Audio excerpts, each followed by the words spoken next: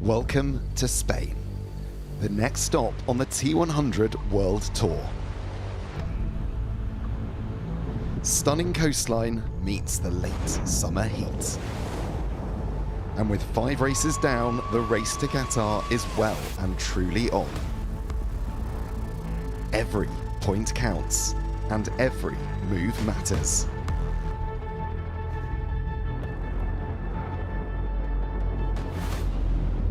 On your mark. In the women's field, 5 different winners so far in a fiercely competitive season. New faces making their mark. But the greats are holding their ground.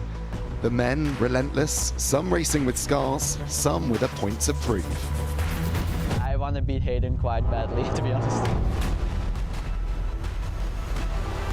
4 races to go, it's time to go all in. This is the T100 Spain. Yes, it doesn't feel that long ago we were on the French Riviera, but we've made our way south to Spain and to Oropesa del Mar, and alongside me for this one is Olympic and multiple world champion Emma Snow. So Emma, a brand new course for us on the T100, but a different proposition to what we had in France. It seems that we were only up the coast just a few weeks ago, but you're right, it is a multi-lap course, a bit different to what we saw in Fréjus. I think the temperatures are really going to soar by the end of this race today. It's going to be exciting racing, different with this multi-lap format. I think we've got some athletes with some serious points to prove, and this rest of the season is hotting up, and I can't wait to follow the action. Yeah, it's really shaping up to be an exciting season. We've got the men's race starting in around 7 minutes, the women's race in an hour. But in the women's field, it's been a thrilling season. We've had 5 races and 5 different winners.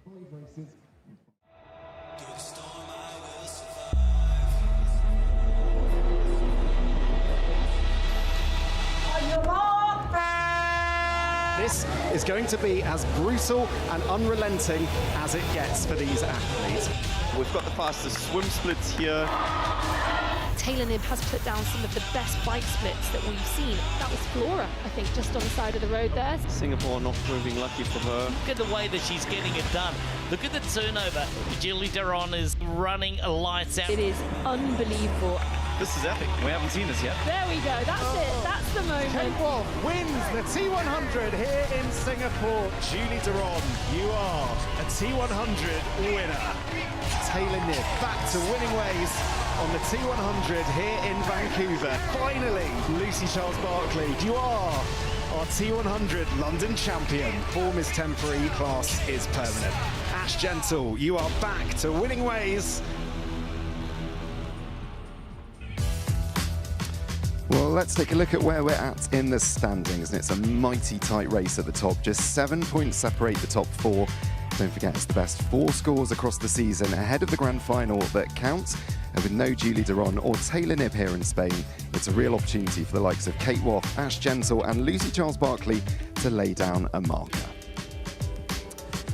So Emma, with Ash winning in France, that was a real statement win, I felt, wasn't it? To say, hold on a minute, don't forget about me, I'm Ash Gentle, and when I'm on form, I'm still really difficult to beat. Look, Ash Gentle has proven herself to be the T100 queen over this distance. I mean, she has set the standard, but she's also seen the other girls coming and rising. And I think, you know, to change coaches, to reinvent herself, really is a testament that she says, I'm still here in it to win. And you know what, I reckon the second half of the season, it might just be playing to Ash's benefit here. So I'm really hoping that, you know, going up against the rest of the field, 2 girls that weren't there 3 weeks ago, I think she's got a little bit of extra confidence in her back pocket, and I'm excited to see her take it head-to-head with them. Yeah, you mentioned 2 of the athletes that weren't on the start list in France, Lucy Charles-Barclay, Kate Woff.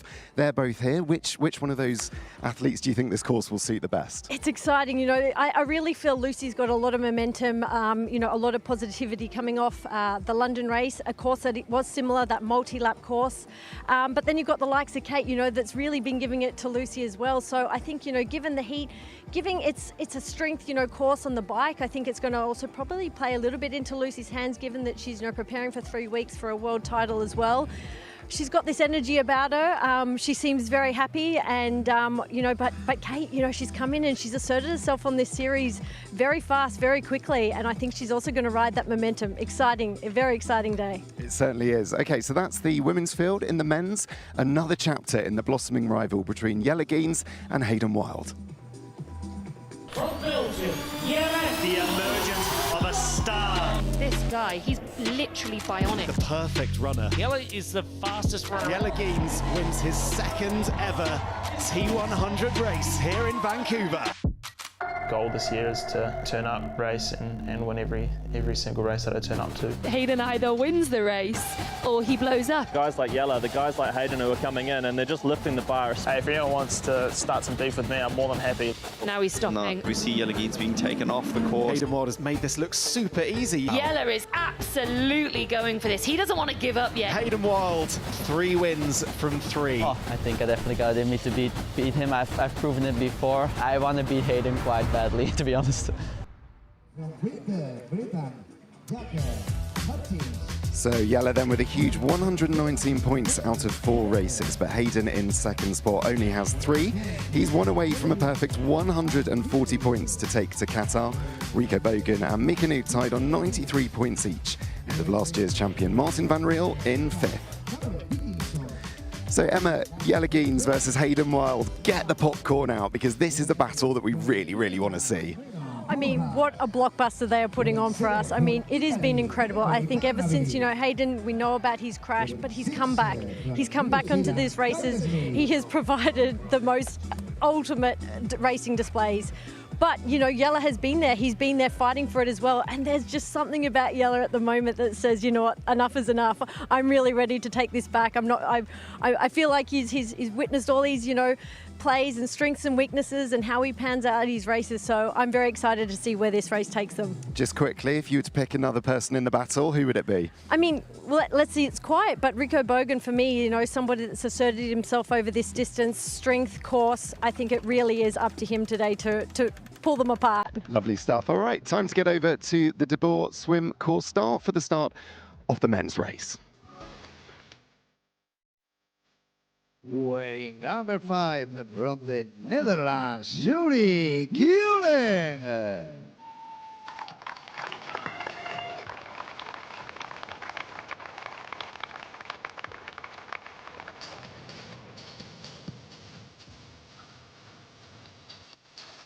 Weighing number 4 from France, Mathis Marginier.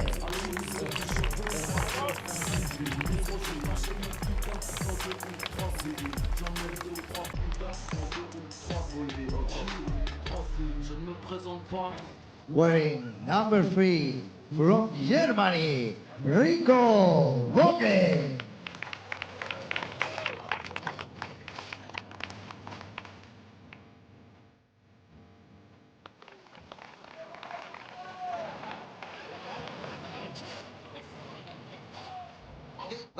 Wearing number 2 from New Zealand, Hayden Wild.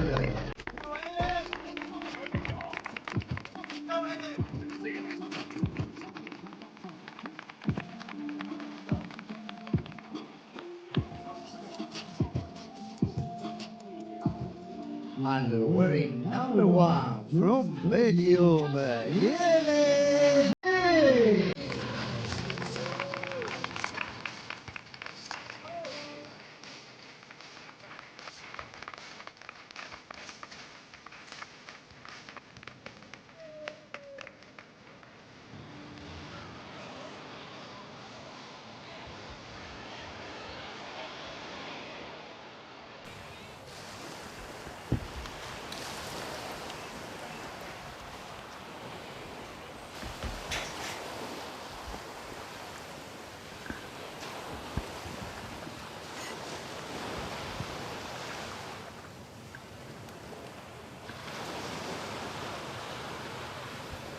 Athletes are now in the hands of the starter.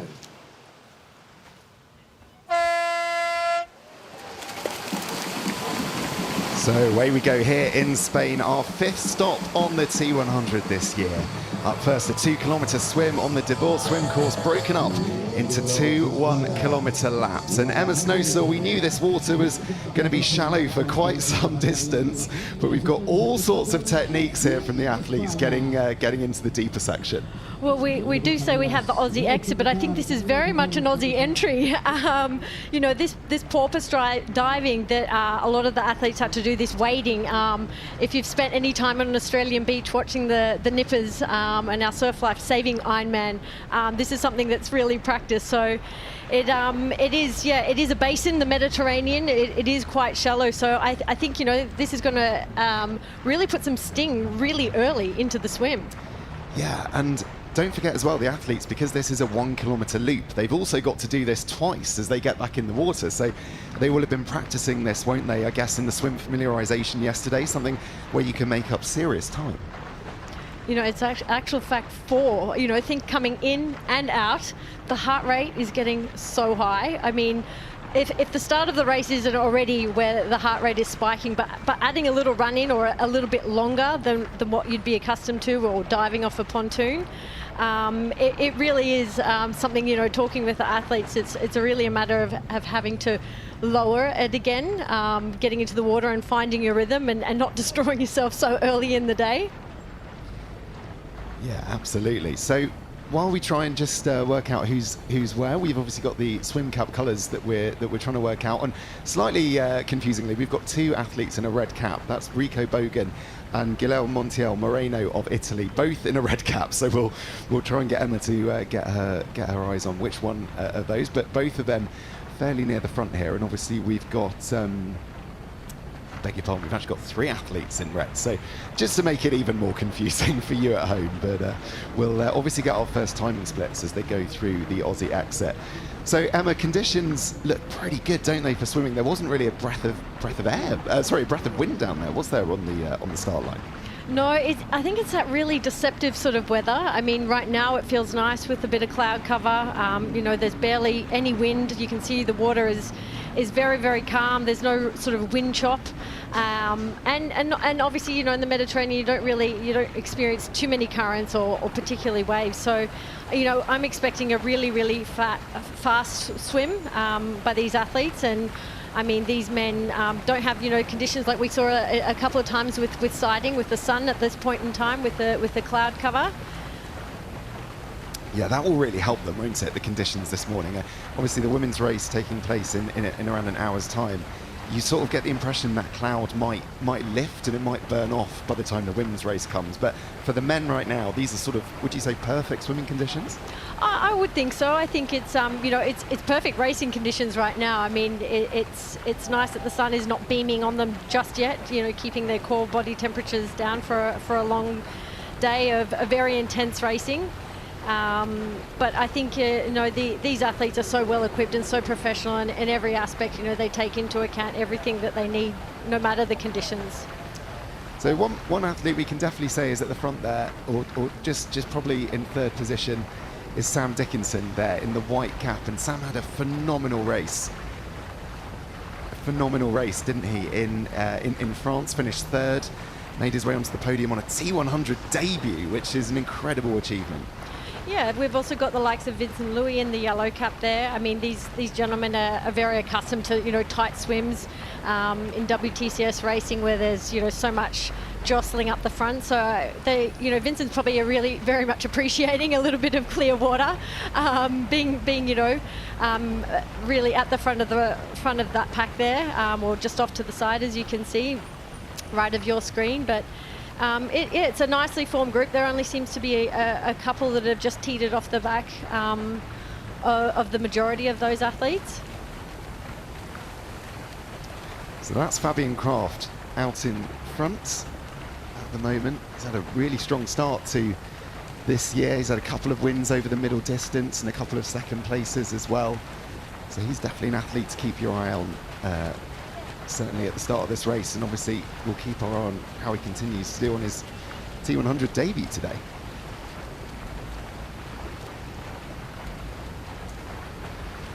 So Emma, really good chance to have a look at what awaits these athletes today here in Spain. You're going to take us through the map, I believe. Well, as we've seen, it is a beach start. It's 2 by 1 kilometre swims anti-clockwise before they head out onto the bike. It's 1 kilometre before they head out onto 6 laps of around 13 kilometres each. Very, very small gradient, about 1.2%. Very few technical bends out there. And then it's back to transition where they head back out for another 6 laps on the run. Palmline streets. It's going to be very flat and very fast. Yeah, we've certainly heard that all week, haven't we? Flat, fast, quite different, I guess, to what we had in France. Certainly with the bike course, because that was obviously an 80-kilometre loop in France, and now it's going to look quite different here in Spain. But we probably get more of a chance to see more of the athletes, so it's good to see such variety on the courses here on the T100. So Vincent Louis in the yellow cap, definitely a factor in this part of the swim. They're just actually taking the lead at the buoy. Emma, when you're going around those buoys like that, you saw, didn't you, just how much of an advantage Vincent Louis there got by going on the inside? It can be. It depends who's on the outside of you. Swim buoys are, it is obviously taking that line, the inside line, the shortest, but you really do have to assert your authority that you don't actually get crammed up against it. It is a place where, sometimes tactically a lot of athletes do like to try to drive you into it. It has happened before, but I feel like, these guys are, do have enough space. They are able to, a lot of them have their own water. Vincent, I think that's a benefit that a lot of these athletes, have had when they're so used to so many more men on a start line and it being so much further crammed, and typically the first turning buoy within that 200 to 300 metre mark where, it literally is just a sprint and a fight to that first buoy. So, it plays in all sorts of distances where, some athletes, like to put in a surge just to make sure they got that clear water. And it's also an opportunity, if you can, just string people out that little bit more. Lovely stuff. All right, well, it's been a pretty exciting season so far on the T100, particularly in the men's field. Here's the story of the season so far.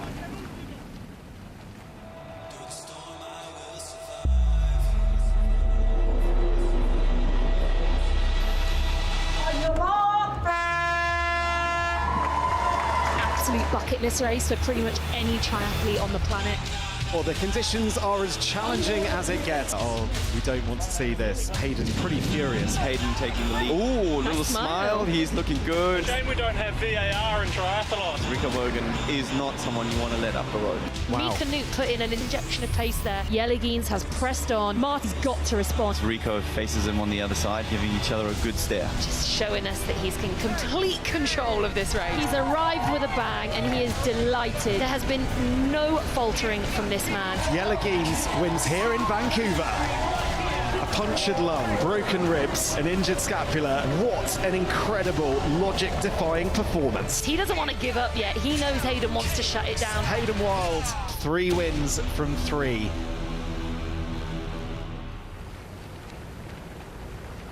Goodness me, when you see that, Emma, an awful lot has happened, hasn't it, this year? It seems that we're somewhat, middle of the season with these races. That we've seen such an incredible turnaround and such great rivalry with these men.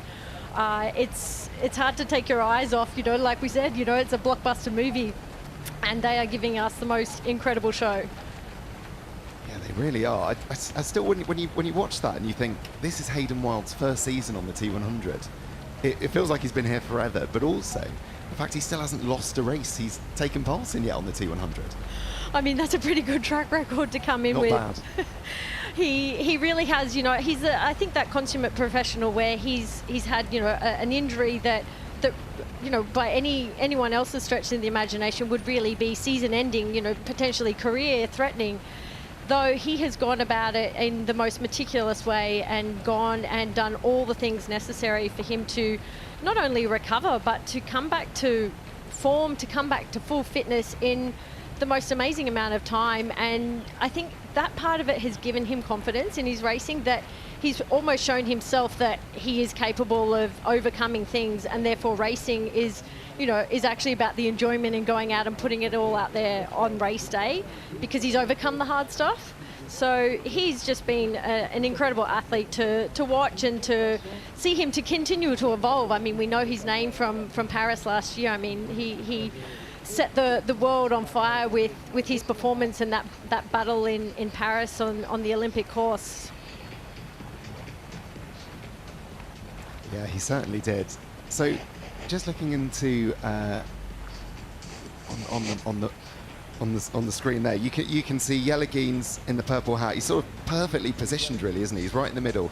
He was speaking about how he was speaking about how actually now he's able to make the front pack of swims, which is something he wasn't able to do in his short course career, and what an advantage that now gives him in middle distance.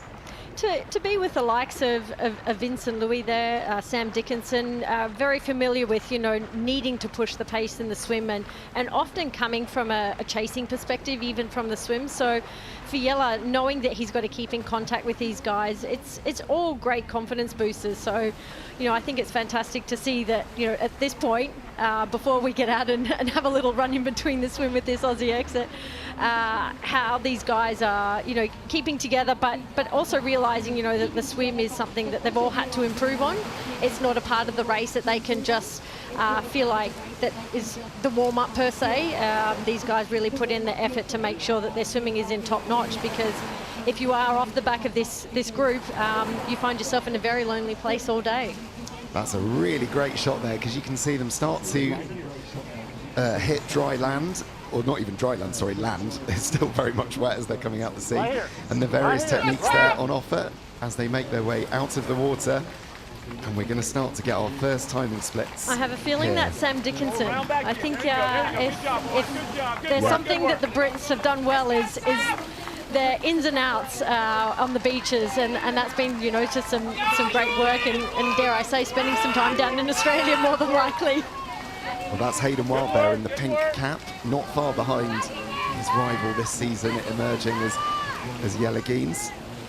Very much in the fight after that first lap. Quite a short Aussie exit there, Emma, isn't it, compared with some of the ones we've seen? Well, short out of the water, but look how far they're still having to porpoise back in, you know, get their knees. It's really not even about high knees. It's actually about like lifting your feet and ankles out to the side and sort of whipping your feet around on top of the water.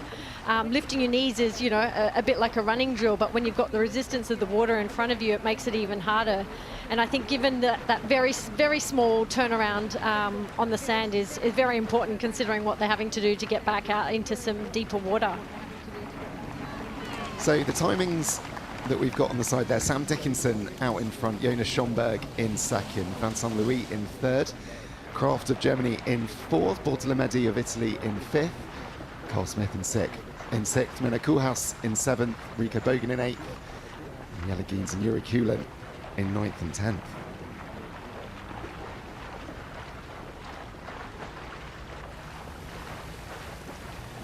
And the sun has come out, hasn't it? So what was quite an easy first lap into the sun is now going to become a much more challenging second lap into the sun.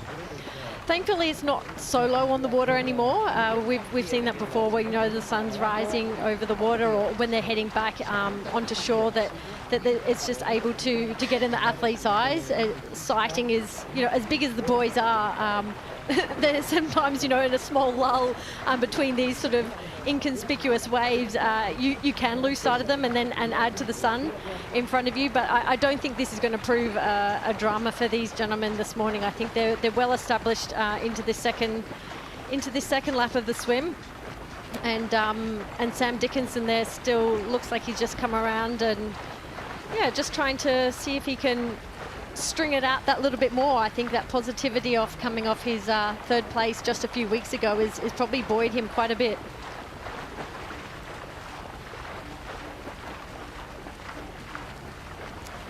Yeah, you said the sort of the confidence that would give you as an athlete coming in with a field, you know, because he wasn't far behind Yelagines, he wasn't far behind Hayden Wild in first and second.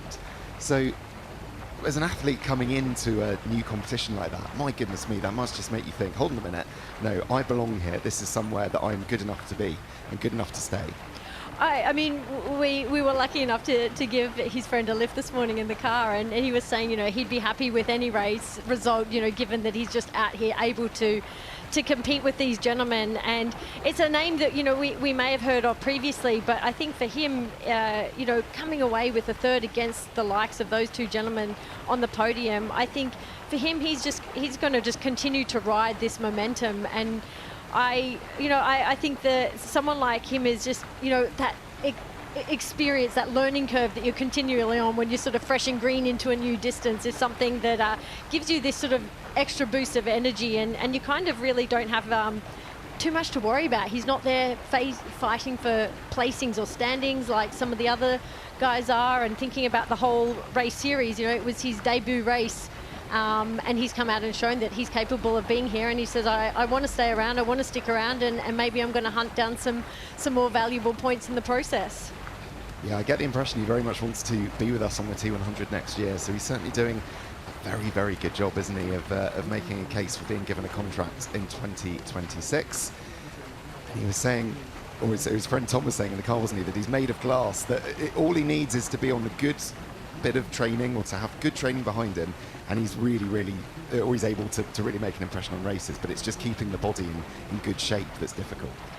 All these athletes experience that. I think it's something that we see throughout the whole season. You know, triathlon is that sport where, you know, it, like any sport, lends itself to a variety of injuries, but getting that fine balance all the time between all three going well is something that each and every one of them are constantly figuring out and trying to tweak and trying to stay on top of. So, you know, that upward trajectory when things are going right, you're injury free. I mean, it does give a level of momentum and confidence to every race that you put yourself on the start line.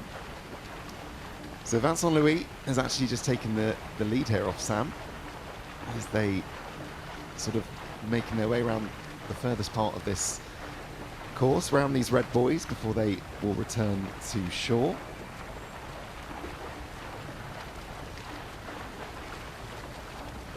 What's it like, Emma, being in the middle of this sort of washing machine, we call it, don't we? What's it like? This one doesn't look too bad, you know, if I'm honest. This one looks like everybody's got their own piece of water. It actually looks relatively calm. It looks quite a pleasure, if I'm honest. You know, I think that we've seen many a time where it really does get argy-bargy, and we do tend to see that probably coming a little bit back from the end of this. As they're coming back into shore, you might see a bit more of jostling position, but right now it's looking very nice and tidy. Yeah, we like to keep it civilized here on the T100 with only 20 or so athletes per gendered field. Yeah, they'd certainly get a bit more room than they would in a World Series race. That's a really good top-down shot there, and you can see Hayden Wild there making his way towards the shore. And Hayden was really interesting, I thought, after Karlovy Vary, one of the World Series races that he raced recently, saying his swim just isn't where he wants it to be. Perhaps in a distance like this where you can make up more time on the bike, but in a Olympic distance he really struggled. And obviously with the injury he had this year, being the shoulder, that's been a real key concern for him, hasn't it? It has had a huge effect on his swimming. He really has. That's the area where he's had to really do the rehab work to get that mobility back. And Hayden has, you know, continuously put in the work, but going to a WTCS race like he did, and racing with so many guys around you, with such a short space until the first turn, it is not like we're seeing now. It is a huge washing machine. So I think Hayden, you know, comes to these races with, you know, that little bit more confidence, knowing that he's somewhat a little bit more protected per se, in terms of not being, you know, knocked around and not having his shoulder, you know, really coming in as much contact or problematic as what he may have faced. But he acknowledges that his swim is still not where it needs to be in that style of racing. This here, for him, I think it's more a matter of staying in contact with these guys in the swim, and not losing time, but also not, you know, making sure that he doesn't draw himself out too far that he's having to exert himself so much so on the bike in order to catch up any lost valuable time that he's had in the swim right now. Yeah, he's made it look pretty easy so far on the T100 as Hayden Wild, probably much to the disappointment of some of the athletes around him, but it's certainly given us an awful lot to talk about. And we also learned as well that he was at the Red Bull Performance Centre in Austria, just trying to get some more rehab in the last couple of weeks, trying to be in the best possible shape for this part of the season, because yeah, the race is coming thick and fast as we reach really the climax in the race to Qatar in December. Well, it's lovely to have Vincent back. He's also, you know, trying new distances and competed this year in some longer distance events and in Roth, and we missed him in Frejus, and for him, you know, being in his home country and having a race somewhat on his doorstep, I think he realised that there was some time lost for him, but he's come to this T100 series as well with, you know, I think a really open mind and realising that he's, you know, he may have had success in other short course racing, but for him to, you know, take the time he needed to recover. I think when you're first going to those distances, it's something I've witnessed that it probably takes a little bit longer to recover than what it does after you've been in it for year on end. So Vincent, I think, knowing he, you know, he's capable of having a great race with these guys. I'm really excited to see where he can, you know, what he can do to this race today, knowing that he's probably been watching and detail all the races so far, and particularly, you know, racing against Hayden previously and Jelle in previous years. Yeah, really good to see him back on the start list. Hugely successful short course career, and he's very welcome on the T100. So the athletes, you can see just rounding that sizing buoy there, and if you scan that QR code on your screen, you can access all of the data to your heart's content, all of the stuff that we see here in the commentary box, all of the timing splits, all on t100triathlon.com/live.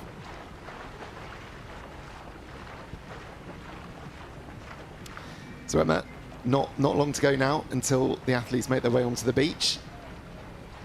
What are the what starts to go through your mind as you exit this part of the swim? It is an interesting time. You know, you really start having to actually slow down in your mind what you're going to do in transition, and not to rush it. I mean, given they've still got to get out of the water, it's easy to get ahead of yourself and think further up, but right now these guys are certainly focusing on making sure they're doing some great porpoising, some great, you know, running out of the water, not losing valuable time, but then getting to transition, and just, you know, there are rules around transition and not being messy and losing goggles and caps and keeping them outside of the box. It's all stuff that you almost have to slow down and put into like, you know, half speed, because when you're racing, everything is, you know, it's about go, go, go. It's fast, everything's moving forward really fast, but you don't want to cost yourself either in terms of making silly mistakes. And I have no doubt none of these guys are going to run into any of those problems, but it is certainly something that you do start going through in your mind about, you know, what do I need to do? Not dealing with wetsuits right now, they don't have to contend with that, which is nice. But by all means, they do have a little bit of a run up the beach, up the sand, and into transition.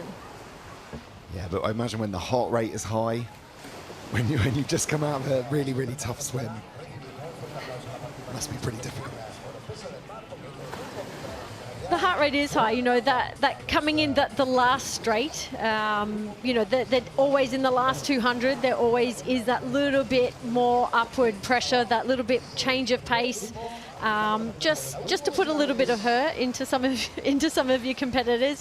I certainly remember feeling that in races. You felt like, you know, you'd finally found a rhythm. You felt content where you were at this point in time. You're in a somewhat a safe place around the athletes you know you needed to be, and then all of a sudden it just felt like someone had just put the accelerator down, and you'd have to you know, react and go with them. So really.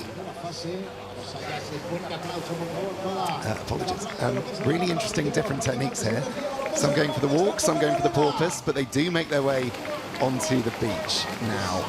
And you can see them all come together, couldn't you? And there was some clear leaders, but that process of getting out the water has really change the order of the pack? Well, again, it was Sam Dickinson that seemed to be the most comfortable. He looked as if he was quite in control. There's Hayden there. He also looks like he's done a little bit more beach training than some of the athletes that are not quite as familiar with these beach starts and exits. But again, it's a matter of just, you know, keeping in touch right now at this point in time, not doing anything silly, not knocking over your helmet, just going about the process. So Sam Dickinson getting his swim skin off. Rico Bogan. He's opting to go for socks already. Yeah. And because they're all so close together, quite a chaotic transition zone. A lot of them all within a few seconds. So Hayden Wild makes his way out of that transition zone. It appears someone has also already knocked off a bottle. Yeah. You can see it is chaotic, and you can see that, you know, simple little things can afford, you know, you can't afford to do, I should say. You know, losing a bottle at this point in the game is not something you want to do. These athletes do have special needs and do have nutrition out on course, but it's one of those things, you know, you set up and you prepare so well, and yes, in the midst of the chaos of transition, these things can happen. So this is the quite technical part of the course. It does open up once we get into the laps here on the bike course. It does open up a huge amount, but this is a very narrow little section that they've got to get through, and obviously very, very crowded. You can see all their race rangers there flashing red. I imagine there will be some leniency towards this section of the course as they start to space themselves out. Of course, only a 20-metre, you're not allowed to be within 20 metres of the person in front, or if you are, you certainly have to make the pass, so you're not drafting. This is this 1 kilometre section out until they begin their 6 laps. So it is very narrow, because this is the place in which they will also be returning back to transition. So it's only this point up until they get to the main roundabout and then head out. So it is very tight, and it does appear that the athletes are very, very close together. They are certainly taking into consideration that it is a hard place to string out everybody as need be. You probably would think that it looks closer than it should, but until they get out onto the open road, it is a bit of a tricky place of the course in which the athletes you know, need to be very aware of the rules, and the motos will be out there as soon as they round this roundabout and take that left-hand turn. Just looking at the timing splits there, 23 seconds separating the top 15 at the last checkpoint. That is a very, very tight bike pack, isn't it, at the moment? Awful lot of that. Oh, another bottle potentially, I think, just down there. So this is the wider part of the course that the athletes have made their way out onto. And they'll be doing 6 laps of this.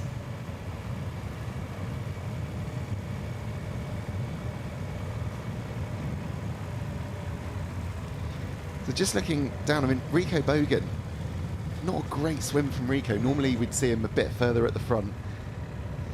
In saying that, he was there in transition though, so yeah. it can be deceptive, you know, where we have the timing when they come out of the swim. You know, transition is the 4th discipline. There is time to be made and lost, and I think we saw him with the likes of Sam Dickinson as he came into shot into transition. So I would expect him to, you know, see that he's at the front of these guys, and after we get through these first little turns where they kind of come around the roundabouts and make their way over the highway you just saw in the background, there's this really, really long stretch with a dead U-turn, and you know, I think Rico doesn't need to do anything right now at this point. He needs to find where his strength is, and then that is that nice long section. So at the moment, I think he's in a fantastic position. Even given the standing, it seems like he is a little bit down. Yeah, I'd actually, sorry, I'll apologise to Rico there. He had a brilliant swim. He was 4th out the water. It was his transition that was slow. So I was backing him up, and he didn't need it. Well done, Emma, well done. Yeah, 15 seconds slower than Fabian Kraft, who had the quickest transition. So yeah, that just goes to show, doesn't it? Transition, we call it the 4th discipline. You've got to make sure that that's as quick and as efficient as possible. But you know what? If anyone can on a course like this, Rico Bogan certainly can make up as much time as we think he can. happy to see Kyle Smith up there. He's had a bit of an unlucky year, I would say, by his standards. It's great to see him up the front. I mean, we expect to see him up, but in the front of the swim and at the front of the bike, it's something we've come to know, and he's been in some fantastic battles, and would be wonderful to see if his health and form is able to find each other on race day when it counts. These athletes, when they're dealing with immune gut problems, it's something that it's a funny one. It's not something you can see or an injury you can scan, but it has such an impact on their performance. I mean, health is one thing, but when they're trying to get every little bit out of themselves, training might be going well, but come to race day and you're putting that extra strain and extra stress on your body, it doesn't always happen, and it sometimes takes a lot of time. So I'm really hoping to see, Kyle, hopefully can turn this around in the second half of the season, is somewhere where he could find himself finding where we've seen him before, up further ahead in the field. So that is Mathis Margerier at the front, just ahead of Jelle Geens. And he had a brilliant race with us in France, finished 4th. Second best finish on the T100. He had the 3rd fastest bike leg of anyone in France. So he's mighty on the bike, and he's of course coming back from injury as well. So really good to see him back and on form. I think he's an athlete that we might not have talked all that much about, and he's certainly been one that's just continually there, continually up in amongst the top leaders, but not a name that we're often calling out. And he's had some amazing results in racing. It's just that we've had some amazing names in front of him to call, but I really like the way he races, and he's an excellent biker. He's shown his strength on the run as well, and like all these athletes, coming with a little bit of injury at times, or sometimes just finding the way in which they need to race. And it looks like, well, let's hope it's not a penalty. They're certainly talking. So I think that's is that number 6? Yeah, that's Carl Smith.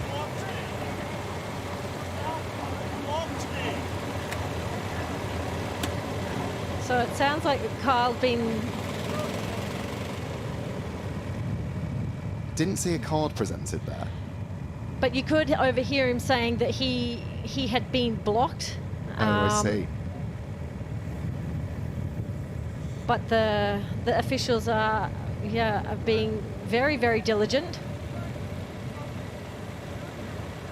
We'll wait to hear what the official ruling is here.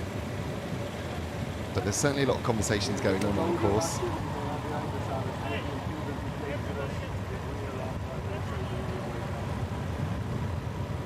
Carl Smith making his point known, as they're still bunching up here.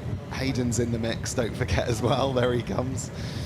It really was a tough part of that course, wasn't it, where they were all so concertinaed because they were all so close out of the swim. You're right. I mean, they are. Concertina is the perfect way to describe it, in which they have to string out, find their form. Someone may not have got their foot in time, faffing around in a way that is, not convenient in terms of, getting a penalty.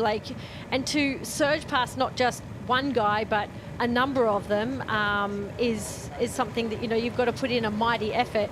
And you can see Kyle, like in this instance, when Hayden has come around him, he's in actual fact has to sit up. So, as much as this race is non-drafting, there is a somewhat amount of, technicalities in the drafting rules, in which you really have to adhere to in order to not lose more valuable time and have to stand down off the bike, rather than just slow down your speed and pick it back up again. Yeah, those penalties, when you're stood stationary for 30 seconds, stood stationary for a minute, they're going to be really, really difficult moments in your race. They feel like an age, for sure. But we'll await to hear the outcome of this. No doubt, plenty more to be discovered.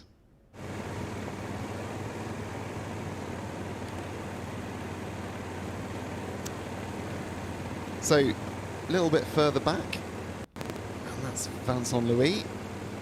That's a good-looking helmet, good-looking tri-suit, and a good-looking bike, wouldn't you say, Emma? It's Vincent Louis. I mean, he just seems to do that all so well. You know, he is certainly one of those athletes that loves to look good and look good while doing it. So he's certainly, you know, spending more time on his time trial bike, doing these longer races like he's done, and dialing in his position. And yeah, he'll be looking just, I think, to come back to this distance and seeing, you know, why he's come back from recovering from the long course race that he did, and a little bit of an injury. Well, that's confirmation there of a penalty that we do know about. Vincent Louis having his equipment left outside the box, we're being told. So 30 seconds, again, be incredibly frustrating for Vincent, but those are the rules, aren't they, Emma?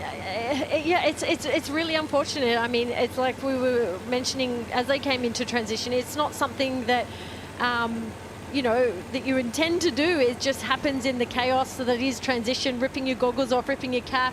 You know, you think you've got the shot and you've put everything in the box, but sometimes it can be a matter that the goggles just, you know, slip over the side of the box, and unfortunately that does account for a penalty. So yeah, I think for Vincent that's super frustrating, because he's somebody that does know that those rules of the racing very, very well. Yeah, just you do wonder how it can happen in professional triathlon like it does, but it clearly does happen enough that people that yeah, for whatever reason, you know, like we're saying, high heart rate, or you know, you're in the middle of a race, maybe you're not thinking as clearly as you would if you weren't. I don't know. But you just said it. You said triathlon. We're not basketball. It's that, you know, it's that pot shot in which, you know, you come up and you're ripping your stuff off and you sort of throw it. But it is a very predetermined area in which it has to be thrown in. And yes, jack of all trades in this sense of three sports, but certainly probably not when it comes to hand-eye coordination. Triathletes make a lot of stuff look very easy. I guess putting stuff in a box still one of the more challenging elements of this sport. Sounds simple enough, but in the adrenaline rush of it all, you know, as we always say, stranger things have happened. So the technical official still very much at the front of this race and just advising the athletes on what they're doing, perhaps incorrectly or doing right. We're still waiting to hear of any official confirmation here of a penalty, so as soon as we do, we'll be sure to let you know.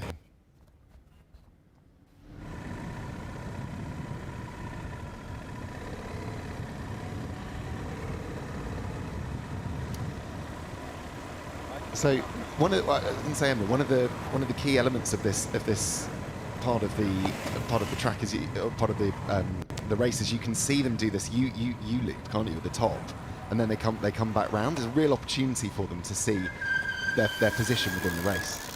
I think at this point on the first lap, there's clearly no space between them. I mean, you can see even Hayden, just before he came to the turn, had not fully adjusted his shoes, had not tightened them up. So it is a matter of just finding your rhythm and getting out on course, keeping place, and not, I shouldn't say pace, but place. As you can see, that technical official there is being very, very diligent, and you know, sometimes it is a matter of just keeping your foot even on top of the shoe in order to maintain your position, not drop back, because as you can see, that can very quickly and easily result in a penalty through no fault of your own, other than concentrating on yourself and trying to get your foot in. So I don't think we're going to see a whole lot of change in these probably first 1 or 2 laps, if I'm honest.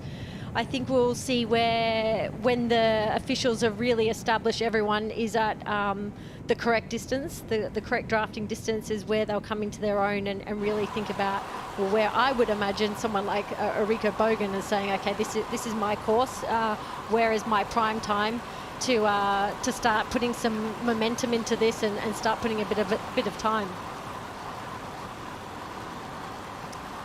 Okay, well, it was a home race last time out and a really good performance from Mathis Margirier, 4th place, and he's pretty happy, flying under the radar for the time being.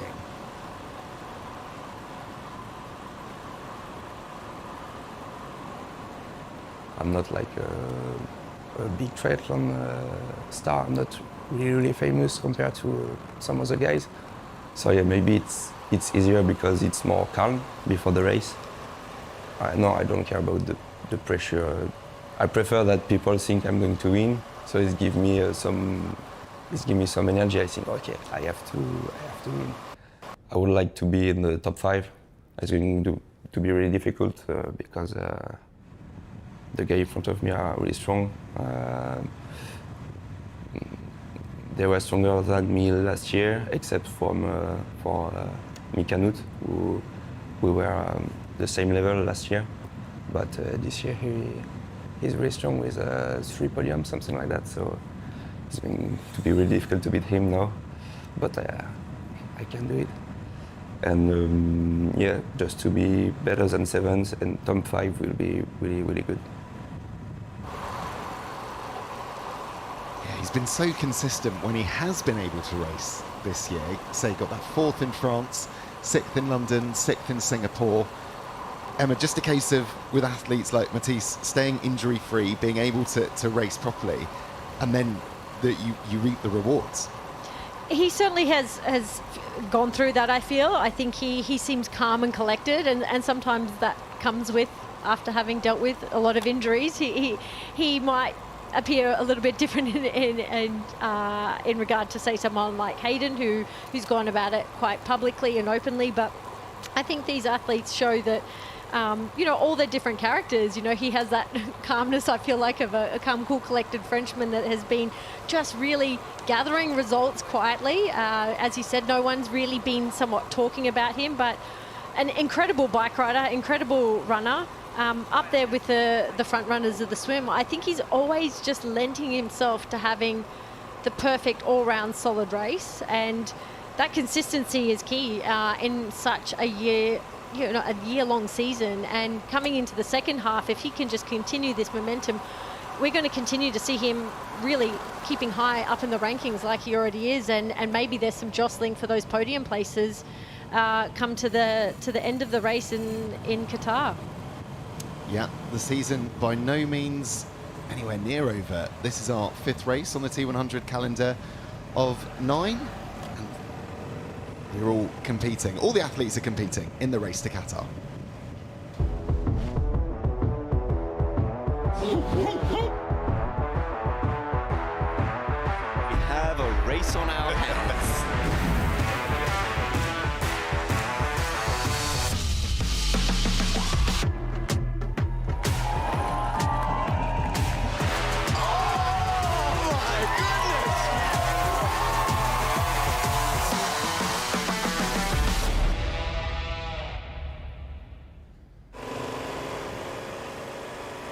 So Yelagines currently sits at the top, 119 points. Hayden Wild on a perfect 105 points in 3 races in second.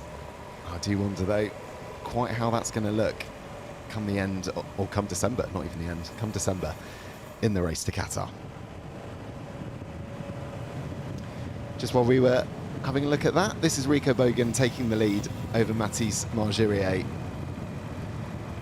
And I wonder if that could be Rico Bogan out into the sunset slightly, because a lot of the athletes have spoken about this being a Rico Bogan course. Yuri Kulin actually said they should rename it a Rico Bogan course because he thought it would suit him so well.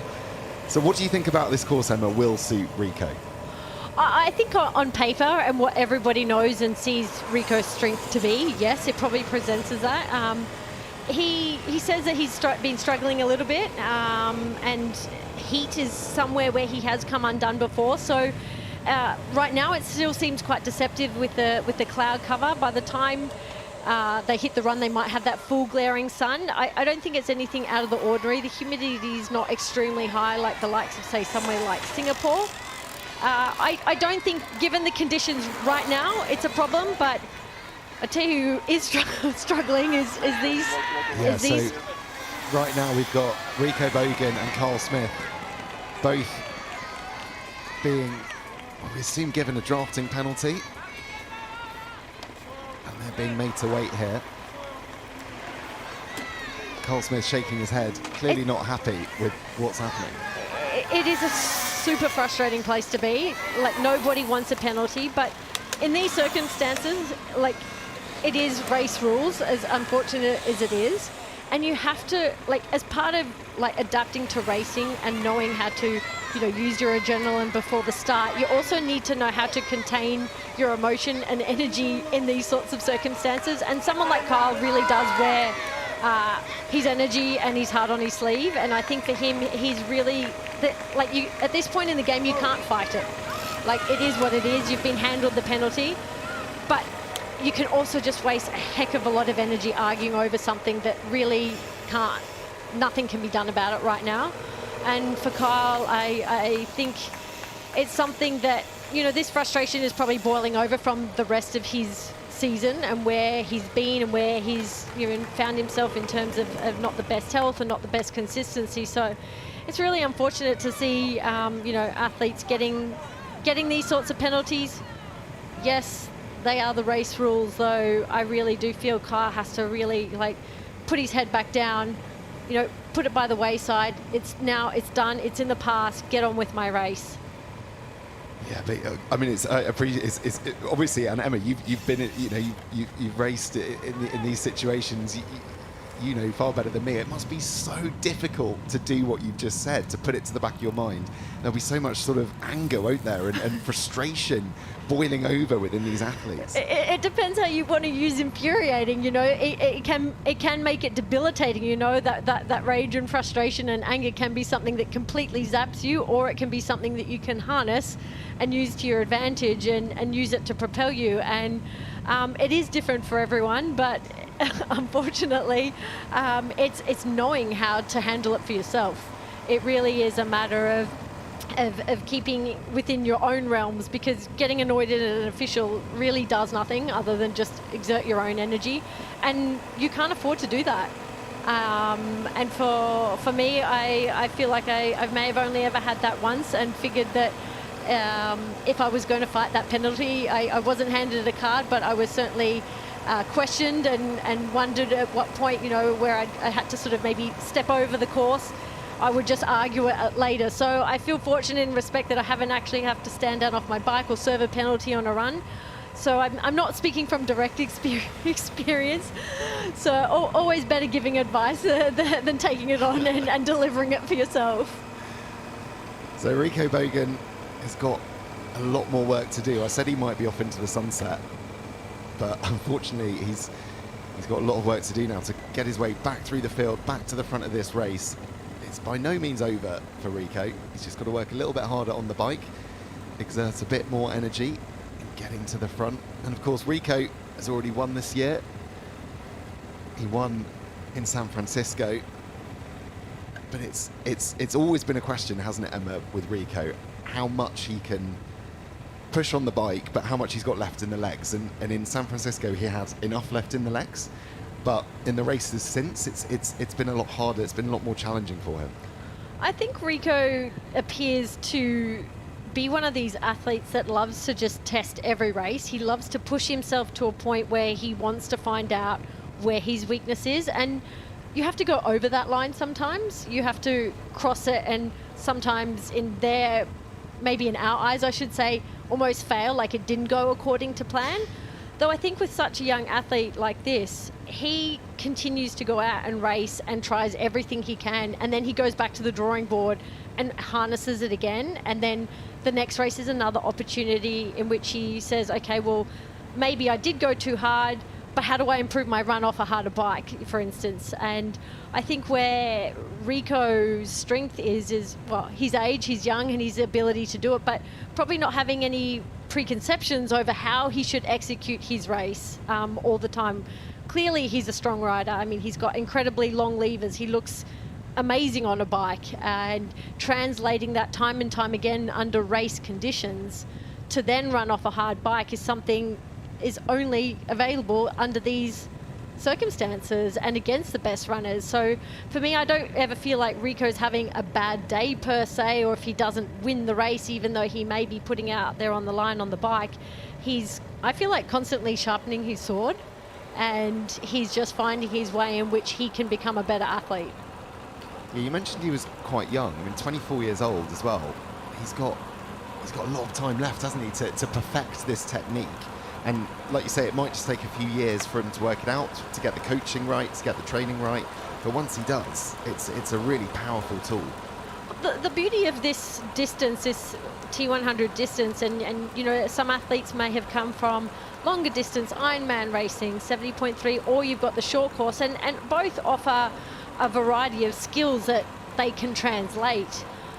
Though age and just having that ability, and you know, wisdom will come later with these experiences, and I think harnessing him into the athlete he can become, even though he's exceptional right now, I think is such an incredible mindset to have. And I think, like we said, 24, able to go out, win some of these T100 races, podium, the races in which he's not having, let's say, where we would imagine his best result. I sure he walks away and realizes that, you know, I've gone back to the drawing board, I learned something else. You know, he's probably got his chalkboard at home and crossed through that one. Yeah, fascinating, with so many different coaches, so many different ways of training.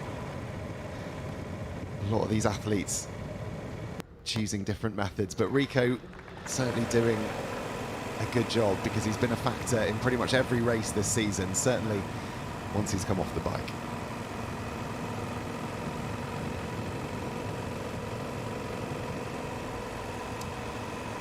So Rico Bogan still trying to make his way through the field. We can confirm he had a drafting penalty, same as Kyle Smith, so both of them being given drafting penalties here in Spain. Now a lot of work to do to get back towards Mathis Margirier, Hayden Wild, right at the very, very front of this race.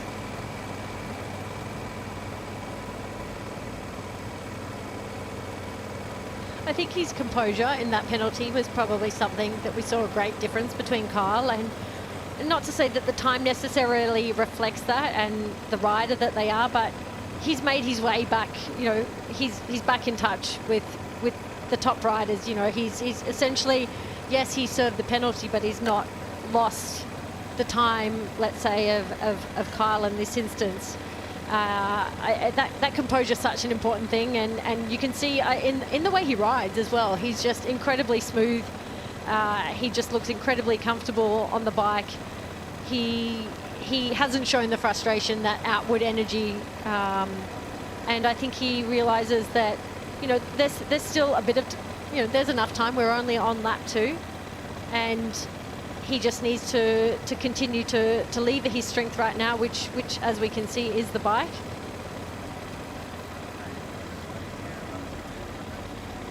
In terms of that position, Emma, that just looks so streamlined, so easy for someone like Rico. He's a tall chap, but that looks very, very comfortable and very, very efficient. I can't deny I've seen a lot of another long-levered man on a Canyon bike, and it's something that, you know, these athletes become meticulous with. You know, the amount of prototype testing that I used to see Jan dealing with was just incredible, and where these bikes have come and where these athletes have been able to evolve with the technology and what they're privy to testing.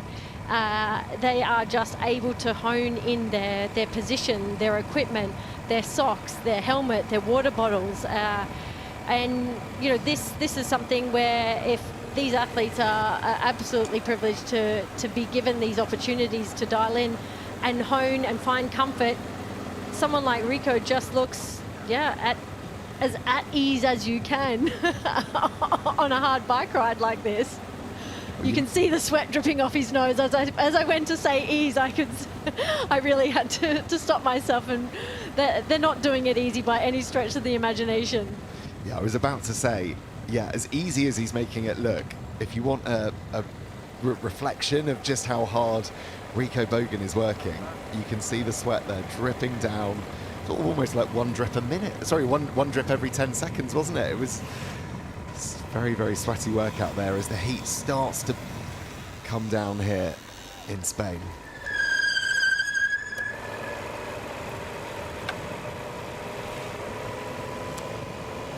So you just saw, just in that shot there, the aid station. The athletes actually having to take the water or take all their nutrition if they want it at the aid station with their left hand on this course, which is quite unusual. So you'd imagine that some of those athletes find that easier than others.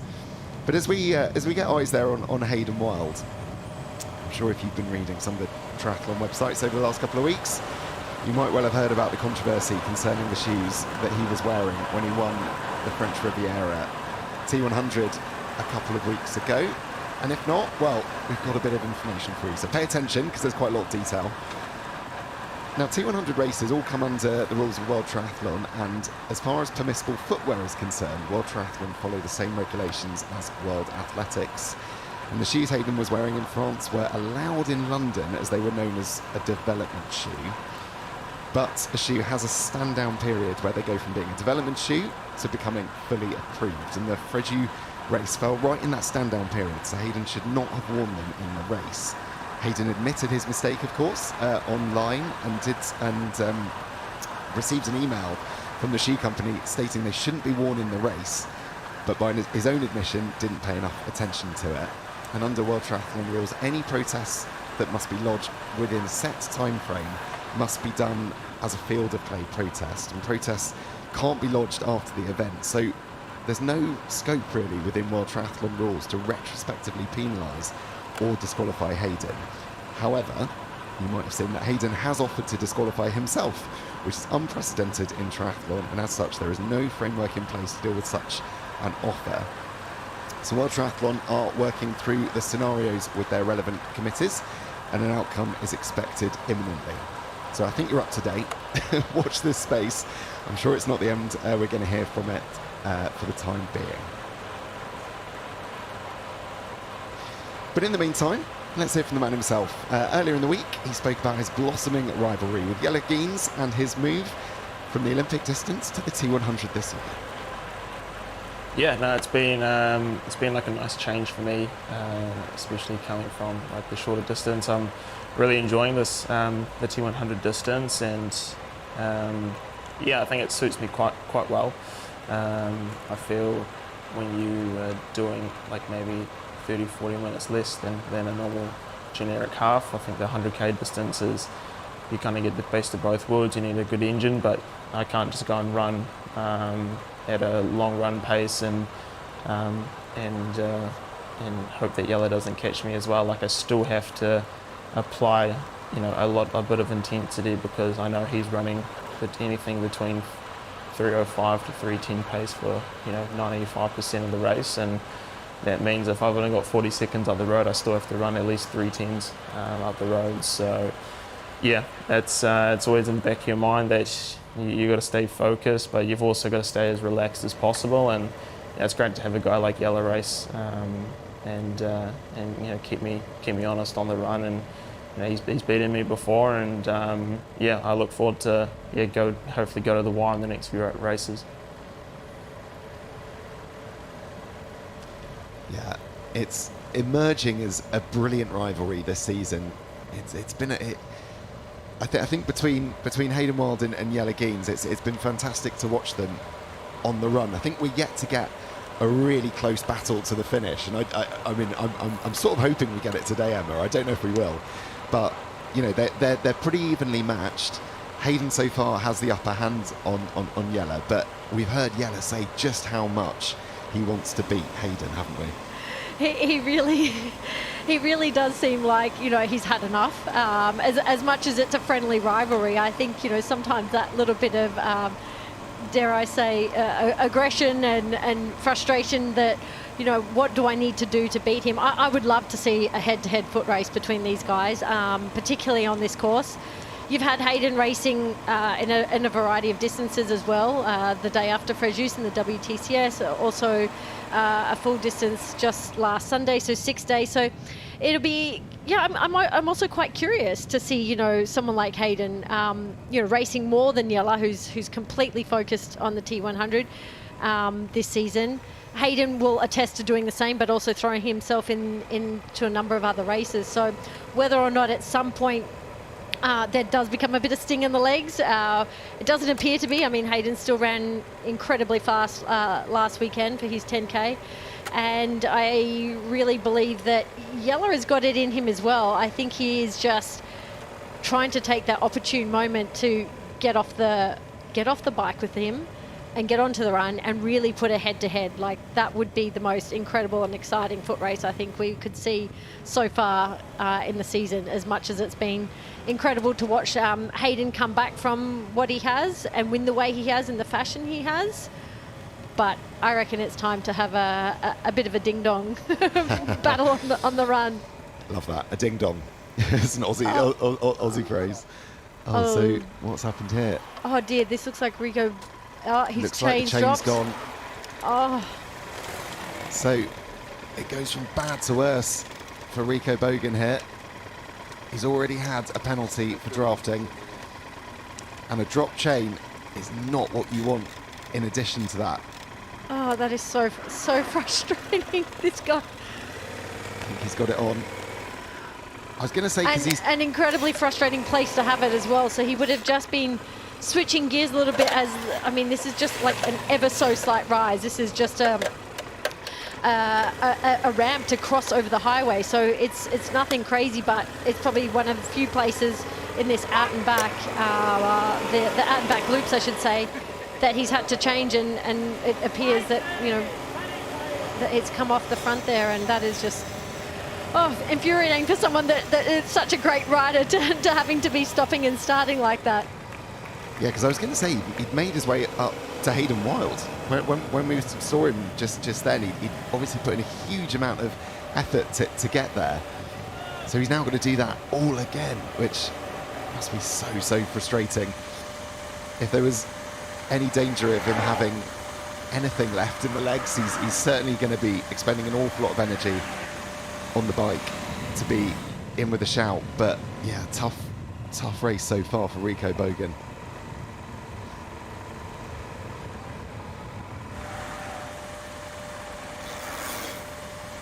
Jelle there looked calm and control. I saw him before the race. He looked really calm and you know, like that sort of good nervous. You can always see an athlete where there's sort of the tension or pressure sometimes gets to them, and they look a little almost worried. Whereas, you know, Jelle had a really, he looked really calm and a nice smile, and he looked like he's ready to race. And I often think that's you know, sometimes the danger zone, like in the sense of, like, for other athletes, it's nice to see when they're sort of like, well, you know, I'm here now, there's nothing else I can do. You know, when you survey the start line or the holding area of athletes, you can often see, you know, the ones that are able to harness that nervous energy to their advantage and realize that, you know, race day's here and it's about now and what's in front of me, rather than worrying about what's happened and what's maybe not gone right in the lead up or injuries. And I have to say, Jelle looked great. He's always pretty composed, though. He's been in this area for some time and with his family. You know, after moving to Australia with his wife and back to the Gold Coast, and changing training and to come back and base himself here, he seems to have found a really nice rhythm for the year for himself, and able to keep his, you know, his family and his hub, and also have the beauty of his parents coming to visit and be around. So I really feel like, you know, he's in an exceptional place, in a great place, and you know, most often, more often than not, a happy athlete is a fast athlete. Well, let's hear from him, shall we? Currently sits at the top of the race to Qatar. Let's hear from him on who he thinks are his main threats going forward. I think, in this series, it's not gonna just be Hayden and me. I think the guys behind, also like Marta, for example, they're there to take that first or second spot as well. So yeah, it's a hard field. Every race is another battle, not just for the win, but also just for the podium. And I've been really focused and invest on the T100 series, so it's a bit easier to motivate yourself to go to the well when you don't do it every week, I guess, and you know you can take some easy days after and build up to the next race again, both mentally and physically. Well, we have tried some different type of training leading into this race. We've done a bit more speed and the run mainly, to trying to get me to run a little bit faster, because I feel like my swim and my bike was really good in Fréjus, but I feel like my run I can probably be a bit quicker still. So I think it's a wise decision to go for a big training block. Scary that he thinks his run can get quicker. The other line that I picked up there, Emma, was that because he's committed to the T100 this year, and the sort of the spacing out of the races, he says he's able to go to the well. He's able to really expend a lot of energy in these races because he knows that he's got a good amount of time to recover between them. Yeah, I mean, executing a yearly plan is wonderful. It's ideal, and he seems to be doing that. Well, dare I say, to the T. He can, and athletes, really need to know when they need to peak and when they need to go exactly to the places that, extend them that bit further on race day. Like we mentioned with Hayden, able to race sort of week in, week out. I believe that's where Jella's strength is, committing to this series and saying, this is the calendar, this is the days in which I pull back, as he said, mentally, emotionally, physically, in which he can regather himself in order to really go again and mid-season look at his run and say, I've got some work I can do on it and I can get faster.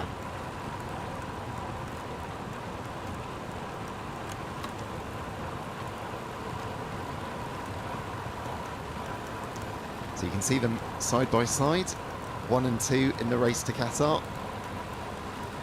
And Hayden just a little bit quicker so far, his average speeds. Interestingly, Hayden looks like he's picked up a T100 bottle there. So I wonder if he's maybe lost some nutrition. You wouldn't think he would have got through it all in 30k, would you?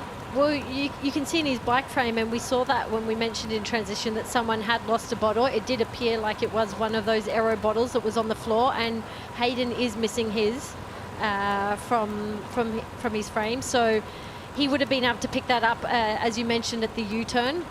Apparently the slowest part of the course, if there is a slow part for any of these guys. I thought a tricky place, but where isn't a tricky place trying to get a bottle whilst riding with sweaty hands? So the fact that he's got it is good news.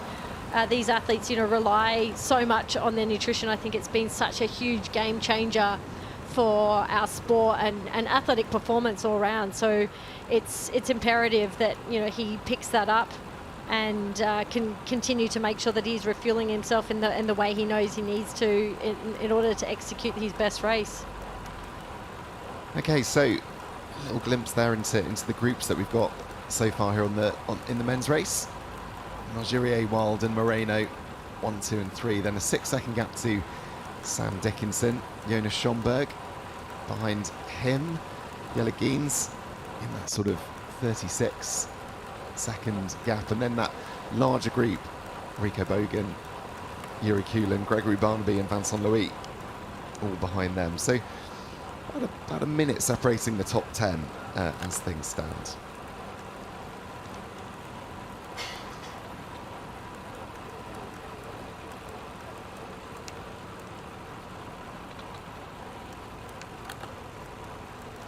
Not to just to go back to the nutrition conversation, Emma.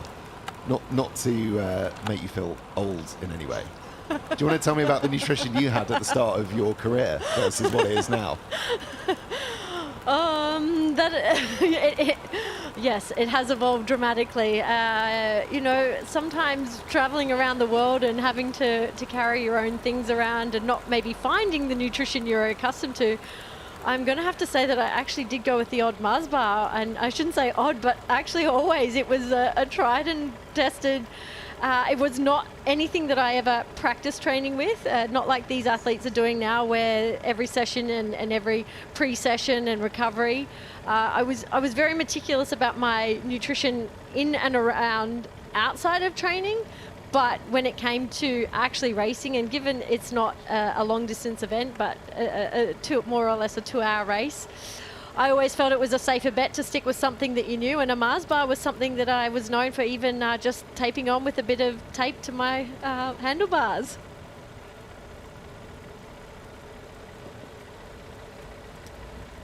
So not long to go until the women's race gets underway. In around 5 minutes' time, we'll be heading out onto the De Boer swim course. But the men at the moment reaching the halfway point on their bike leg, of course, before they'll make their way into the transition zone, lace up their running shoes and do the 18 kilometers to the finish. Who's holding strong right now is our best placed German in just, 6 days ago, racing in Nice, Jonas Schomburg. I mean, you'd have to think he's feeling tired. You'd have to think he has a little bit of delayed energy reserves that he would be looking to, try and shake out in this sort of race. But I'm impressed in where he is right now. I know it's relatively early in the race, let's say, but what a fantastic race for that athlete. A best placed German in Nice in the World Championships, and to be lining up 6 days later is, I have to say, that's a pretty good feat. Yeah, we should say it's full distance as well that he did 6 days ago. So, I mean, when do you think your body would start to feel the effects of that? My body, it would start to feel the effects of it for about a month afterwards. But for these athletes, when do you think he'll start to feel it in the race? I wish I could speak from experience, but I have no idea. No, I think with these long distance races, and it's something. The more you do of them, obviously the quicker you're recovering. But I think it's that delayed fatigue, after those long sessions that doesn't really enable you to get that turn of speed when you need it. So I think if anything, we might see him not able to necessarily keep up in a foot race, but 6 days, I think it's enough time where you really do feel the effects. We've only really seen that happen, I think, if I'm correct, before with Martin van Riel earlier in the year, where he competed in South Africa and then came away with a second in Singapore, if I'm not mistaken. So, these athletes are used to these huge training days, maybe not the intensity of race day. So who knows? It could just be something that's, put a bit of a feather in his cap and say, I'm here now. I've got the race start, and I really got to maybe not listen to what the body's got to say today. I've got to go out and give it another go. I just think it's so impressive. I really can't quite imagine doing that. I did my first T100 this year, and I think it took me a good couple of weeks to start to feel normal again, to be able to walk properly. But yeah, these guys are superhuman athletes. So the men's race, as I mentioned, getting towards the halfway mark. We're going to turn our attention to the women's race, which is going to get underway here very soon. And in it, we've got 3 athletes, all winners this year. You can all but guarantee are going to be a factor come the final few kilometres here in Oropesa del Mar in Spain. 5 races, 5 different winners. Chaos atop the mountain. In the fight for the championship, no one's in control. Our level in T100 racing this year has gone up. Now, 3 of the best step up, desperate to break away from the pack. Lucy Charles-Barclay, a world-class force with a point to prove. Here goes Lucy Charles-Barclay. T100 London champion. Ashley Gentle, the once queen of the 100K, fighting to take back her crown. Ash Gentle, you are back to winning ways. And Kate Woff, the fearless newcomer, ready to spoil the party. Kate Woff wins the T100 here in Singapore. The field is fierce. The margin is razor thin. One win could change everything. No room for error. This could be where the pack breaks.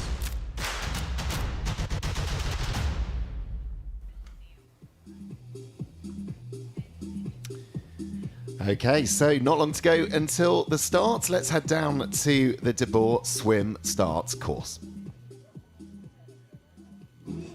Wearing number 47 from Spain, Sara Pérez Sola.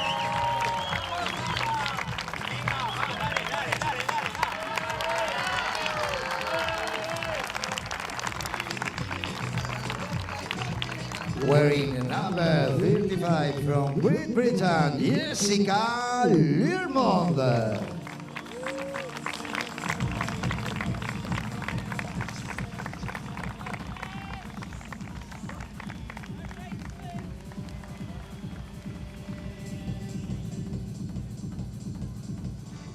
Wearing number 52 from Australia, Ashley Yendel.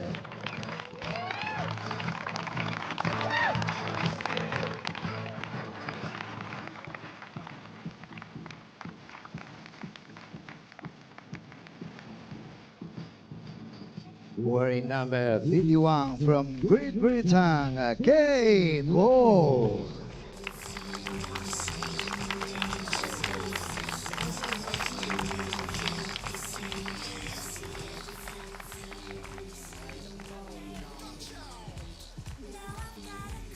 And wearing number 53 from Great Britain, Lucy Charles Barkley.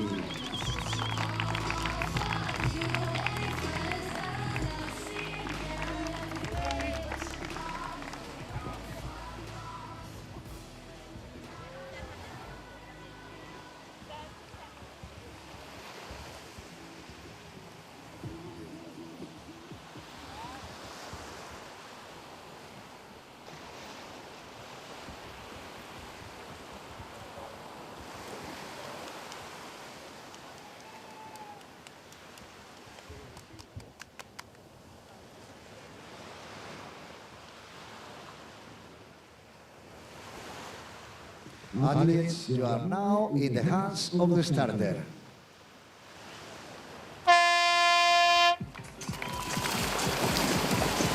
So the women's race underway here in Spain. And Emma, we saw, didn't we, a lot of the women looking at what was happening in the men's race. They will, of course, done the same swim familiarization as the men yesterday, but I wonder if they picked up any pointers or saw a pattern emerge of how the men were racing earlier. I'm going to claim it. The Aussie, Ash, she nailed it. I mean, she had the hips moving really wide, the knees really moving wide. You could really see the difference in technique if, you know, someone like Lucy Charles, an incredible athlete, incredible swimmer, but look where Ash is compared to Lucy, just out of getting and taking those first few strokes out of the water. Jess Learmonth as well, done plenty of training on the Gold Coast with the open water training. Phil Clayton is as a renowned swim expert and really drills into these athletes who are doing beach starts, swim buoys. He has helped turn around the likes of Alex Yee's swimming, and really just shows, you know, these small details, these small parts of the race are little areas in which, you know, you don't think about all that often, but when the opportunity in a race presents itself like this, I have to say Ash was just, masterclass. And I guess somewhat we know what we somewhat are taught and grown up with it, but it was very evident how she could master that. Didn't really need to porpoise dive quite as much as the other athletes did. And her and Josh were talking about it last night, that, you know, it was kind of deceptive, that it was shallow and then there were a few dips. So she seemed to have had that in her head really well. It looks like, it would appear though that is Lucy coming around on your left of screen in the white cap. So we know she's a world-class swimmer, though I just had to say that Ash, she looks great. I'm not going to deny it. You're very welcome to do exactly that. I think when you've got the sort of swimming prowess that Lucy Charles Barkley does, and also Jessica Learmonth there in the orange cap as well, Kate Woff, I think, in the red there.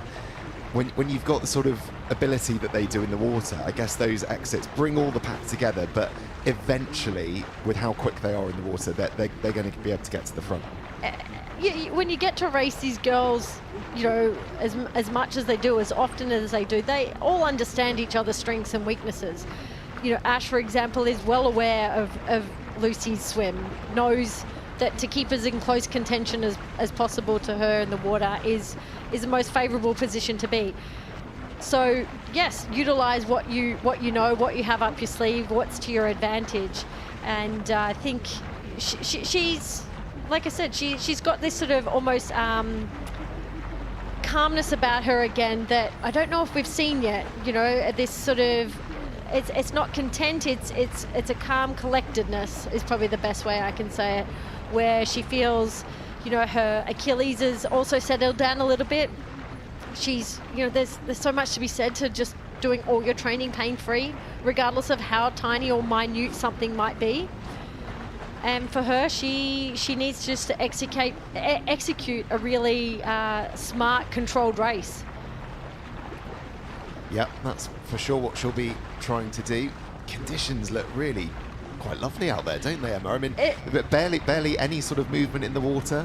This is perfect swimming conditions. It looks glassier than it did for the men's start just a little over an hour ago. I mean, there's barely a ripple in the sense of you know, sort of any wind. You can see there are some sort of like lulls of waves, but nothing major. It's certainly, you know, the most idealistic open water swimming conditions, non-wetsuit, perfect temperatures, clarity, no sun in your eyes. I think these athletes are very appreciative of days when the weather gods are playing along with you. Yeah, even in France a few weeks ago, it was pretty choppy, wasn't it?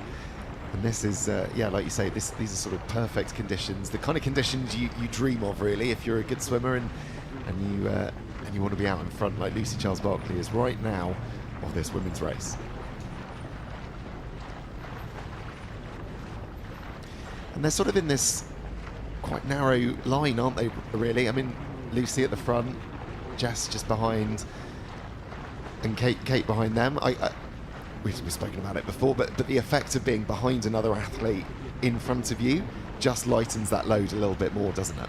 Oh, there's so much to be said about, you know, water swimming, positioning in the water. Some would argue that it's, you know, being on the hip is one place, being on the feet is another. I mean, if you're fortunate enough to ever be in the place of having your own water, great, it's amazing, you know. Picking your own line, sometimes it pays off, you know, not sticking with the group if you feel that, you know, the leaders are maybe deterring, or you know that the current at this point in the course might just pull you a little bit over and get you that gain to get a straighter line. You know, they're all commitments you have to sort of make to yourself and mid-race, but I mean, Lucy's doing it incredibly easy to do a few beautiful backstrokes. Yeah, wow. I was going to note how, I mean, she's barely even got a two-beat kick going there. Like, she is just, she's gliding through the water. I think she looks phenomenal, as we know, in the water. But yeah, as it is right now, I mean, that's perfect. Just to know that there's feet in front of you, still having enough water, not fighting anyone on your shoulder. Perfect place to be in under these circumstances. So, as the women's race continues, Rico Bogan is making his way through the field again. We've said that a few times today. He's had a drafting penalty, he's had a dropped chain, but he's still very much a factor in this race, and he's continuing to move through. That's Hayden Wild. You can see there that he's overtaking as well. So he's now found himself in second place, and I'm sure he'll be hoping and praying, Emma, that there's no more issues for him across this course.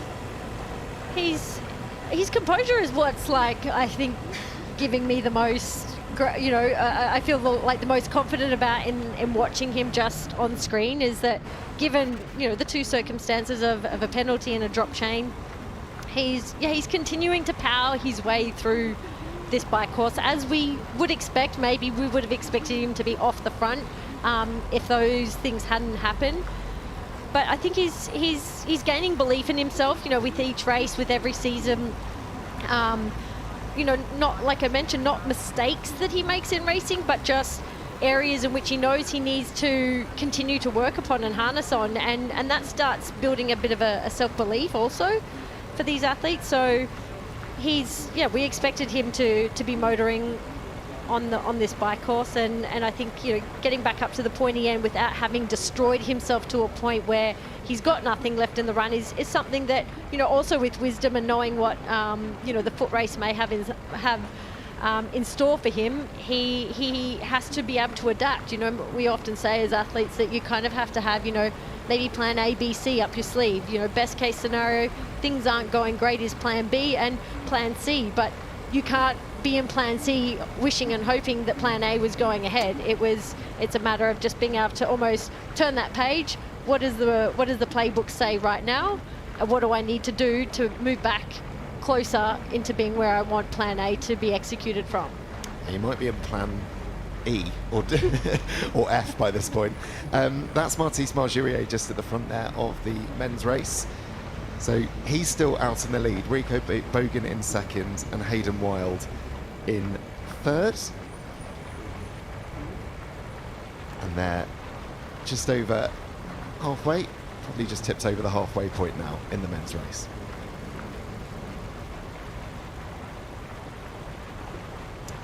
So as the men's race continues, we've still got this first lap of the De Boer swim course here for the women. I think we're just a little bit further down in the field here. I don't think this is those at the front. I imagine...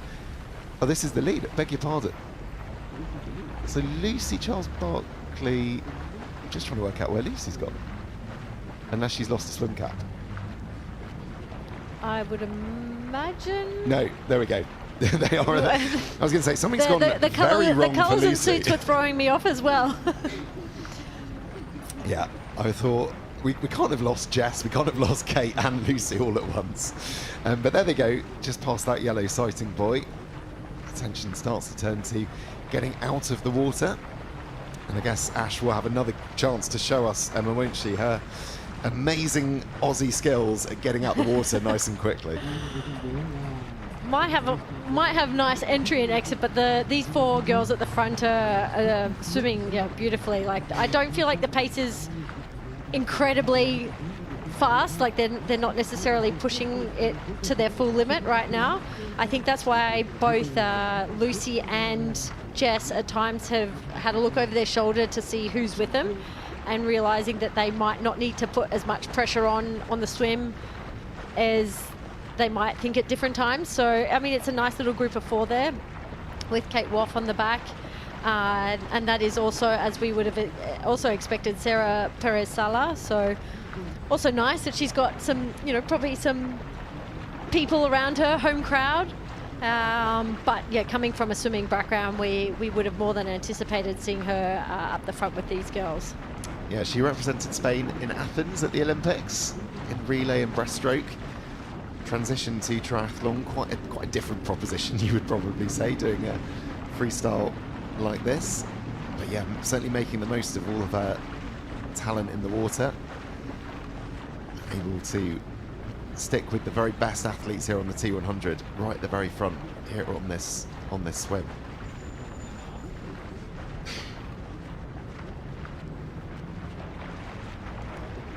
So that is the beach, of course, that they're going to be getting out on. They will have, I'm sure, tried to sight and tried to learn when the water starts to get shallow and when to start to put your feet down to begin the porpoising. Is porpoising something you practice? 100% it's something you practice. If you are fortunate to have a shallow enough pool, it's something we did many sessions as young athletes in particular. If you have got availability in a dam, but yeah, at the beach, it's something that is very much honed into, I think, Australian culture, where so many of our races are in the ocean and a beach start, so it's advantageous to practice that part of it in porpoising. And we would often train alongside what we call surf life-saving Ironman, a professional career, and try and take as many tips as we could from them. But yeah, very, very important part of our training and growing up in Australia. So Lucy Charles-Barclay, I was going to say she does start to do her walk, but... And that's where it's sort of, you can see that it's almost like what we would have said, like a little bit of a sandbank, then a little bit of a dip, and another bit of a sandbank again as they run out of the water. But Lucy doesn't look all that stressed, if I'm honest. She looks really quite calm and just able to keep a nice, comfortable pace. Yeah, good cheers on the beach there for Sarah Perez-Sala, Spanish athlete in Spain. Good to get some home support. So the next few athletes doing their porpoising and getting their way onto the beach. We'll start to work out exactly the order of things. I think that would have been Hannah Berry from New Zealand. She's been out here training for a little bit prior to this event, so again also someone that would be very familiar with ocean swims. Also alongside Lucy, the only one in 3 weeks lining up for a world title, so really interesting to see where she's at. She's had some great consistent results on the T100 this year, and I think, you know, coming out and getting used to the time zone and also having the ability to prepare in the heat is really advantageous. So nice to see her, you know, coming around leading that second chase group. So Lucy Charles-Barclay in the lead, Kate Waugh in second, Jessica Learmont in third. That's an all-British top three as things stand. Sarah Perez-Sala in fourth, Hannah Berry in fifth, Caroline Pohl in sixth, Bianca Bogan, first time we get to mention her today, making her T100 debut. Sister of Rico Bogan, so I wonder if she'll see him at any point on the course. She'll certainly be at the finish line. Sorry, he'll certainly be at the finish line, I'm sure, cheering her on. I'm not sure if that or the fact she has two very young children and come away with a 70.3 win only a few weeks ago as well. I think it's incredible to be lining up and given the opportunity to race these girls. So I'm sure she probably would be, you know, appreciating this right now. And yeah, what a unique set of circumstances to have your brother out on course racing at the same time. Yeah, you imagine she's kept pretty busy over this weekend. So we're going to head back to the men's course just while the women are on their second lap.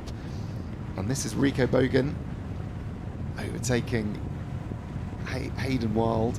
They must have switched places again. So that's Rico Bogan back into second place now, with Mathis Marjurier still out in front. And this constant changing of the lead, Emma, that we're seeing, I guess no one athlete has really gone off into the distance. So will there be sort of a conscious decision to try and share the lead a bit, to try and set the pace? I think given the dynamic of what we've seen with Rico having the penalty, the drop chain, and Hayden, capitalising on the fact that he's had to make his way back up through the rest of the field. And just as we came to this shot, you could see that Hayden had to just had to free wheel for just a split second there, because you could see that the race ranger had gone off, and so he's well aware that Rico's had to expend enough to get out there to get to that point, and Hayden's probably happy to now sit back for a minute, just let the race now settle into its own, but also take advantage knowing that Rico's there. He's at the pointy end of the race, both where they want to be. Can I be taken along with it? Do I take anything out of Yella at this point in time as well?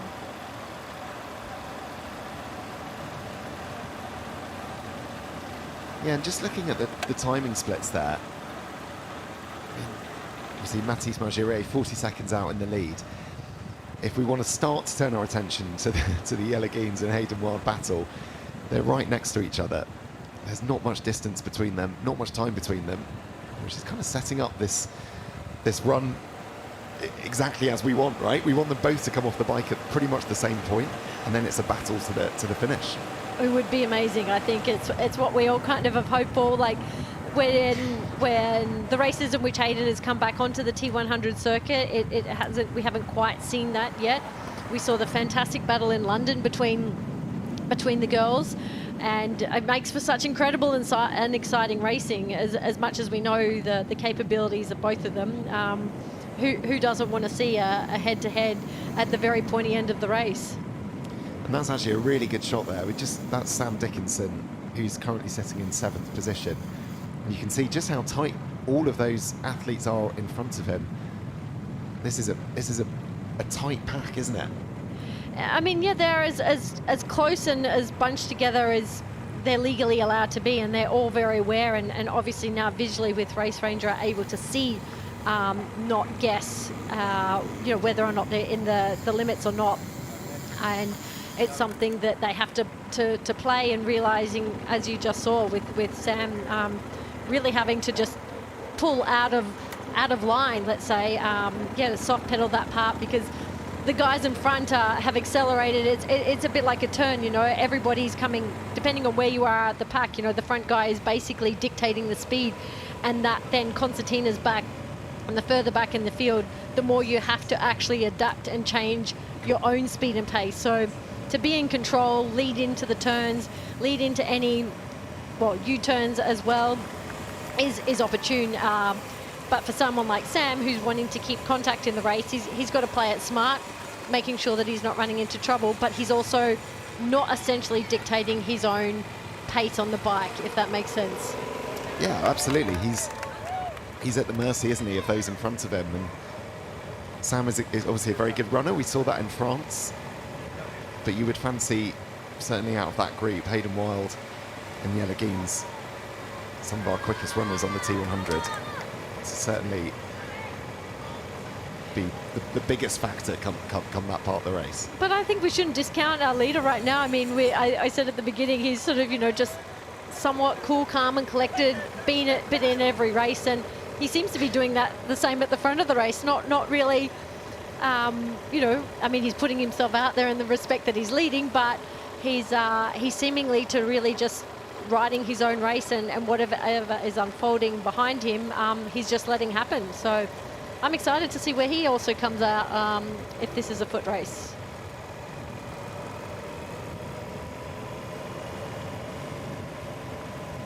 So Mathis Margirier still out in front of the men's race. Well, that gap has actually come down now at the last checkpoint. 35 seconds ahead of Rico Bogan and Hayden Wild. So we'll turn our attention back to the women's race, nearing the end of their second 1 kilometre lap. Just at the furthest point in the course there by those red buoys. You see the yellow sighting buoy, which they'll stay to the right of, and then they'll make their way onto the beach. I have to say that is an incredibly sized gap. That is strung out quite a lot more than probably what I was expecting. But that, to get a time check, especially back to Ash, so 54 seconds after the first lap. I mean, I think we don't really want to see her losing too much more time, even though we know the strength of the girls. Though that is some very clear water, and maybe they're just making that swim just look far more effortless than I'm giving it credit to. And the two beat kick of these athletes is just something that they comfortably swim very fast. Well, they will have, Lucy and Kate, who obviously weren't with us in France, will have noticed what Ash did, and obviously got back to winning ways and looked very much like back to sort of her old self, as it were. So the way of beating Ash, I guess, for those guys is to draw out this lead in the swim, and then obviously they're brilliant on the bike as well. They just want to get a lead so much, I guess, that it means Ash can't compete with them on the run. That will be what they want, right? In saying that, I mean, Lucy in her own right is also an incredible runner. I think when we see a super fit Lucy, she doesn't have a chink in her armor. I mean, we talk about her capabilities as a swim biker, but in actual fact, she is an incredible all-round triathlete, and injury-free, healthy, buoyed by knowing, you know, that she can do this distance. Not that she, I think, questioned herself, but London just seemed like such an emotional relief that she had sort of cracked the code of this distance, as much as she's, you know, harnessed herself in other distances prior. But I think, you know, Lucy is a fantastic runner in her own right, and to have probably more like the likes of someone like Kate by her is more where, you know, the interesting dynamic might come, rather than Ash, you know, chasing from behind. Yeah, we've seen her do it so many times, haven't we, to get her T100 wins.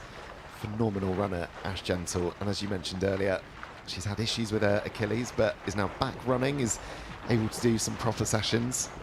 So watch out for her come the latter stages of this race. So good to see Lucy back on the start line. We haven't seen her since her win in London. She actually spoke a little bit about that sort of emotional fatigue that comes with winning a race, and obviously it was her first T100 win. Can you understand what she means by emotional fatigue after winning? I think athletes, like as an athlete, you put your heart and soul. It's not just physical energy, the day in, day out training, and there becomes, you know, a sense of expectation of what's around outside of you, but there's no greater expectation for an athlete than what they have on themselves. And you know, the training, when you're putting all the work in and you're not cracking that distance, it's something that somewhat just eats away at you, and that relief is initially elation, I think, in the sense that you're so happy that you finally did it, but what often comes with that is this sort of letting go and this feeling of, oh my gosh, like I've actually done it, I've cracked it, and this somewhat lull in energy. And she really recognized that after London. You know, she was so excited to be racing in the front of a home crowd, to actually win in front of them, to have all the people she wanted around them. But what comes with that after is not just the fatigue of the race, it's just that letdown of emotional energy, where if you're really smart, and I think at this point in her career she's realized that and known that it's not something to actually fight through, because physical energy can come and go, but emotional energy is really hard to rebuild. And coming into, you know, the second half of the season, she is probably seeing that I can continue to race T100 and capitalize on the rest of the season. I can show up for a world championship. But in order to do that, I need to regather myself mentally, emotionally, in order for me to take myself to those places again. Yeah, and of course, DNFing last year as well. All those factors, I'm sure, can't have helped. So really good to see Lucy back, a T100 winner. You do wonder what that will do for her confidence going forward in these races. Someone who's won on the T100, she's going to be a force to be reckoned with, I think. But there she is, making her way out of the water. All of these four athletes are pretty much out of sight of the rest of the field so far. We're going to start to get an understanding of the timing gap. But for the time being, they might have a look over their shoulder and realise just how far out in front they are. You know what's interesting to note, that all three have, you know, a full tri-suit or sim skin, and yet Sarah Perez-Sala is still racing in what I would call old school swimsuit. So it goes to show you to the testament of actually how good a swimmer she is as well. I mean, these suits do all add advantage in the water as well as on the bike and aerodynamics, but I tell you what, making the most of any home crowd that she's got here coming into transition. But yeah, it's you don't often see what I would say what we used to racing, what was the once normal. Yeah, technology is certainly moving on, but maybe the old ways are the best ways when it comes to tri-suits. I don't know. We'll see. So Lucy Charles-Barclay just clipping up her helmet. Jess Lim nice and quick out of transition there. Kate Woff with that white helmet. And all four of them away.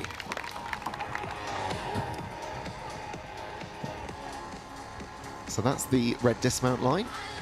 And as we saw in the men's race, this is a technical, narrow part of the course that they'll make their way onto.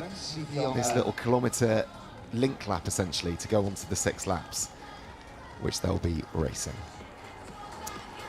So as they make their way onto the course, we've now got eyes on the chasing pack.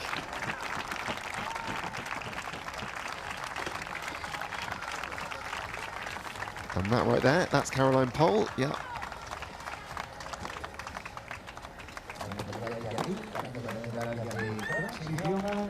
I feel like Cara's definitely having a better half of the year. She's sort of been, I feel like, you know, sidelined with a number of, you know, small things, like, which all tend to build up for any athlete. So it's nice to see her back, but she's she did have a great win actually in the end, and probably one of the closest sprint finishes we've had in a 70.3 not long ago. So in contention to have, I think, a great race, but also a great second half of the season. Yeah, it's a long season, isn't it? Just because the opening or the top part of the season is tough doesn't mean that's going to dictate your results for the rest of the year. Someone who knows probably about that is Ash Jensel, given the difficulties she has had this season compared to last year. But she's got a bike, she's got a helmet on, and she's going to get out onto this bike course. So compared with the men's race, of course, here we've got much bigger gaps. Certainly the opening stages, where you'd assume we're not going to perhaps see as many drafting penalties as we did in the men's race. Both Carl Smith and Rico Bogan being made to pause.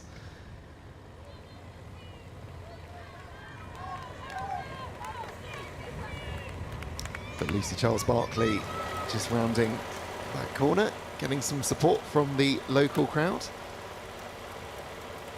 And this is Hayden Wilde. Back in the men's race. Couple of laps left to go. Mathis Margerier still out in front. But that gap has remained around. Gonna say, yeah, sorry, just as I was about to say that, it changed. So the gap has come down quite significantly, and I wonder what happened to Mathis Margerier. Hearing he might have had a bit of cramping. We might be able to get a look at that. But for the time being, Hayden Wilde is in front now, which is exactly where he wants to be. Just behind Moreno, I think, of Spain. So this is Mathis Margerier, this is earlier, and that's looks like Emerson cramping. That is unfortunate, very unusual for this stage of the race. I mean, typically we see this occur maybe in really hot races towards the end of the run. So yeah, unusual. I wouldn't necessarily think that it's something that he's gone out too hard. I could be wrong. But yeah, very unusual actually. So to see him, a very renowned, strong rider. So hopefully we'll be able to shed some light on what's occurred there. Do you think that could be the heat, impacted by the heat? Yeah, of course. I think this is something that all the athletes contend with. That heat is a factor in their racing, and salt and all the nutrition and what they need to do and take in. It didn't appear like he's lost any nutrition, but it also seemed to occur in quite a short space of time from when we saw him at the other end, in which the athletes are now heading back to for the turnaround back closer to the sea in which they started. So yeah, it can be a matter of that. It can just be a matter of just, yeah, sometimes bad luck. The body has its day. Should probably have a mention there of Guillermo Montiel Moreno of Spain, who's right at the front of this race. 26-year-old, as I mentioned, from Spain. He's won 3 times this year across middle distance races. Not in the sort of calibre of field that we're seeing here, but what an opportunity for him to race with this calibre of athletes. Well, when athletes, have this chance, I always say in your home country, like there's just no greater privilege when you are able to race around the world in amazing locations and places, but somewhat isolated from a lot of your support people and team and family or friends that you know, are privy to watching you now on TV, but are not actually able to be there in person. So to have, you know, people around you, it does sort of bring you back to, you know, almost your roots of how you started. You know, all of us start, you know, competing locally, and not to say it's a matter of localism and having that, but just, you know, having that greater community around you. And you know, we know the Spanish triathlon community has just been exceptional throughout the whole history of triathlon. So having a Spanish athlete racing the men and women like this is, you know, they're going to be out there to cheer them on, and you know, hope to see that they work their way up through the rest of the rankings and put the world, you know, back on top again.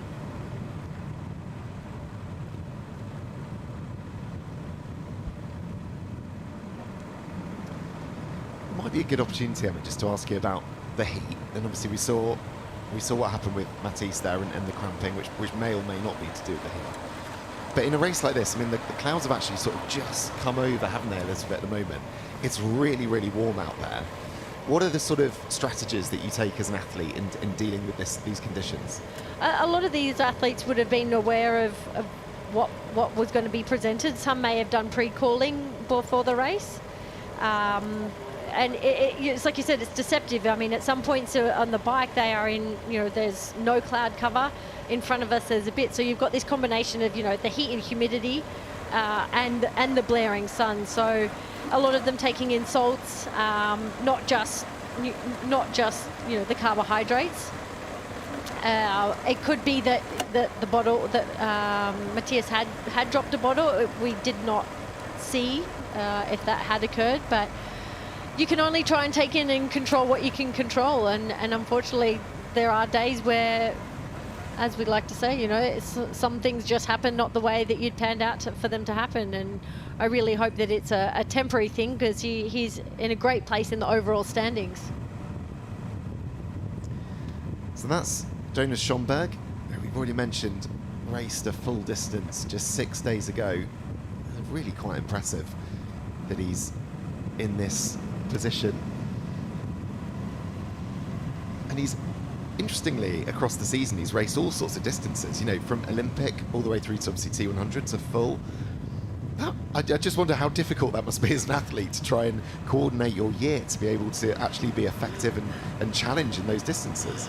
I would have said previously, it maybe a generation ago, it's not something we really saw. I think, you know, a big disruptor to that was Christian Blumenfeld, that really showed us that competing across a variety of distances was possible, and elevating his training to new ways and new levels is something that all these athletes, I'm sure, have looked at, and coaches have been able to adapt.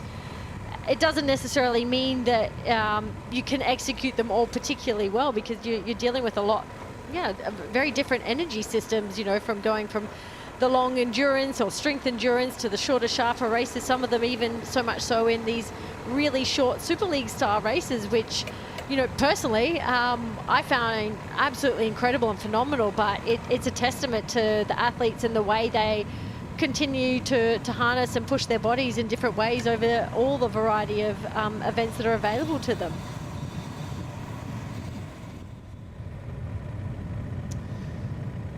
So, just back with the back of the field in the men's race, you can see Jessica Learmonth and Kate Woff there overtaking him. It looks like he's got an issue. Looks like he's got something perhaps not right. He's slowing down. I wonder what the issue is.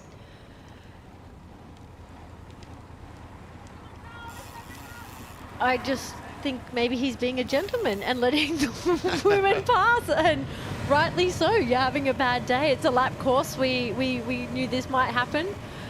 It's unfortunate, like I mentioned, to see Kyle having a bad day and a bit of a rough time. Though these girls are at the front of the race, and it's important that he, you know, clears a path and creates a way for them to be able to continue to execute their best day out there. So Jelle Geens making his way around the roundabout. But let's go back to the women's race, as the men don't have long to go at all left on the bike. And this is Lucy Charles Barkley. She said, Emma, that she feels fitter, she feels stronger, she feels like the best version of herself right now. And I also love the fact that she's just chosen to race a lot because she's fit, she's healthy, and that seems to be the way she wants to do it. Lucy's been very, public about her health and where she's been, and I think that's really good for athletes to recognise and to see that, even the best of the best have their moments and their times where things aren't going right. Like I mentioned with Kyle earlier, dealing with gut issues, dealing with your immune system, it is just absolutely vital to the overall health of everyone. But as an athlete, able to get the most out of yourself in, day out with training. And I think she's just really been able to sort that out to the best of her ability. And she's come through the other side and realizing that, when everything is going well, hey, I want to put myself on the start line. Like, I am fit, I am healthy, I love racing, I love competition. And, I think I said it already, a happy athlete's a fast athlete. And it's, Lucy, I think, is right now the epitome of that in this women's field. Showing us a really nice close-up shot there of how to take a gel while also riding in the TT position. I'm sure it's a very interesting technique, but yeah, it's in, and that's important. Nutrition, obviously, very key. She's been, Emma, at what she's called a championship season camp in Lanzarote to really propel her into this second half of the season. What's the sort of thinking behind doing it all in one sort of big block?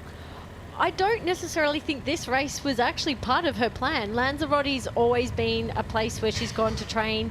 It served her exceptionally well, the heat training. It's a place where she feels happy and comfortable getting the work done, leading into Kona with very similar conditions. And I honestly think, if you'd asked her earlier in the year, this probably wasn't in her plan. Though we've seen that coming off London, executing that race, having the wisdom to sort of step back, realizing she needed to regather herself. I've got the second half of the season. It's jam-packed, but my body's in a place and my mind's in a place that it's capable of doing it. Why wouldn't I? And I think good on her. I take my hat off. I don't think in previous years we would have seen this sort of Lucy. And I wouldn't even say taking chances. I would just say taking the ability and the opportunity while everything's going well. And it would be well thought out and well planned that this is a great opportunity for her to sharpen, her sword come 3 weeks for a world title where she's excelled before. Well, let's hear from her, shall we? Here she is reflecting on that win in London. I think London was such a special day. I think everyone near and far saw the emotion on the finish line. It definitely meant so much to get that first T100 win, but also to do it on home soil. And it felt like a real turn of events from not finishing in 2024 to being able to win the race in 2025. So it really feels like this year's been so much more positive than last year, and I felt like that all came together as I crossed that finish line and the emotion just poured out, and to be able to enjoy that with my friends, my family and all the fans that were there was just such a special day. Yeah, I think it's been a culmination of so many different things, that obviously being able to get on the podium but not quite getting the win, and then having health struggles, injuries, so many things happening over the last couple of years that the doubts definitely do creep in, and obviously there's voices on the outside that you're trying to ignore as well. So I think for me, I did the right thing to just keep trusting the process, keep doing the training and knowing I would eventually get there. Well, whatever Lucy is doing, it's working. First T100 win this year, and great to see her back on the start line. So we've been joined by a third member of the commentary team, Kira McVitie, former professional cyclist and partner of Carl Smith. How's your day been? Hello, yeah, it's been good. I've actually been out on the course, kind of getting up close to the action, taking some photos and that kind of thing. But yeah, it is crazy to see all of these athletes absolutely pouring their hearts into this race. So yeah, it's been a good day. Tell us about how hot it is outside, because we're in an air-conditioned commentary box here. Yeah. Give us a sense of what it's like outside. So this morning it was definitely quite cool, cooler than yesterday. I think a lot of the athletes were kind of not really sure, do we have ice in our box? Do we just kind of wing it? But I think a lot of athletes probably put the ice in anyway. It's kind of a deceptive one because on screen it looks cloudy, but it's super humid out there, and definitely as we get into this race, the heat is going to be a factor. So expect those who do well in the heat to start showing their colours. Well, we saw Rico, very early on the bike, just the sweat dripping off his nose. So we are in this beautiful air condition, but I could, even this morning I went out when it was really dark, and there was this sense of, like, it's so calm. There's not even a little ruffle on any of the leaves, but yet you just could feel that this day was going to turn up, and by when they hit the run later this afternoon, that the heat was going to be actually really peaking and very deceptive. It's definitely deceptive because, you're kind of out there, it's cloudy, you're on the bike, you've got this nice wind in your face, you're thinking, it's not too hot. But the moment you put those run shoes on and start running out hard, it's going to definitely hit a few athletes who've not prepared their hydration properly.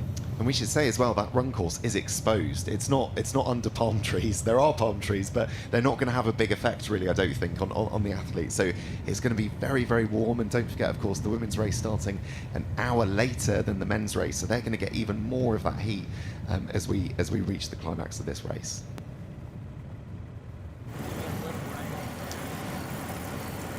So our first eyes on Ash Gentle.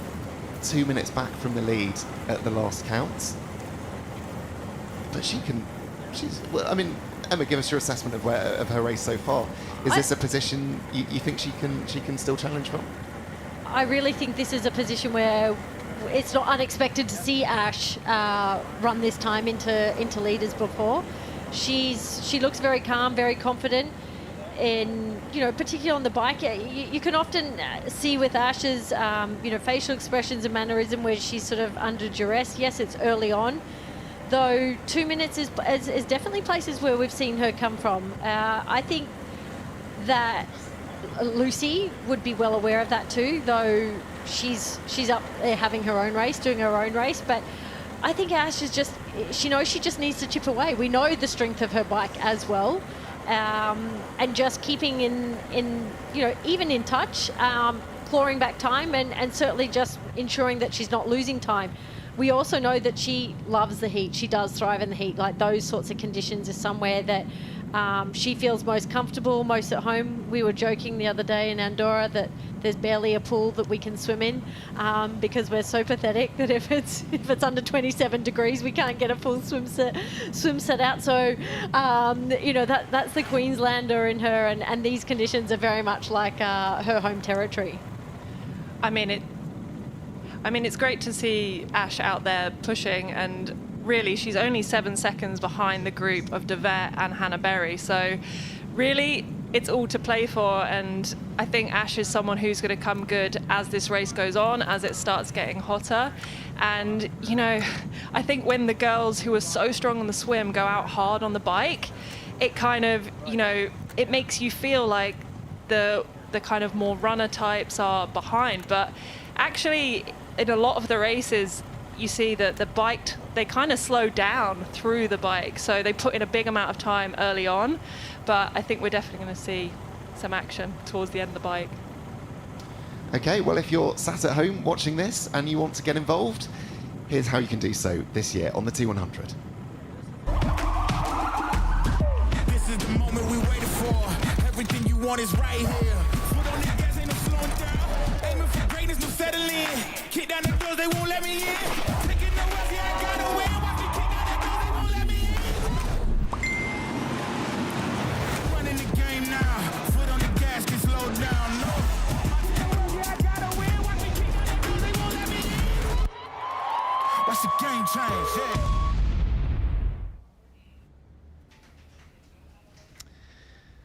So if you scan the QR code on your screen, you can find out more about upcoming races. Dubai and Qatar, still with options to compete this year.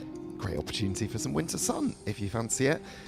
And of course, plenty of races next year. Singapore, Vancouver, London, all taking entries. Just scan the QR code on your screen. Kira, do you fancy it? It's quite nice. I mean, it's quite nice. I think we were kind of saying it's kind of a perfect summer holiday vacation, but in that time of year where it's kind of quietened down a bit, it's got a nice vibe, kind of locals kicking about, you know, and yeah, it's been a really kind of peaceful but a nice race. Obviously, for us as supporters, that is. I mean, definitely I've been feeling the nerves of Kyle throughout the week, and you kind of see some of the athletes kind of bopping around the hotel. Some are really nervous, some are super chatty. So yeah, I mean, at the end of the day, these athletes are here to race, and there's a lot on the line. Yeah, there really is. It's quite an interesting venue like that, isn't it? Because it's what, so I hear in August, this place is very, very busy. It's sort of peak holiday season, and obviously we're slightly out of season now in September. So yeah, it's quite calm, it's quite relaxed. We've heard the athletes speak about how much they've enjoyed just going on cycles locally because the roads are really good, and obviously they don't have tons of traffic that maybe they would in August. So from the athletes' perspective, this is an enjoyable place to be. Definitely, and to me, this is honestly one of the best times of year to visit Spain. You've kind of just lost that ferocity of the summer heat, and you're kind of in, well, being from the UK, this is awesome summer weather for us. But yeah, I definitely think that the athletes are enjoying it and enjoying the paella too. So this is the Spanish athlete Moreno, who looks like he ran out of road there, shaking his head because the litter drop zone just finished a little bit earlier than that. So curious to see what the officials will do there. They've made the litter zones a lot larger here, just because they can, because the roads obviously are so large, but also because of the nature of the weather, needing, of course, to take on as many fluids as possible. Kira, when you were racing in the heat, give us some top tips and tactics you used. So I think we're just about to have a quick pause, but I'll tell you soon. But what I want to say is that it's great to see Moreno, a wild card at the front.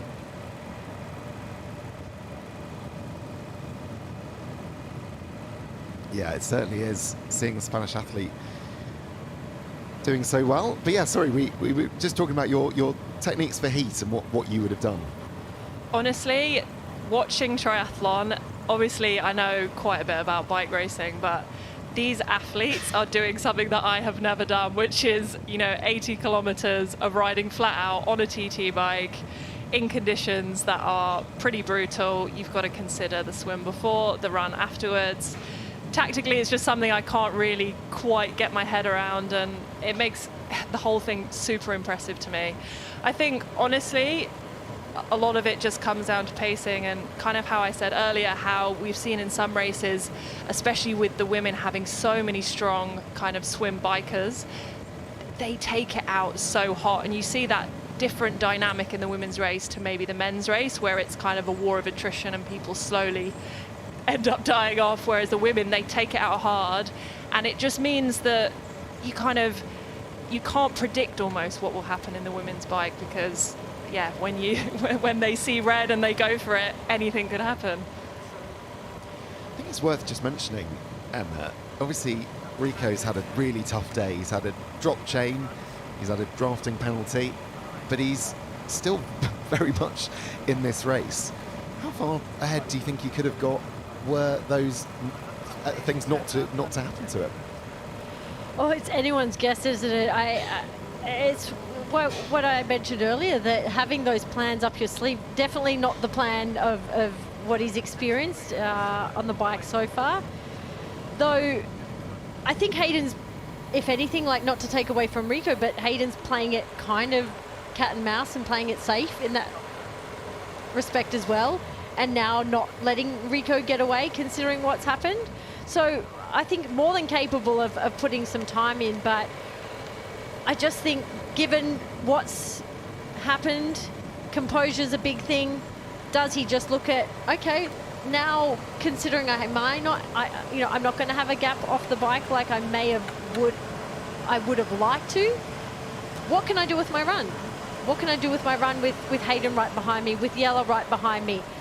Everyone's saying I'm not in there for a foot race, but maybe today's the day to really extend myself and say, okay, well, the bike didn't go, quite how I would have imagined it, Having to stop, not ideal. Chain, yes. Stop, pause. Okay, let's just see how much I can throw myself into this run race. And I think that's, like I said, that's why I like the way he goes about his racing and his style of racing. It's, you know, not always expected how you'd like it to pan out. I think with Rico, you can never really count him out, can you? I mean, some days he's just shows this unbelievable power.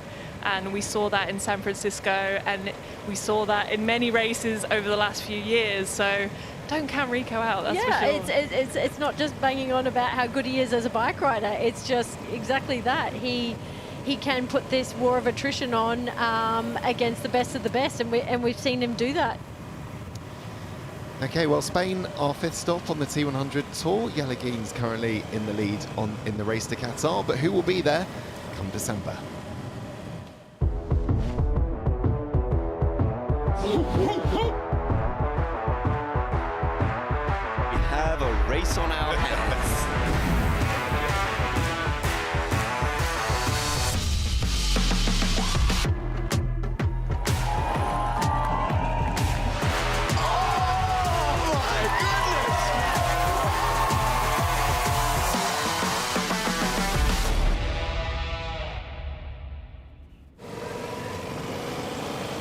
And don't forget, it's the best 4 results across the season that count before Qatar, before our grand final in December. So not long left of this bike course at all for the men. You can see, actually, that's Hayden peeling off. I feel like that is the next section, the trickiest part. As you could see there, the women were making that inside line around the roundabout, and the men had to take that harder right and then actually go back on the other side of the road, like you mentioned, for this little last just over a kilometre back to transition. So it was good that they all had their wits about them, and that the girls, the females, knew that their line was the inside line, because for a moment there I was thinking, oh, okay, make sure you've lined those witches' hats up just right. I mean, I don't know about you, but I think this is so perfectly poised for the run leg. I mean, Hayden Wild 2 seconds off the lead, Jelle Geens just 4 seconds behind, and don't discount Sam Dickinson as well. Yeah, I'm excited. I think this is I mean, this is, well, the 2nd, 3rd and 4th is the podium that we saw in Frejus, and Rico now right there in the mix with them. So we couldn't ask for a more exciting entrance to transition. And even just looking beyond that kind of top 3 or 4, if you look down to 7th, you know, there's people who could definitely run up. I mean, I don't know how Jonas is feeling after 1 week after Nice, but he's a great runner. And also Marino as a wild card. We really don't know how he's going to fare. Is he going to get excited when he sees Jelle's heels? I don't know. You would have to think so. I think any of these athletes that have got the opportunity to be reading the back of their race suits, it's got to give you some level of confidence. So into the transition zone they come. 80 kilometres done, 2 kilometres in the water done, just 18 kilometres left in this T100 race. Rico Bogan getting his helmet off. Really weathered the storm of a really challenging bike ride, as we said. Had that drafting penalty. What have you seen? Shoulder to shoulder. Did you see it? Yeah. And Jelle's had a quicker transition than Hayden. And yeah, Jelle out in front, which didn't happen in France, and Hayden still got to take his helmet off. And he takes his cap and he gets away. But yeah, you're right. That was a decent transition from Jelle. Jelle was very quick out there. I mean, I just think coming in after 80k of bike and 2k of swimming, to be able to turn it around that quickly is always so impressive. Emma, what are these first moments like, getting off the bike, feeling how your legs are? What the hell am I doing here? Sometimes it's so a matter of like, oh my gosh, like, what am I asking my legs to do right now? not competing over this distance myself personally, but just, you know, every triathlete knows that feeling of running off the bike. It's something that you practice time and time again. Some days it comes easier, other days it just feels horrific, feels like lead. And yeah, it's some days it takes time to find your rhythm and your focus. But personally, it was, for me, it was just being in the moment, no matter the pain, no matter the suffering. It's like finding your cues and your mental cues to get back to where you need to. And I tell you what, a heck of a lot of self-talk. Definitely. I mean, if you're in Jella's position right now, you've got 15 seconds ahead of Wild. Where's your head at? Are you even thinking about Hayden right now? I think you're just asking your body to do things that, you know, you train day in, day out doing. And he's sort of got this, I don't know, like sometimes I think, you know, like running scared is a place where there's this kind of level of adrenaline and excitement, but also fear mixed in with it. Like it's a really crazy combination. I mean, Hayden obviously had a little bit of a blunder and a slow transition there, but Jella's got to go with it. And he's talks about having to have a change and turn of speed, and his turnover, I mean, he always looks amazing, but he looks fantastic at this point.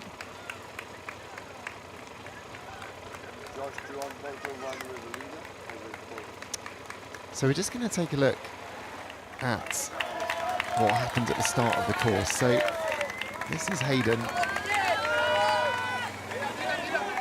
running around there. So he does go the correct way around in the end, but we're going to see, or sorry, we saw Rico and Jella actually take a tiny little shortcut there. Not I'm sure deliberately, but they maybe just got a tiny bit confused. So this is them, yeah, you can just see them cutting across there rather than going around that corner. That is very deceptive and very confusing, yeah. It's, well, I think Hayden is becoming very aware of needing to follow all the rules, and he rather not leave any stone unturned this time around and rather just make up for the few extra steps it appeared that he had to take there. But Jella's having a quick look around him just to see maybe, well, what has happened to Hayden, maybe expecting him to be already there with him at this point on his shoulder, and or just realizing that he's having a good day and I'm just going to have to keep running away with it. But so we're hearing they're going to put a marshal there just to make that really clear for the next lap, so it doesn't happen again. Yeah, which I think is probably the right decision. I don't, clearly no athlete was doing it deliberately. It's just getting to know this course. I think if you're in Hayden's shoes right now, you just, you know, if you realize that there's a potential error, there's a potential place where you could get a penalty, you just, it's not worth that 30 seconds for going back and, oh, yes, I'll add 5 seconds here, but honestly, it's really not worth the penalty. No, it was quite confusing, and I think clearly the first two probably didn't recognize or realize even, you know, maybe it was a potential mistake.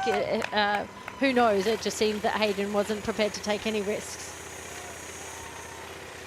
So it's a really good look there, Emma, at Jella's running technique.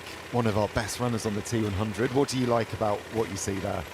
He's so relaxed. I think he makes running look pretty effortless for the speed in which he's moving. Here, his shoulders, well, his hands are really low, and therefore his shoulders are really relaxed. And you know, I often felt for myself, and I see in some other athletes that, you know, the more you're pushing, the more under strain you are. You know, those shoulders tend to creep up under your ears, and so the low hand carriage, and he's got a nice amount of movement in his hips, and it just allows him to just have this really free-flowing running style. And as much as Hayden's running really quick, he has a very different style to Jella.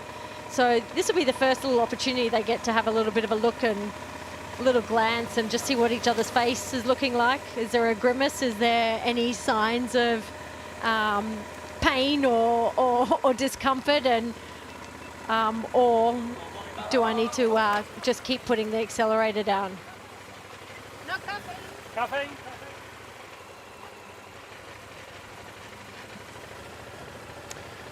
Well, one of the things that Hayden has been working, one of the things that Jella has been working on is these harder harder, faster sessions in his run because he still thinks, unbelievably, there's more time to be gained in the run.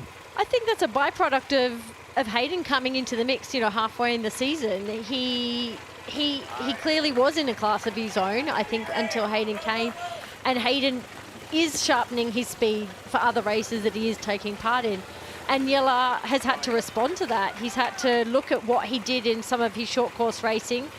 He was known also for being an incredibly fast runner over the 5 and the 10K. And how do I now have to adapt that to Hayden being on the scene? So this is an adaptation I think all these athletes are having to take into part of their training plans all the time in order to keep being able to reinvent, to be able to beat the competition that's showing up. It's definitely the nature of elite sports, isn't it? That there's always these kind of marginal things to find, whether it's, I don't know, heat training seems to be on the cards. And, it's not just in T100 that the level has gone up. I believe in a lot of the triathlon races that I've been watching over the last few years, even a few years ago to now, it seems like the level and what athletes are having to do, altitude camps, making sure that everything is dialed in. It kind of takes a village to do it, right? I mean, cycling teams have a whole crew of staff to make one person win the Tour de France, right? But when it comes to triathlon, these guys are mostly, for the most part, on their own, and they have to choose their own staff. They have to choose who's going to, train them for the swim, who's going to be the bike coach. And it all comes together for a big performance. So the men's race still going on the right-hand side, but just on the left, just to update you on how the women's race is progressing. The last count, Jessica Learmonth still out in front, Lucy Charles-Barclay in second, and Kate Woff in third. There's 4 seconds across those athletes. Then Sarah Perez-Salet 10 seconds back, Caroline Pohl a minute 25 back before we then reach the rest of the pack.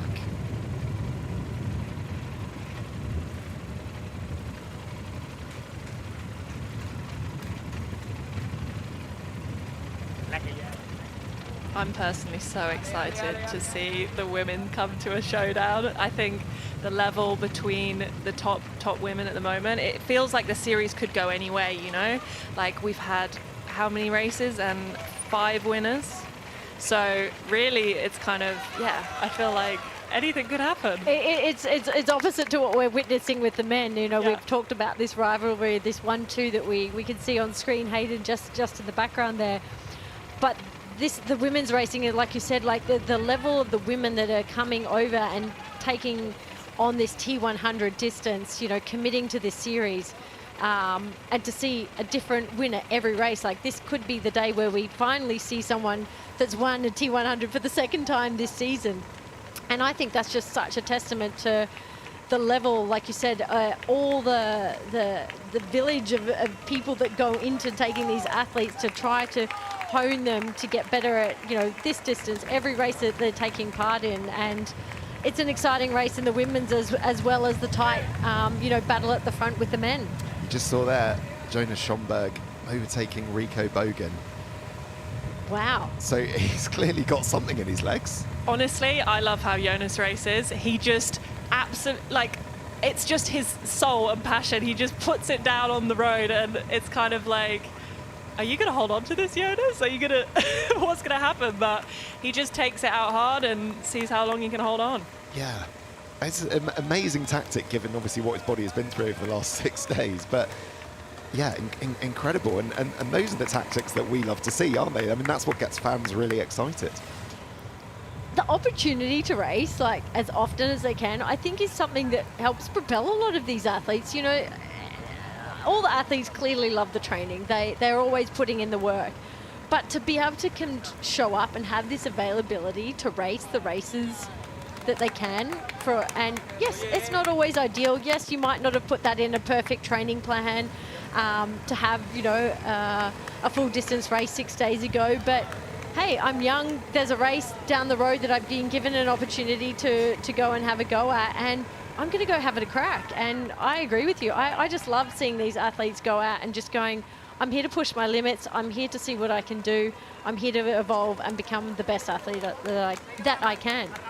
And you just really see someone like Jonas Lucy springs to mind as well, just really feeding off this kind of momentum. It's like they have a good race, then they're like, yeah, let's do more races. And I think, you know, someone like Jonas, it's kind of not a naivety, but it's like an excitement of like, I've never done this before, so let's see how it goes kind of thing. And we probably might not have witnessed it so much in the first half of a season, you know, when World Championships are still a long way out.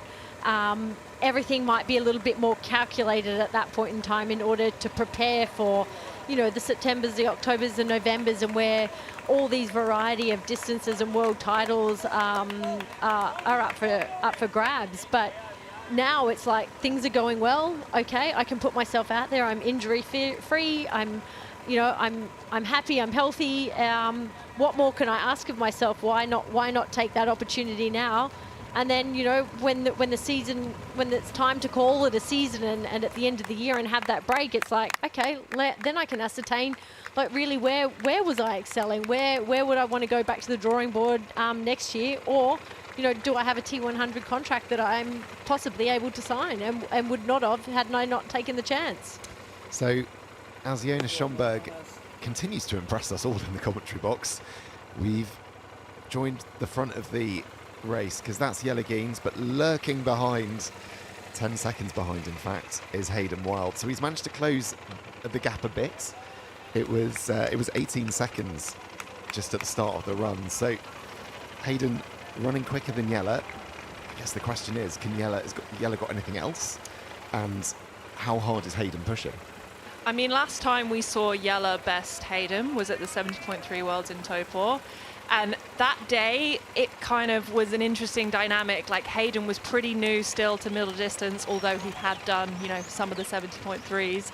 But Jelle paced it perfectly, and it was almost bittersweet for Hayden. He kind of went out hard. He was excited. The home crowd was there supporting him. And he just didn't quite have it in that last 5K. And, you know, I think a lot of the short distance athletes, probably the last 5K is where they're really feeling it. So, yeah, I mean, Jelle definitely has the ability to beat Hayden. But, I mean, Hayden, once he's got someone in their sights, he's hunting. He's like a dog with a bone, isn't he? You can just see almost like the little upper lip just curl a little bit up at the top corner, and I'm close. I've nearly got it within my reach, and once he gets hold of it, I just feel like there's just no letting go. But tell you what's exciting is this battle here for the third position. Do you think Sam Dickinson would be incredibly surprised right now to see, he'd be like, excuse me, Jonas, what are you doing here? Can't believe you just did an Ironman 6 days ago. Should you have legs this fresh? And actually, that's Peter Hemerek there, but it looks like Jelle and Hayden are about to lap him, I think. Yeah, you can just see them behind. This is almost a replay of what happened in France, because Peter offered some water to Jelle. And they ran together, that's right. Yeah. And he was helping pace him for a little bit, so... Yeah, I thought Peter was quite funny about that. He said, that's not really why I'm here, but he's at least doing it again. At least supporting his fellow countrymen. Yeah, so Hayden is about to make the catch now. What do you think he does? Does he go straight past? Does he wait behind, put a surge in? What do you think, Emma? Oh gosh, I don't know. You put me on the spot. I like Hayden gets his calm, collected face now. I always notice, like, he just gets his confidence and he sits there for a bit. Yeah, he's done that with Rico a few times this season. He's just sort of lingered behind. It's just, you know, it's almost like, you know, like in training, you have these nemesis on your shoulder, like you use them all the time. And right now, Hayden's just literally playing to that and just breathing down his neck. And I think, yeah, he's just going to, I think, why not? Like, he's got the time to buy right now. He doesn't have to force it. They're both so calculated with your run, like you said. You know, Kira at 70.3. Hayden's constantly checking his watch. I think he knows what he needs to do, but Jelle's also, you know, if he, in his own words, sort of maybe upped his game and changed his speed. But look at them both. I mean, their faces are, yeah, somewhat pure relaxation. Yeah, it's kind of hard to really tell anything from what we're seeing on screen in terms of who's feeling better. I would say, yeah, maybe Hayden wants to run it a bit more pace towards the start, but I'm sure once we see that last 5K, I think it'll just be a death battle to the end. I like that phrase, death battle, because that's probably what it's going to feel like for both of these athletes. But yeah, as we mentioned, they look pretty calm, pretty composed. I mean, Emma, what's it like when you've got someone breathing down your neck, literally right behind you, especially your rival in the series? Do you want me to be really honest? I'd love you to be honest. Okay, so I was not known for any speed or change of pace. And I got found out very early on in my career that that's not something I could leave to the last minute. So I really had to force myself to have no one around me, because if I was left with anyone around me near the sprint finish, I would be dead last. So I really forced myself to make sure that I had only my pretend nemesis on my shoulder, and otherwise I was chasing hard. And just looking at what's happened here, obviously Peter Hemerich it looks like maybe they've had a little discussion about just tucking him behind. Is that what you guys are also reading? I can't imagine this is something they've planned. Oh no, not planned, but I mean, it might be something that's just happened on this race that perhaps they've gone, this might work for us. Again, if I'll be completely honest, I wouldn't want him there. It would frustrate me. It honestly would. I would be like, dude, okay, like, please, but there is, well, you can see the palm trees, like it doesn't appear like there's much wind, but yes, there is always this advantage where you feel like, when you're doing a track session, you're running on the track and you've got someone pacing you. There is a level of just, okay, can I find my calm in this moment? Because we know at some point someone's going to drop the hammer and you've got to be ready for it. You know it's coming, right? Exactly. I mean, I guess as Peter is Jella's compatriot, maybe he thinks that, yeah, putting the pace on a little bit is beneficial to Jella. And maybe he's also just had a second wind, I don't know. Go. Well, either way, it really is setting itself up, isn't it, for an incredible finish here in Spain. And it looks like they've used Peter, as it were. They're about to part ways, I think. And Hayden's now gone into the lead.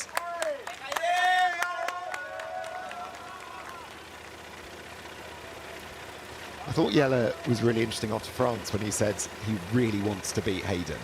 This relationship, or this rivalry now is kind of really out in the open, healthily, but it is right out in the open.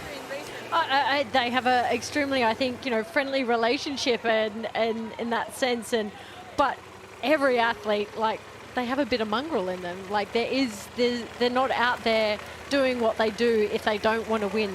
And Jelle comes across as this very, calm, quiet, content, nice guy. But, when he really stated that it's kind of getting under his skin now. Like, he's kind of getting irritated by it. And he's had to, rethink his run, his training, in order to match Hayden, who's very vocal and very clear about, his intentions when he's out there. And yeah, having that little bit of aggression sometimes is really necessary, and holding strong. I mean, Hayden, I was just noting how Hayden's deciding to take some ice and letting, tactically, whether he's just also, he plays a different game, if I'm honest. He plays a very different game to the rest of them, and just take a piece of ice, let Jelle take back over, have my moment. I both find them very fascinating to watch. Both very, very different, but both, incredibly exceptional in their own right. Yeah, they certainly are. Both exceptional athletes have lit up the T100 this year. Hayden Wild's first year with us. It feels like he's been here for a very long time.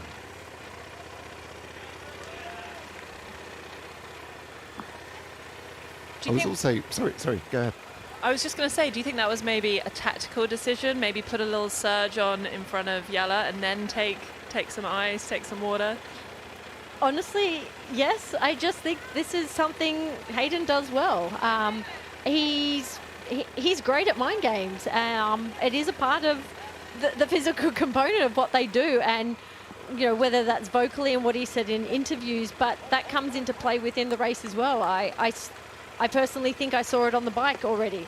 Some of the things he was doing, letting people take the lead, even when he came to the front, sort of, soft pedaling, letting someone else come around, just letting this cat and mouse game continue to play out.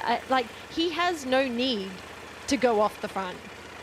He can back himself if he needs to come the last few hundred meters of a foot race, if so be it. And I think, that little move before, he just looks at things differently. And it's part of racing. There's just athletes that really hone in on that sort of thing.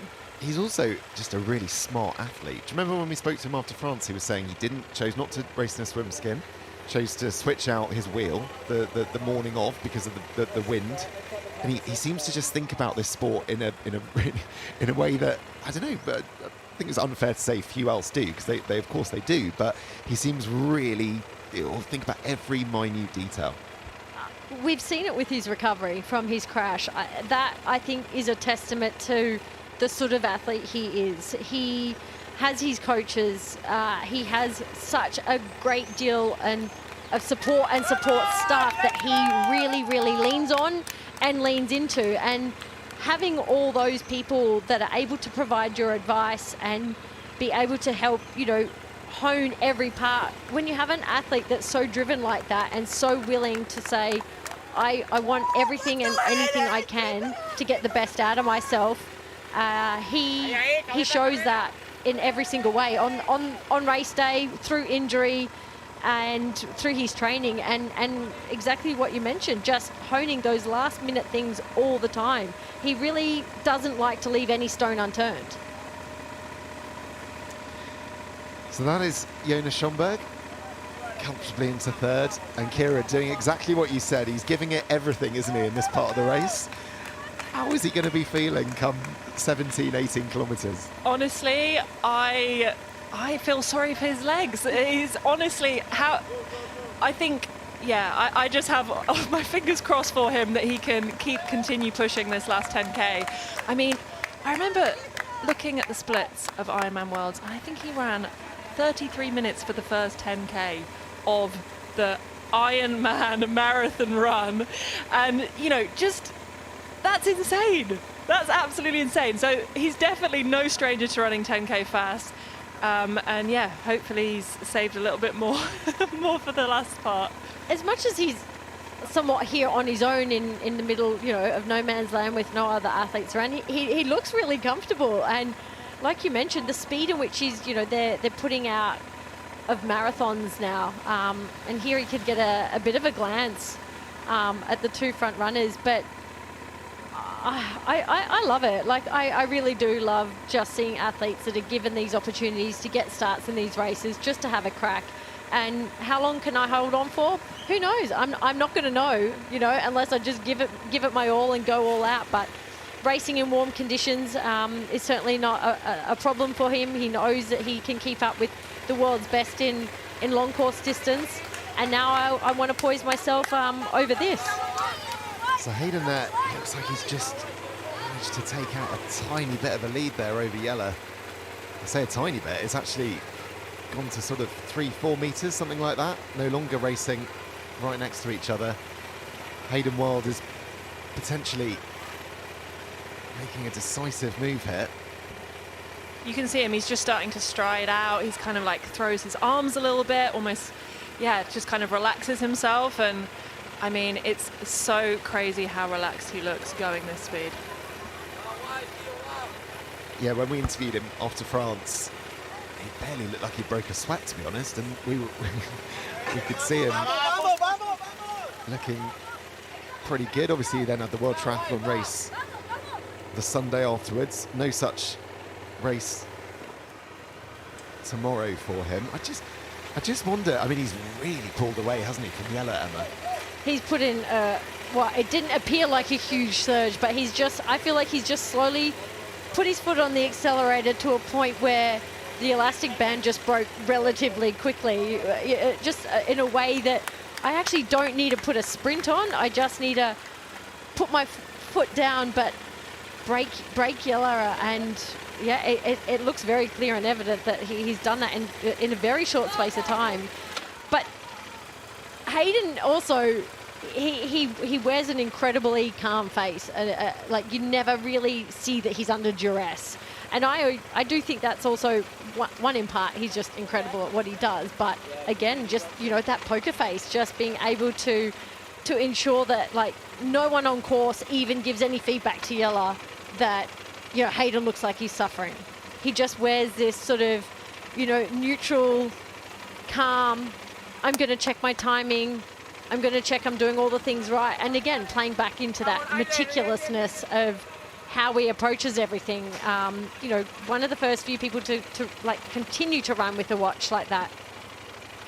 And we just see him gesturing to the crowd there. He's picking up on the energy of all these people who have come out to support. It's great to see. Yeah, someone definitely, you know, riding alongside of him, whether or not he was telling him, you know, don't run with me. You know, you don't want anyone to consider outside assistance or pacing or timing. But I tell you, who is hot on timing and pacing are these women.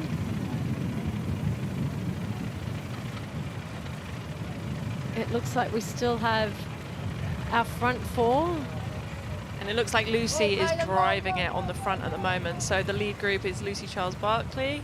We've got Jess Learmoth in there. But it seems that there's actually Woff and Perez Sala. Everyone's come together, essentially. They were a bit kind of spaced out before. But yeah, it's on. No, they've got well, quite a good gap, and other than to see Ashes come back, well, it was roughly about 2 minutes out of the water, heading out onto the bike. So she's lost about a minute 18 according to our timing there at the 42K mark.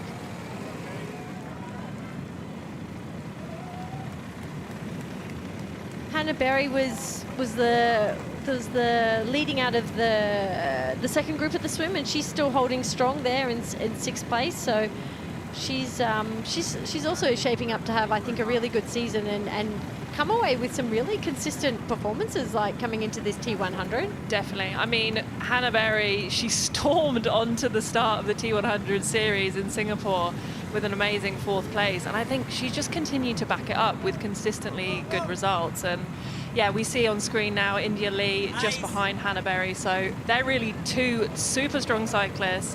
They're going to be working together, and look, you know, it is kind of a couple of minutes at the moment, but it's still all to play for, and they'll continue to push to the end. I love how Hannah's been, like, really calm and collected, just soaking in all the races and experiences, and it really proves and is paying dividends for her results, because her fourth, a sixth in Frejus, I believe, as well. And yeah, I think, you know, she really just seems to love what she's doing as well, and knowing that she's got longer distance racing under her belt, I should say, and capable of going further, but having this turn of speed to keep up with the likes of the front runners or keeping contention. I think she's definitely a force to be reckoned with.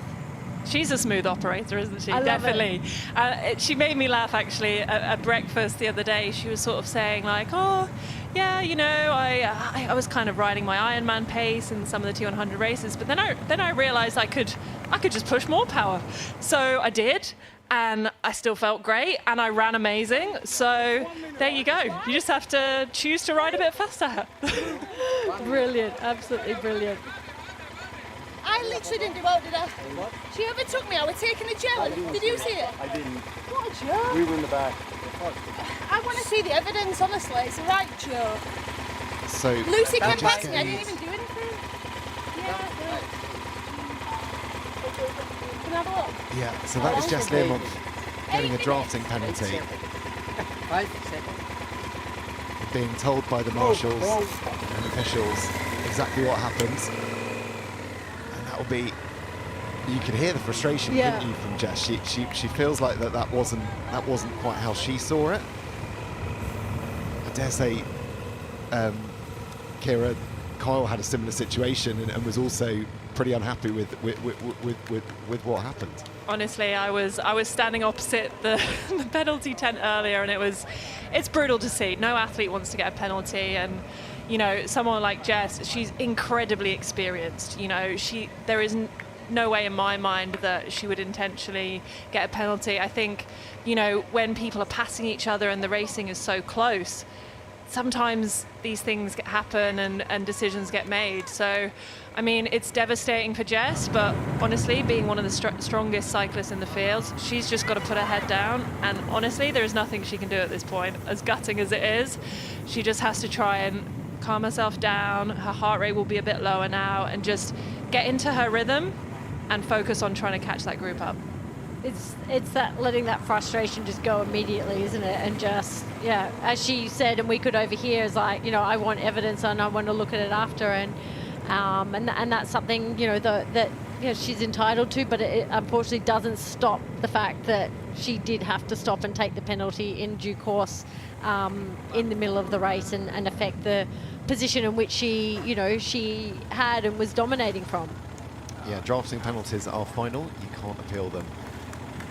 But perhaps you'll pore over the evidence on an iPad later today. So frustration for Jess, but if anyone can do it, she can.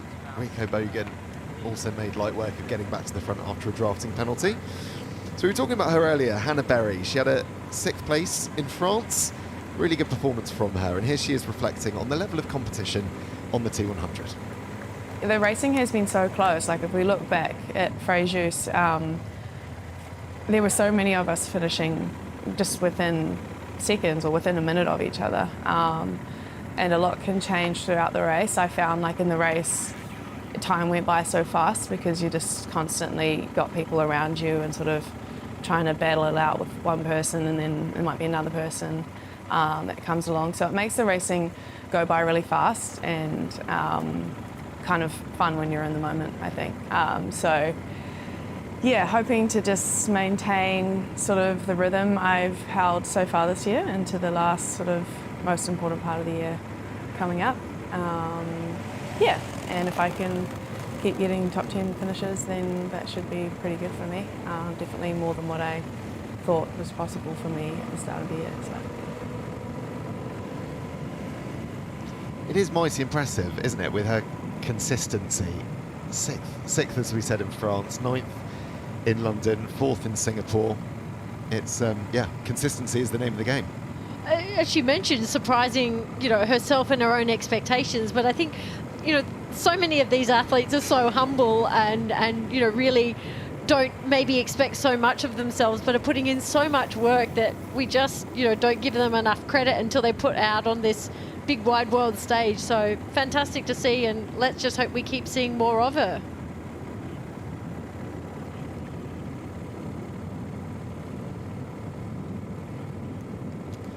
You can see that India Lee just looks like, if that timing is correct, Hannah Berry and Caroline Pohl just in front, but they're a bit like them in the men's race. They're tight, and they've got to be really careful here. And it might even be that India Lee is going for a move here. Maybe she's not, I don't know. But yeah, you just got to be so careful. Clearly, these drafting penalties could have a real impact on the race. And you've got people, they're pushing themselves to the absolute limit too. So I feel like in some cases it can be a lapse of concentration, it could be a corner, it could be, yeah. I mean, it's something that no athlete wants to do on purpose, but sometimes the nature of racing, it kind of creeps up on people. So we can just see that Hayden Wild in the bottom left of your screen. He's managed to build up a 43-second gap to Jelle Geens, which is pretty sizable given that Jelle was 18 seconds ahead as they got onto the run course. I mean, I think it's great to see Jelle take it out hard, take it to Hayden, take the race to Hayden. I mean, he's got nothing to lose. Like, he really wants to beat Hayden. Hayden is the guy that is keeping him up at night and that is, his main motivation to find those extra gains. And I think, yeah. I mean, to impressive. me, Hayden's looking just more and more comfortable. He looked He looks like he's just finding his rhythm now and clicking away if what our timing is telling us at 3:11 minute per K pace. He looks more comfortable than he did in the first few kilometres compared to what we're seeing of Yella's at 3:22. So I mean, he's putting in time very fast. If he's running a good, roughly 10 seconds per kilometre faster. Yeah, very impressive to see. I guess for Yella, he's, as we said, he's been so vocal about wanting to beat Hayden, but like you said, Kira, if he's gone out hard, if he's done everything he can in his power as an athlete, maybe you just have to accept that on the day, or perhaps in this period, on this phase of their careers, Hayden just has the upper hand.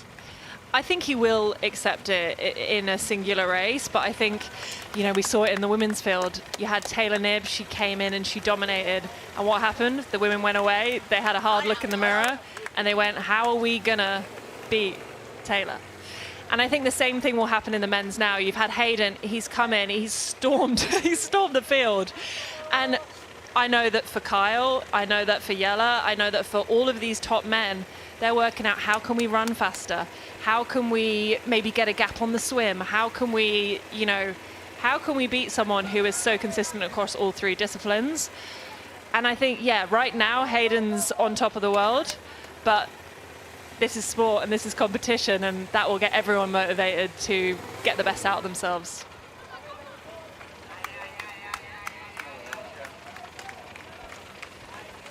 So to the right of your screen, that's Kate Woff. Back with us on the T100. Missed Frejus, got ill after London, but is now back on a T100 start line. And that was a great battle, wasn't it? In London, her and Lucy Charles-Barkley. Maybe that's the running race we're going to get in the end in the women's race. An incredible 1-2 for the British girls on home soil, and I think Kate was. I think Kate is finding her way in this distance still. She's come to this T100 and had incredible success, a bit like we've seen Hayden, but the likes of Lucy, who's has tried it and finally did get her win. I really wonder if it's just a matter of time and Kate doing more of these races that I don't want to say she fell apart per se to take away from Lucy's run, because Lucy, I believe, is running incredibly well, but we know that Kate is also an incredible runner. And I think, those ups and downs in races where you're just, pushing your limits all the time. And I'd love to see what she can do if these two girls get off again together, knowing that, the two of them have gone head to head. And can, knowing Kate in her mind, Lucy's got 3 weeks maybe. I don't know. There's so much excitement around, when these athletes are so close together and performing at their best, and seeing it come down to the wire. Yeah, certainly did in London. You never know, it might. Yeah, certainly did in London. You never know, it might just do the same in Spain. But the T100 isn't just about the pro athletes. Thousands of age group athletes are going to join us across the season. This is the moment we waited for. Everything you want is right here. Foot on the gas, ain't no slowing down. Aiming for greatness, no settling. Kick down the doors, they won't let me in. Taking the west, yeah, I gotta win. Watch me kick down the doors, they won't let me in. Running the game now. Foot on the gas, can slow down. No.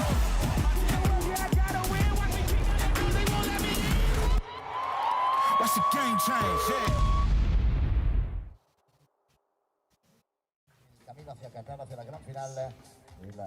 Some really exciting races next year, heading to the Gold Coast for the first time, back to Singapore, Vancouver, London, all happening next year. So scan that QR code on your screen and it will take you to t100triathlon.com/participate with all the details of those races.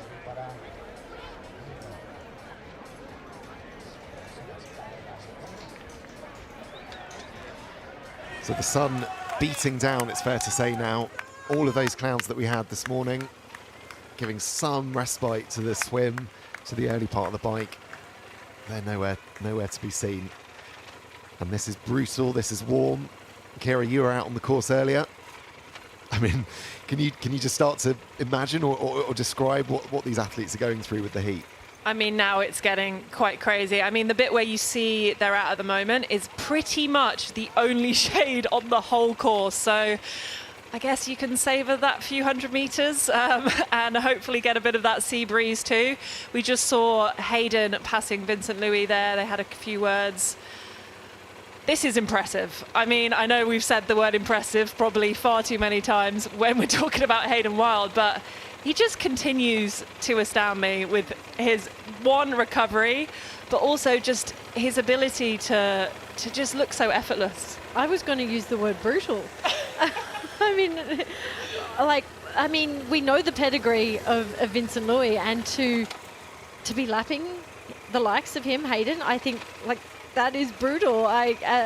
He's just, there's nothing more to be said that this guy is just I think the fittest triathlete that we know over these distances at the moment, and just continuing to put time effortlessly into the field, like all of the field, not just, the front runners, but they're no mean feats to be passing the likes of those athletes. And let's be honest, this is, the top 21 middle distance athletes in the world going head to head against each other. And yeah, I guess it just shows you the class and the caliber of athletes that we've got pushing at the front.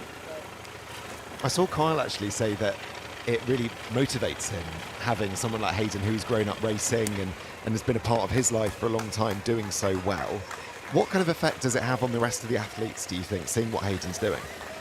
I definitely think for Kyle it's a motivation, and for him, I think every athlete needs that person that that gives them that kind of almost like an itch that they need to scratch, like Yellow with Hayden. It's like they just, they can't explain it, but they really just need to get one over on them, and it's kind of a person that they pin their competition to.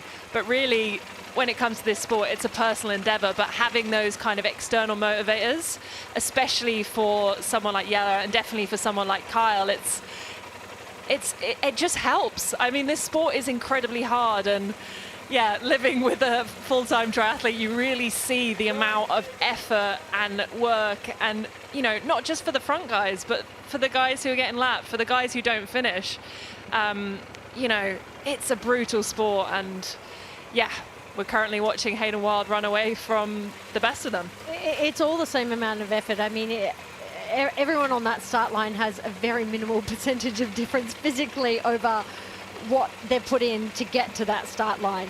Everybody has their trials and tribulations and their stories of what, injuries, illness, what's kept them, potentially not competing at their best. But there also becomes an aura of when someone's winning and consistently winning that I believe somewhat gets a little bit in the rest of the field's head, that think and kind of make out in their own mind that they're unbeatable. And it's a unique, two-way, both sides of the fence, the ones that are hunting and the ones that are being hunted. And there's this energy about sometimes athletes that are at the best of their game and continuing, that it's not a resignation, but these athletes just look at am I actually just fighting for second?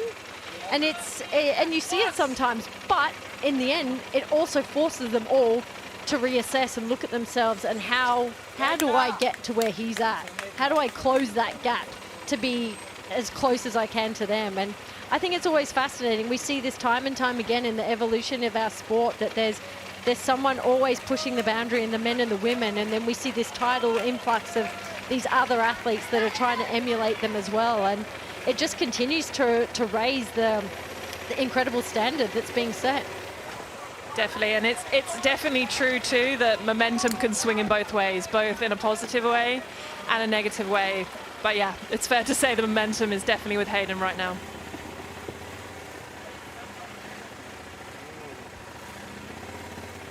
Yeah, it certainly is.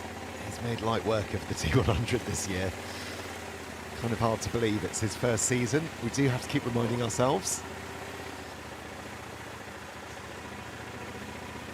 But it's been an incredible debut season for Hayden Wilde on the 200. Just looking at the max heart rates there. Mathis Margirier up to 90%. Interestingly, quite a lot of the athletes hovering around the 80%. 80 to 90. And we keep mentioning it, but Jonas Schomburg, I mean, my word. Let's do another check-in, shall we? With not long left to go, Emma. How do you think he's running, given what he's got in his legs? I mean, you've got to be fatigued naturally. That doesn't need to be stated. But to be running in third behind Jelle and Hayden right now, like, all credit to him. Like, he's not fallen apart. Like, he still looks as calm and in control as he possibly can, I think, given at this point in the race. So, like, massive credit to him competing again 6 days later after a full Ironman. It's been amazing to witness the rise of the German men, to see this resurgence. I mean, they've been one of the strongest nations in the men's field in both short course, long course racing for so long, and to see, you know, the amount of them, they definitely had the most at the start line last weekend in Nice, and to see them coming up and taking podiums again and wins again, I think is amazing. And yeah, to see that federation, you know, turn itself around, and as we said, with, you know, in making relation to Hayden, like, all these athletes start rising to the top when they see that, you know, their compatriots, their teammates, their countrymen are able to go and be on the world stage. If they can, then I can as well. Why not? So Hayden Wild just racing there with Michele Bortolometti of Italy. This will be a lap, unfortunately, for the Italian. But Hayden perhaps just hanging on to him and just getting a bit of extra pace. But you saw earlier, didn't you there, Emma, just how far ahead Hayden is from Jelle. You saw him run towards him, that gap of 1 minute 43. That's huge. That's incredible, like, truly incredible. It's probably not something anyone expected. Hayden will probably say probably disagree and say that was always the intention. But it's phenomenal. Like, it truly is incredible, the pace in which he can run, the strength that he has on the bike, and, you know, for him to continue to work on, well, not necessarily his weakness, but continue to find his form and his swim again after well, what mostly affected him from the crash. It's just going to be a force to be reckoned with. I think many of these guys thinking, you know, what if he gets his swim back and he's able to translate that fitness again? I just find, yeah, astounding. Yeah, you'd like to be a fly on the wall, wouldn't you, in the athlete lounge after this race, about what people are saying about just how impressive Hayden is and what he's able to do here on the T100. You can't take it for granted, because these are, as Kira rightly said earlier, some of the best athletes, best triathletes in the world. And for Jelle, for those behind him, might just have to go back to the drawing board and think of those ways to beat Hayden. I'm not 100% sure if that third place is actually a given. I'm just looking at the time splits. It seems that the cramps that Matthias Marger was experiencing on the bike, he looks like he's been able to turn that around, and that's a 9 seconds. I mean, you would hope that Jonas has got something left in the legs, rightly forgiven if he doesn't. But there could be a little bit of a fight, actually, if for that third podium spot. And then you've still got Sam Dickinson, who I wouldn't say is in contention, but, you know, all credit to him coming into his second T100 and still being up there with the front runners. Yeah, by no means, not that racing a 100k distance you can ever fluke it, but yeah, Sam Dickinson proving very much that he's here and he's here to stay. Certainly looking at next year as well and trying to get a more permanent spot on the T100. Incidentally, just on Matthias Margerier, so third in Miami last year, that's his best T100 result. So if he wants to get on the podium, this would equal that. I'm sure he'll be doing everything he can to get there. And yeah, he'll know as well that Jonas Schomburg, of course, did that race just 6 days ago, so he might have him in his sights and think, he's got anything left in the tank? Now might be the time to do it.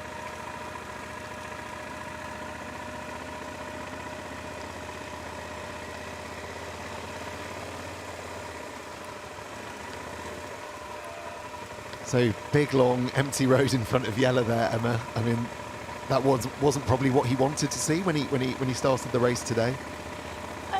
At this point of the race, it's a matter of keeping your head in the game. I mean, what can you do? You've got to run your own race. You've got to, he's still in second. We can't discount that. But to have daylight, I mean, to not let yourself feel demoralized by that, it is like such an important part where, you have to keep up the self-talk, being positive, not, oh my gosh, like I can't even see him. He's so far down the road. Like, it's a matter of like keeping within yourself and being like, no, I have to keep the pressure on.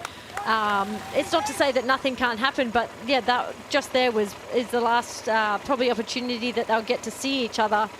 And we saw Jelle try and turn the pace up in that last sort of couple of 100 meters in Frejus, where he kind of felt that Hayden was maybe had backed off a little bit too much. I think he would have seen that Hayden's not backed off at this point in the game, and Hayden not having to race like he did in Frejus the next day, or I say choosing to race, he's got no reason not to keep the pressure on either, and to come away with a comfortable win and not cruise in and coast the last little bit in order to save something for tomorrow. I think he well and truly realizes that he's got his pacing. He's thought about how he wants to execute this race, and currently I'm not sure he's going to say he's got anything that he hasn't done that he wanted to do yet. Quick little glance from Hayden around just to check, but the truth of the matter is he's well clear, passing those ice creams and chickens. I'm sure his attention will start to turn to an ice cream as soon as he's crossed the finish line. Maybe not yet. Judging what we saw when he finished straight after the finish line in Frejus, he certainly seemed like his stomach would be capable of it. But yeah, that was amazing, wasn't he? He was eating, obviously, because he had the race on the Sunday. He was getting the carbs in. I think he had rice, chicken in a wrap. Literally the minute he finished that race, he was ingesting all of that food. Again, just something that he's like thought thoroughly about. He's so prepared, preparation for every aspect, not just before the start line goes. He's already thinking about recovery. What do I need to do, whether or not that's competing for the next day or not. So many athletes have their recovery protocol that they're able to recover as best and as quickly as they can after each race in order to not just get ready for the next, it's to get ready for the next training session, to get ready for the next travel, to be able to put themselves in a position to line up again, whatever race they have coming up next, and be in a fighting chance. Yeah, that recovery starts the minute you cross the finish line, right? Truly does. For some, ice baths are part of that protocol. Food, if you're fortunate enough that your stomach hasn't shut down and are able to ingest, it's so important to get that in immediately. I think these are where we've just had so many gains in what we've learned. We talk about technology within the race, but there's so much outside of the race in the day-to-day that we're realizing that, is just as a part as just a bigger part and as an important and their regime and adds to their consistency. So for Hayden, again, something he's thought of. Some of us would cross the line, protein shakes. A lot of it was, again, a little bit determined on what you can stomach, and that can be based also on heat and conditions. If you're in a cold race, well, you probably want a cup of soup. After today, yes, more likely a bit more like a smoothie or an ice cream. Yeah, he really is a smart racer, isn't he? Thinking about all of the elements of a race. Able to think about his bike spec, able to think about wearing a swim skin. We saw that in France. No doubt when I get to chat to him in a few moments' time, he's going to reveal something completely different about this race, which he'd already thought about.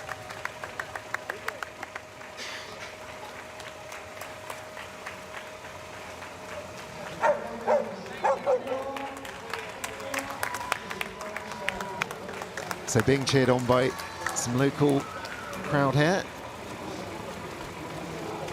I wonder if they'll realise just how impressive what they've done is and what Hayden has done here in Spain. But not long left to go.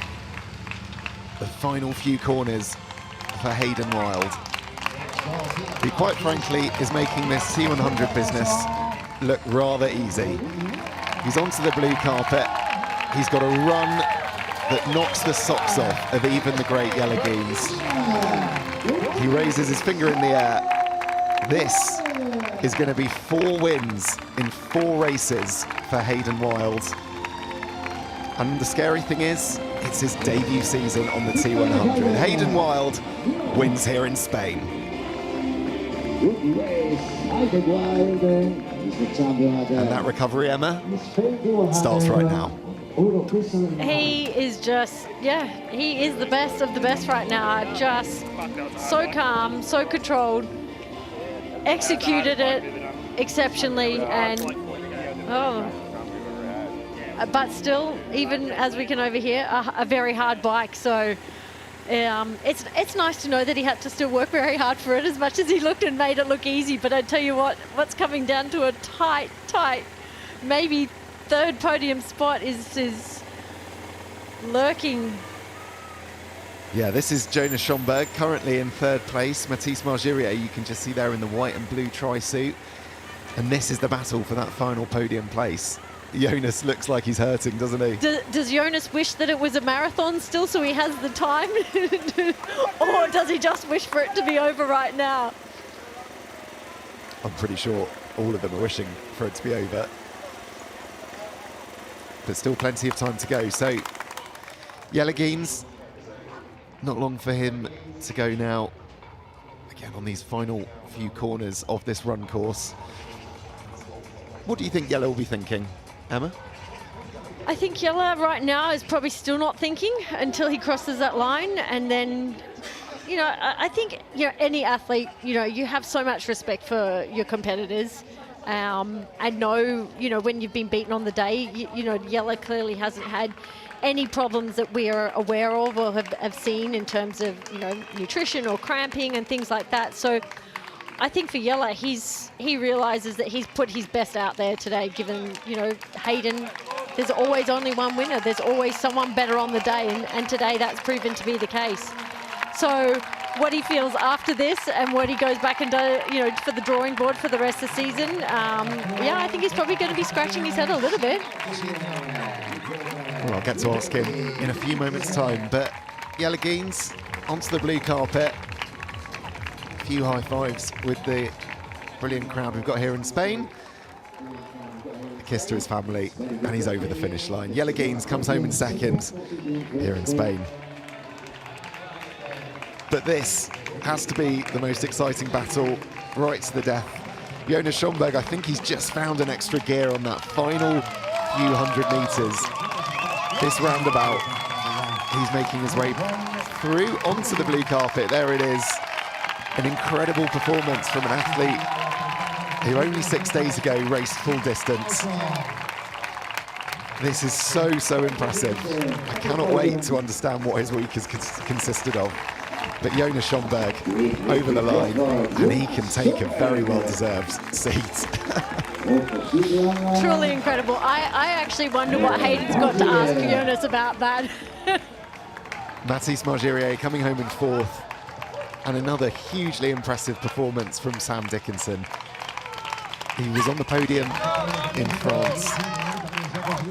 Couldn't quite get onto the podium here today, but make no mistake, 5th place in this field is hugely impressive. I get the feeling, Emma, we might just be hearing more about Sam Dickinson on the T100 in the future.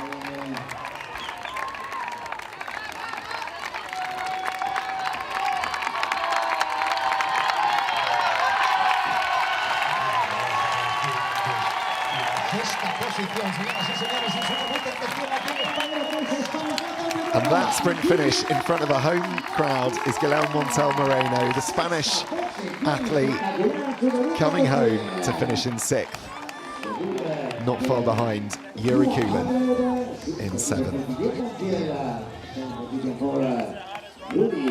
Yuri's got some... Yuri's hair looks like it's all over the place. Looks like he's putting a big effort to try and close the gap on Moreno just at the end.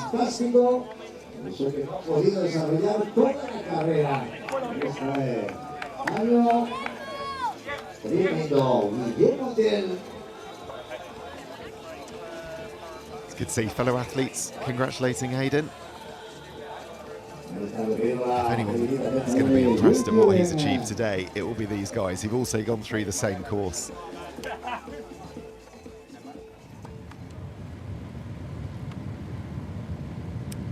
So while the men make their way through to the finish line, let's take a quick look at what's been happening in the women's race. And Lucy Charles-Barclay and Kate Woff really leading from the front here. Lucy still out in front. It's a minute 16 all the way back to Jessica Learmont in 3rd. Sarah Perez-Salat is then about another minute behind them. And things, Emma, if you're Lucy, if you're Kate, this is kind of exactly where you want to be, isn't it? I think precision, it's planned perfectly. Unfortunately, given the 116 back to Jess Learmont, that I believe in actual fact would still be, she'd still be there with them if it wasn't for that penalty. It would be that front 4 again. These two girls, tactically, I think it's probably something they both know and realise, whether it's spoken or not, that they're well aware of and know that they're capable of going off the front together. But they both look, Kate, for someone that's not spent a lot of time on a time trial bike up until, coming to this T100, she looks really comfortable and really, really calm, really smooth. And I take my hat off to these athletes that are coming over as quickly as they are and jumping onto these bikes. Yes, we know they know how to ride a bike, but, time trialing and being in that position solely and wholly for 80 Ks is still something to get used to, but the adaptation that they show has been truly remarkable. So just in the bottom left of your corner, that was Menno Koolhaas coming home in 8th. Now this is Gregory Barnaby of Italy. He'll get 9th spot. Coming away with a 9th spot and someone like the likes of Gregory Barnaby, who's committed to coming over to T100. He's, the US Pro Champion Series winner from last year, decided he wanted to come and put himself up against these guys over this distance. It's a credit to the sport, I believe, in the sense of just, being able to showcase them, being able to go against these guys a number of times throughout the year, not maybe just 1 or 2 times. So I think it's testament to him being able to come and consistently compete and sign and commit himself to this series.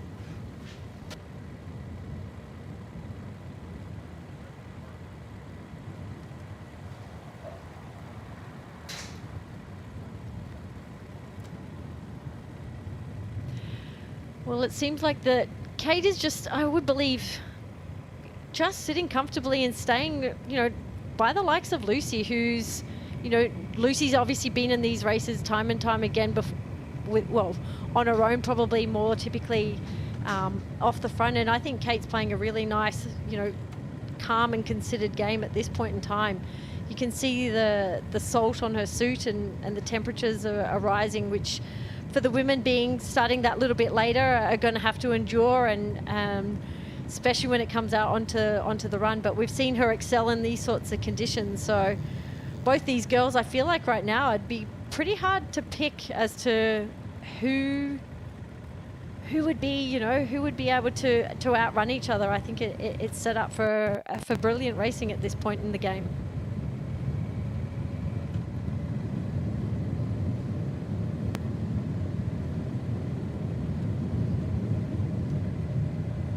Like, I always put a level of expectation on my performances. I train so hard, like going to a race is where you want to put all that work into action, so to not put some level of pressure to perform just like isn't in my nature really. So I think no matter how I was doing in the series, if I was fighting for top 5, if I was fighting for the podium, if I was fighting for the win, I'd be putting a level of like expectation on my performances without getting too kind of carried away with like the bigger picture. I just need to focus in on each race and performing my best over swim, bike, run, and then the results will come.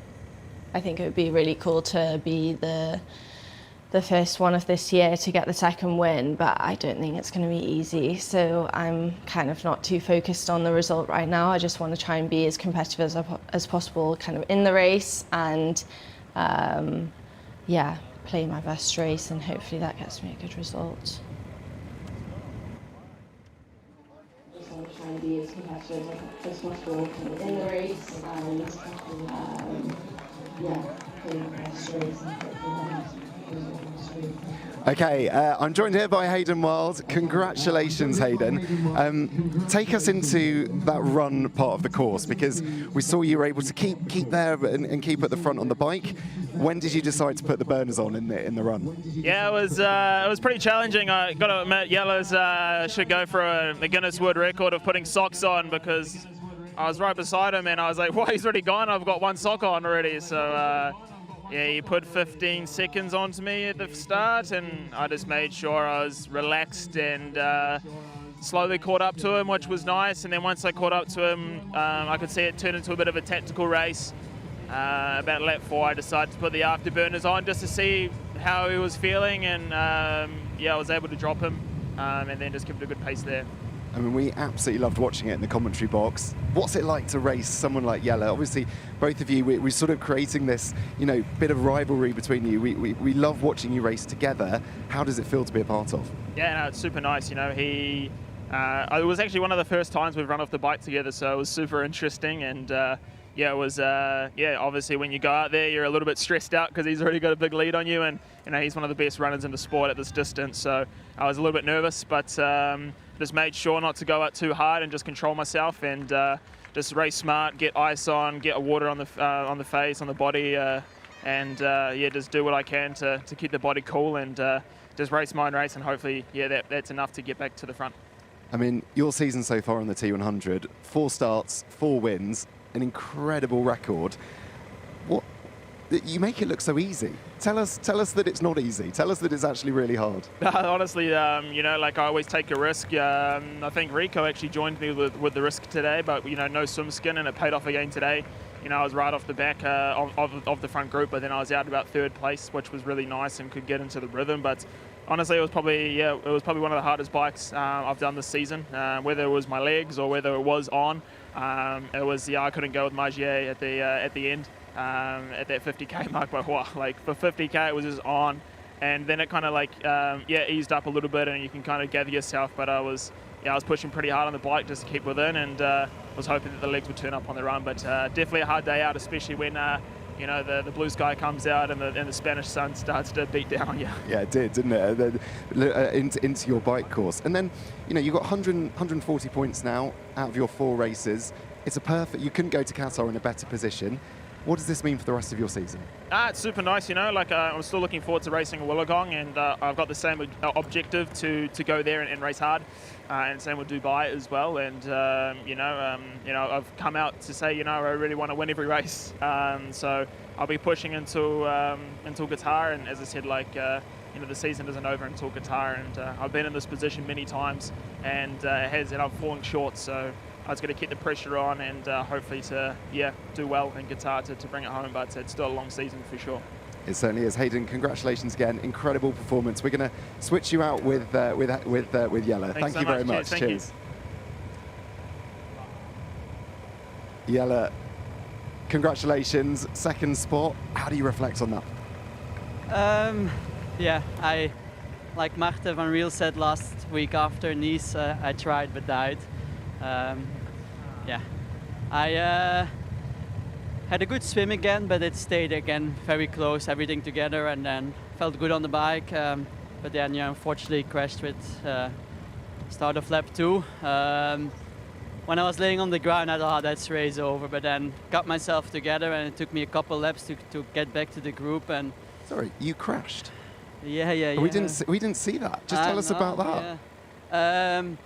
Yeah, basically the second roundabout going out on lap 2, I got in the red with Hayden, so I had to overtake, but then on the roundabout it got a bit close and I went too quick and just slid out and hit the deck quite hard, and my shoe was like stuck in my bike, and it took me a while to get back up, tie my shoe again, and I think I was like 45 seconds back, and slowly made my way back up to the main group, and then I think I was there with like 2 laps to go and tried to like recover a bit from it, and then had a good T2 and like really went for it, but then the heat and stuff got the better of me and I really had to go in survival mode, and that's also the time where you start to feel the crash. You know, it's all good until the adrenaline dies off, and then you start to struggle, and then like hip hurts and elbow hurts. But yeah, anyway, I'm happy I still came second. Yeah, amazing performance. I say we didn't see that in the commentary box,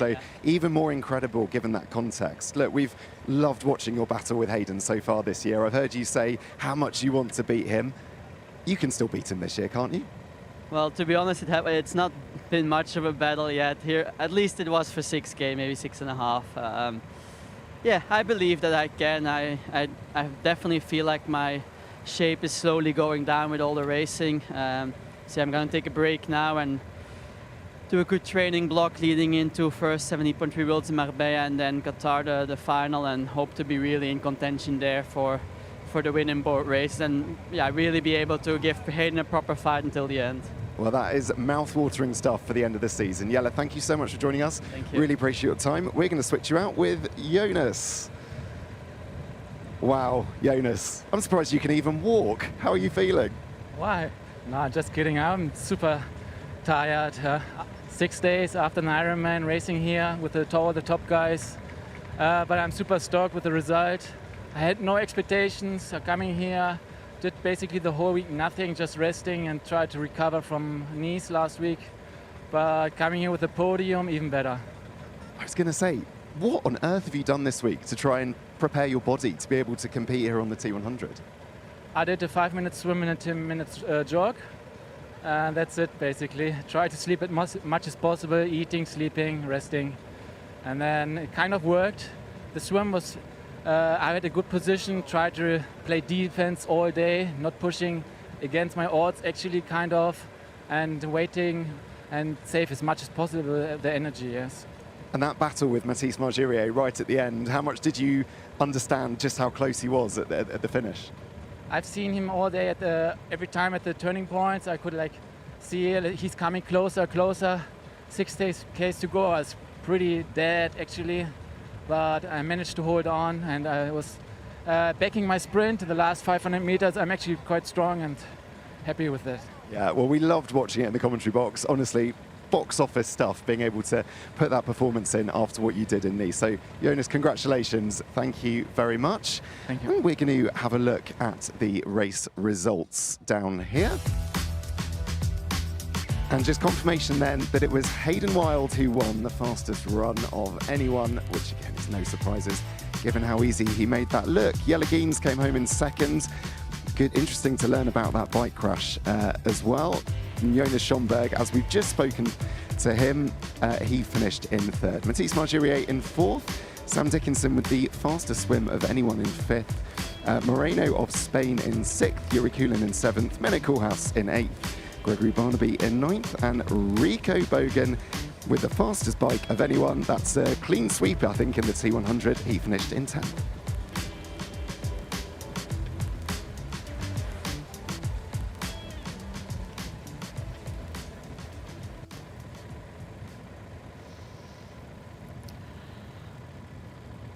Well, we are back at the women's race. The two leaders, we still have Kate Woff and Lucy Charles-Barclay. There has been no change in those two since they pretty much came, well, as they entered the water, and have continued to take charge of this race. Jess Learmonth rounding out the third Brit. Unfortunately with a penalty, which she was quite frustrated by, but in contention, so 1 minute back. And Hannah Berry from New Zealand has moved up into fourth place. So she's continuing to do what she's kind of done all season, is just put her head down, keep her where she needs to and keep chipping away. And I'm really loving it. I'm really loving how she's attacking these races. I made it back. Nice little jog that we got on from the finish line. I tell you what, it is warm out there. It is very, very warm.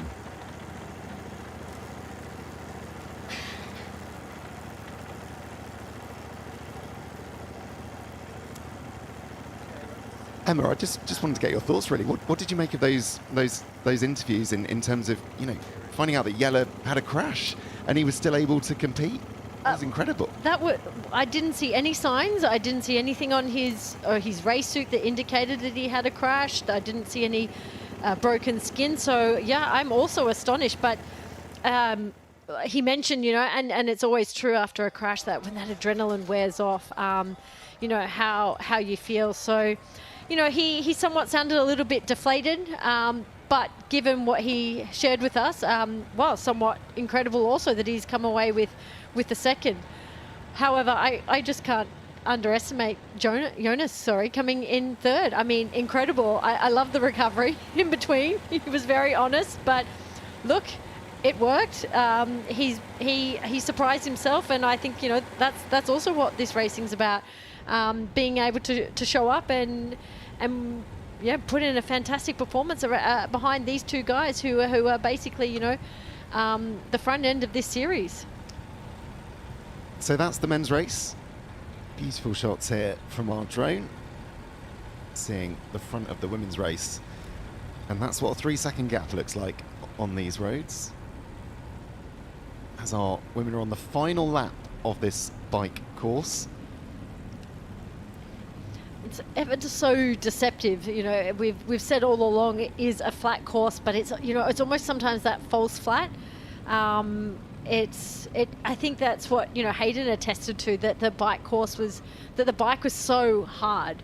I mean, they make it look comfortable and smooth and easy, but, you know, it's just sometimes what makes it hard is that continuous pressure, that being in that continuous position. I mean, only at the other end where they've got a few turns and yes, a few change of gears here coming up to a dead U-turn, but otherwise sometimes it's this type of racing that really just, you know, we saw Matthias Marger that those cramps can set in because you're just not having any variance in your movement. You're not, you know, getting out of your saddle, you're not getting up and changing the dynamics of your muscles, and it's just this almost hardening that sort of sets in. And then given the heat on top of that, you know, the way you're losing the salts and the hydration, you know, at a quicker rate than what you might normally. So interesting to hear those comments, and I think, you know, I think these girls are going to also attest to feeling the same. Yeah, an hour later, of course, that the women are racing, so even more heat to contend with.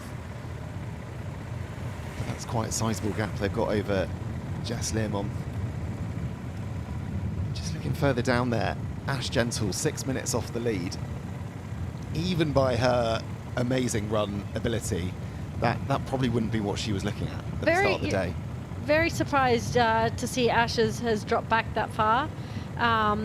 Definitely not what we would have expected, and not something that she would be hoping for either. So a lot of new names in that top 10 as well. So interesting to see where all these athletes that are having their debut performances, what they can show us.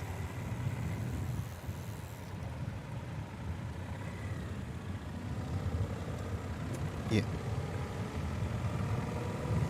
So as the leaders make their way over that bridge, you can see that's the distance to the chase group. All perfectly spaced out, all within 20 meters. It's good to see.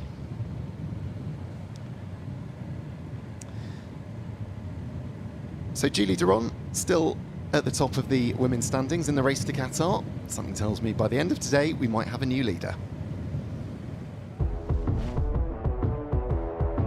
We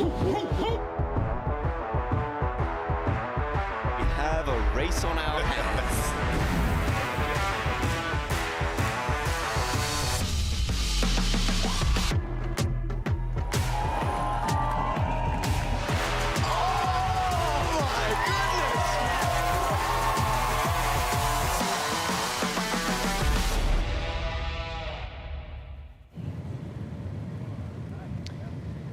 Yeah, so I mentioned, Emma, there might be a new leader in the race to Qatar come the end of today.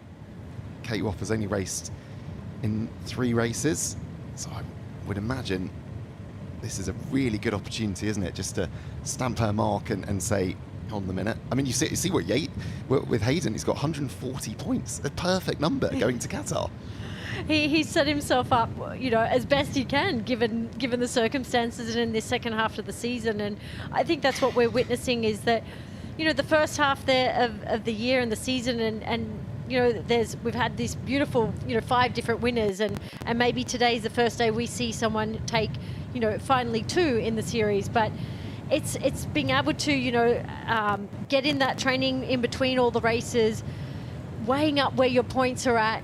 Do I get in a big training block? Do I miss one out in order to capitalise on gaining those vital points in the grand final? So it's interesting. I love the dynamics that are coming into play, not just in the racing, but in terms of the series and the system in general of how athletes, need to ultimately try and time it perfectly. Kate is certainly one that I think is, come in with clear intention to come to this series and to want to execute it again. I mean, imagine that both Hayden and Kate coming into this series.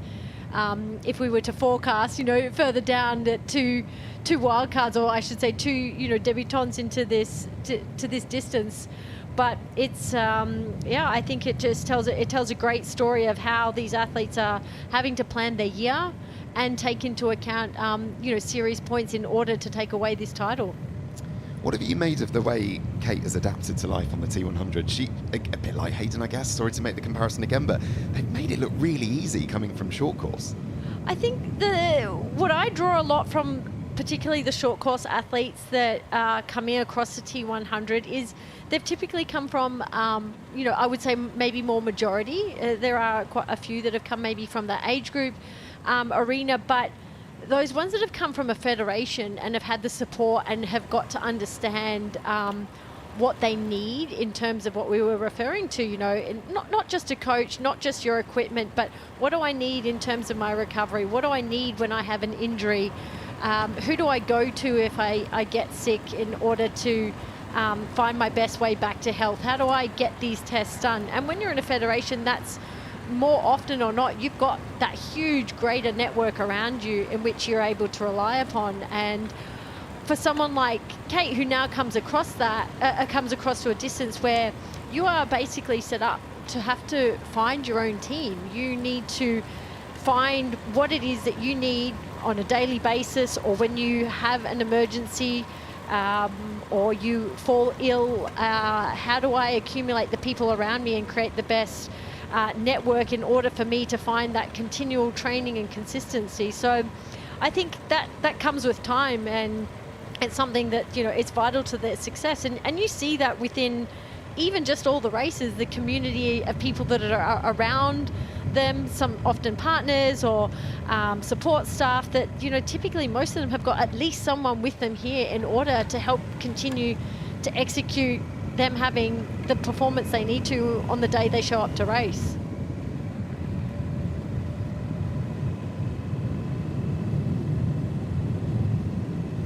I thought what Lucy was saying recently with how she's feeling so fit and so strong and wanting to race a bit, which of course we touched on earlier, but the notion that, like, how fit can you get from racing? Is if you build racing into your actual sort of training regime, is that a way to actually achieve your goals, say, by the end of the year? It's an interesting one. So you can have, different variations in the sense that, you're coming out of long training blocks, and you always used to say, like that first race of the season was almost like having to blow the cobwebs out of the system, get back into that really high-end threshold that you're nearly getting to in training, but you can't actually all put together until race day, and sometimes it takes a few of those races. Now you're kind of finding like some of the athletes are, I'll use Ash as an example, discussing the second half of the season, like having this amount of racing, she feels that she's not able to get the block of training in to be able to then race other races well. So you're having like almost the contrary, in which they're like, okay, I actually need to maybe step out a race, put now in a huge block of training in order to get my fitness back up to where I can, because 3 weeks between these sorts of races, there's not a huge amount of work that they can improve upon. It's mostly about, prevention, not pulling up with any injuries. It's capitalizing on, yes, the fitness you got from racing, but it's just really minor tweaks compared to going in and maybe putting in, like we've seen some of them doing an altitude block, adapting to that, getting that fatigue, getting that endurance again, then honing their speed, then coming back into a race. So it's, it's a very new dynamic, and probably something, a little bit different to what I was accustomed to, or the days in where, you were preparing for a world championship in October, and you would have, one other A-game race for July, and that was sort of, where you planned your season out, whereas now they're looking at it very differently, and having to really try and calculate as best they can as the season goes on as well.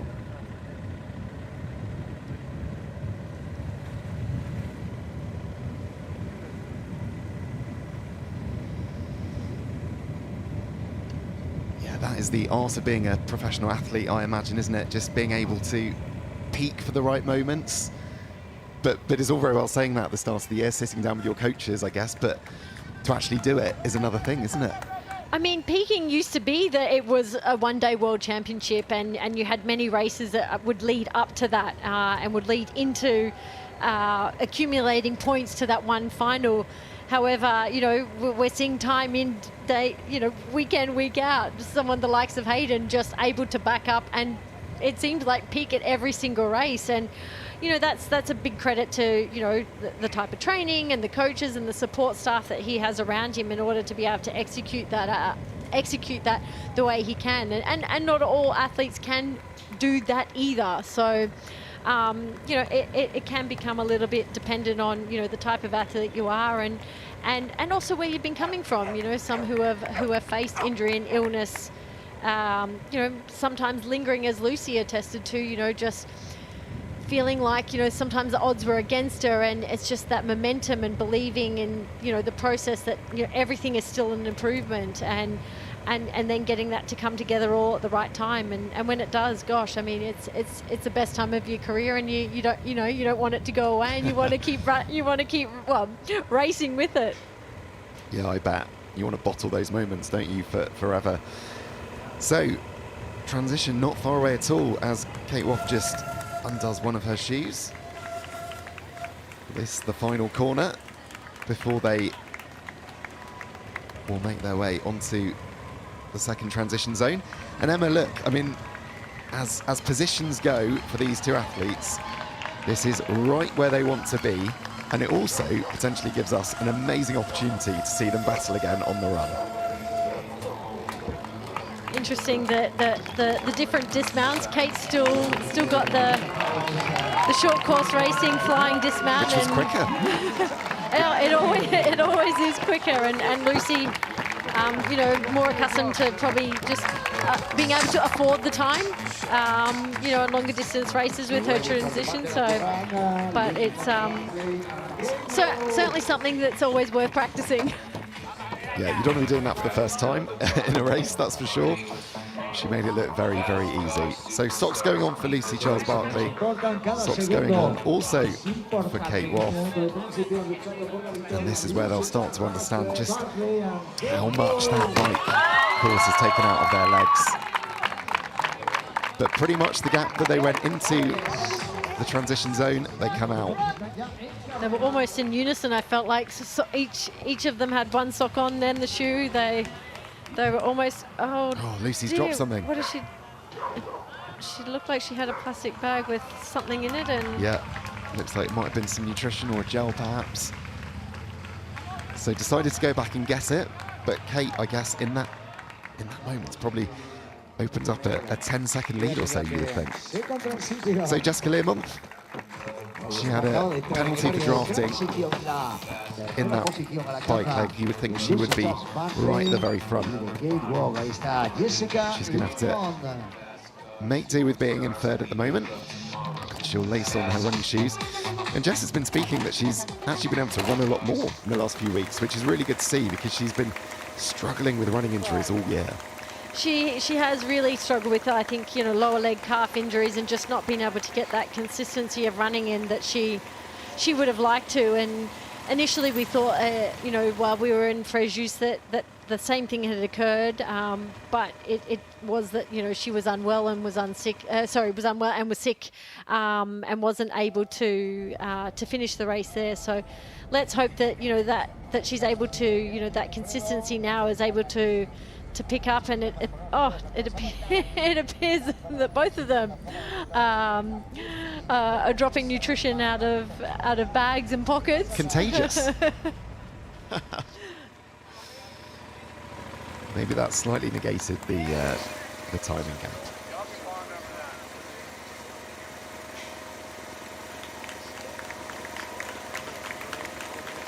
Would you run with a watch in this circumstance? You know, I had exactly that same thought then, and thinking, I don't think I could actually get it done up, and that's probably why Hayden just runs with his without the straps, because I think I would certainly drop it. Trying to fit all that on, even you know, I mean, I never ever race with the watch regardless, and clearly these athletes are taking them with them from transition. But no, I think given what we know now and the technology and the way we can race and the pacing and this distance, yes, if I was out there now, I would say I'd have to pick up a watch, but I don't think I could put it on. So that is Hannah Berry making her way into the transition zone. Caroline Pohl just behind. This is the chasing group. These are the athletes that will hope to catch up to Kate Woff and Lucy Charles-Barkley at the front. India Lee there also, who third in the French Riviera just also 3 weeks ago. I feel like that also probably buoyed her confidence a bit, and I'd like to think that she's going to try and hunt down that sort of breakaway of girls, and she's proven it before, and I think she's gaining momentum.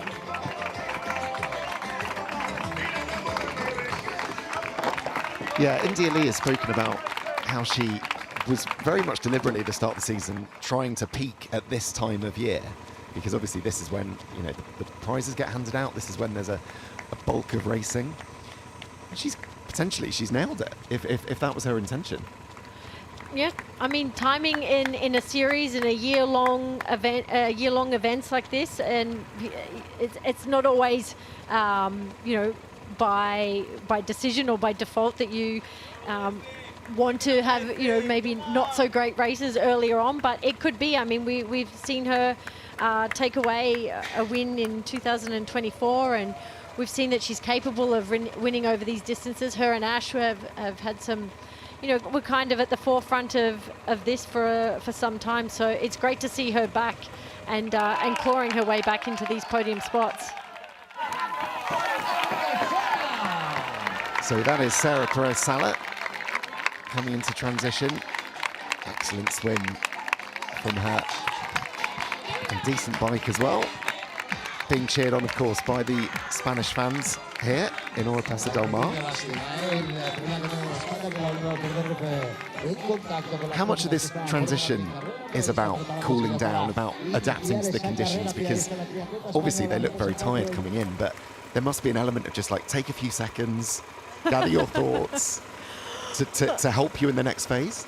I think, yeah, transition, like at that point, there's not really much cooling or anything you can do. I mean, they have got ice and water outside. It's a bit like we saw, you know, with a penalty when things don't go in the box. It's just about, it sounds silly, but like literally slowing things down enough not to make a mistake, because the hurry of transition is like, okay, I want to get out on the run, I want to get going, but you know, there's no point when you cost yourself a 30-second penalty if you didn't, you know, necessarily get your helmet in. But I mean, these guys are putting on, I should say, these ladies are putting on socks before they put on their shoes. That's something that I never dealt with. I personally don't think I would have been very good at either. And but it is something that you literally, as you're getting off, like thinking through and slowing it down and ensuring that you have everything. And as we saw with Lucy, you know, like not dropping anything on the way out and making sure that you've got your nutrition with you. So that is Ash Gentle coming into transition. 6:19 back at that last checkpoint. She'll be able to make up some time, won't she? I guess 6 minutes potentially still is a really tall ask, isn't it? I think a very tall ask to Lucy Charles-Barclay and to Kate Woff, but you know, to maybe claw away onto third in the podium, it could be in sight. So yeah, it'll be interesting to see if the bike has taken something out of her, if it's as hard as what, you know, maybe the men had attested to. So I think we'll get to see her form in a few meters once we get her out on the run. So the leaders on the left of that road, that's Kate Woff, that's Lucy Charles-Barclay, and of course that's Jess Learmonth, who can see exactly what a 1 minute gap looks like. And interesting that Kate, taking the initiative, has gone out in front.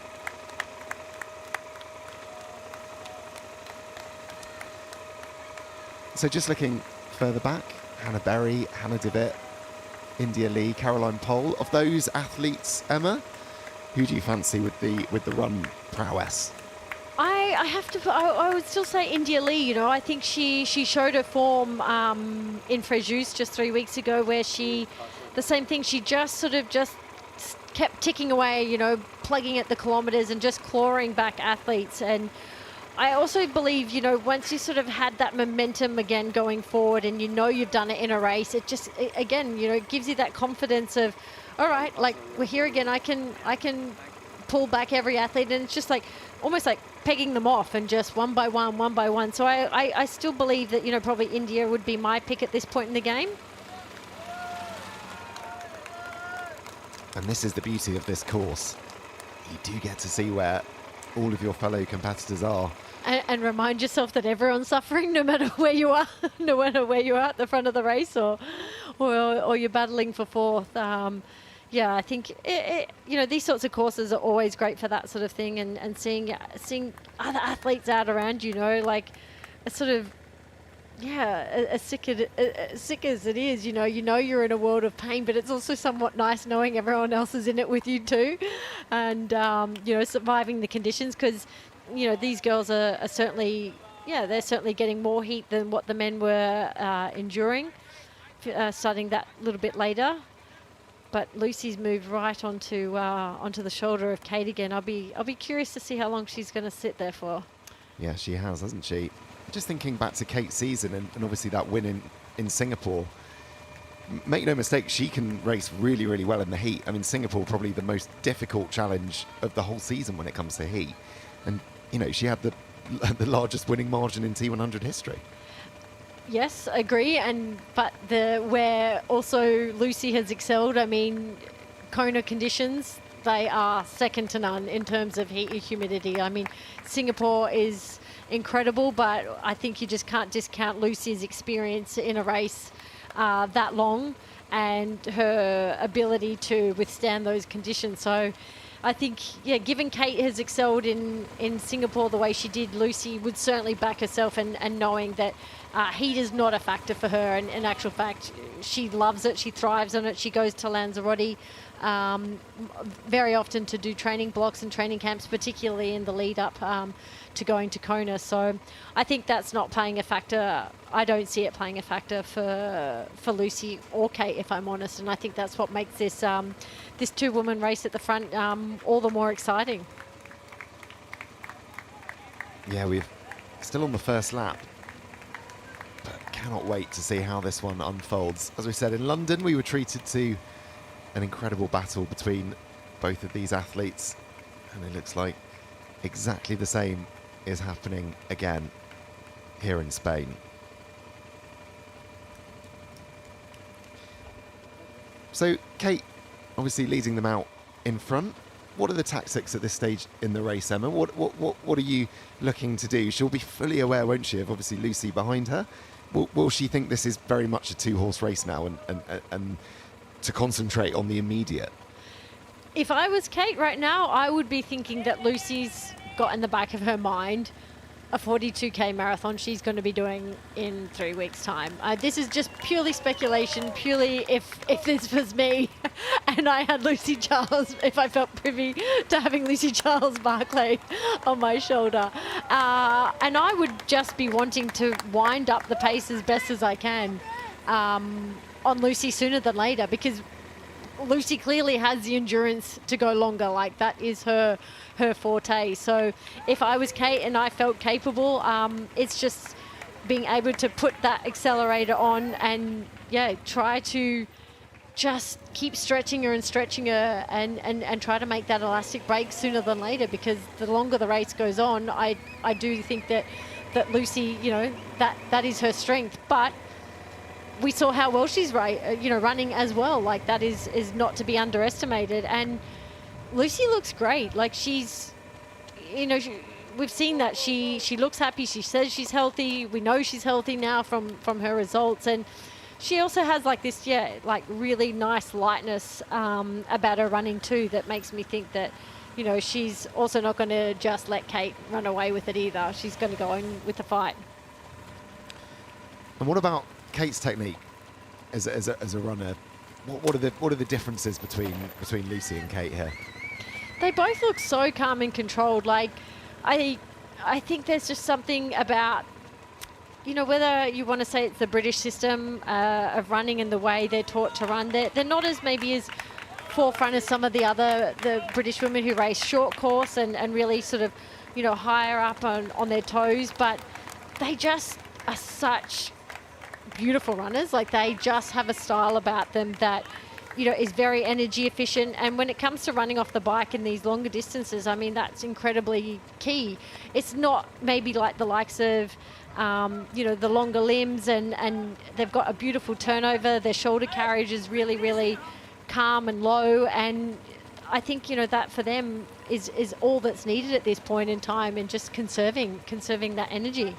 So that is Hannah Berry there leading the chase pack. 3:27 behind the lead at the last count.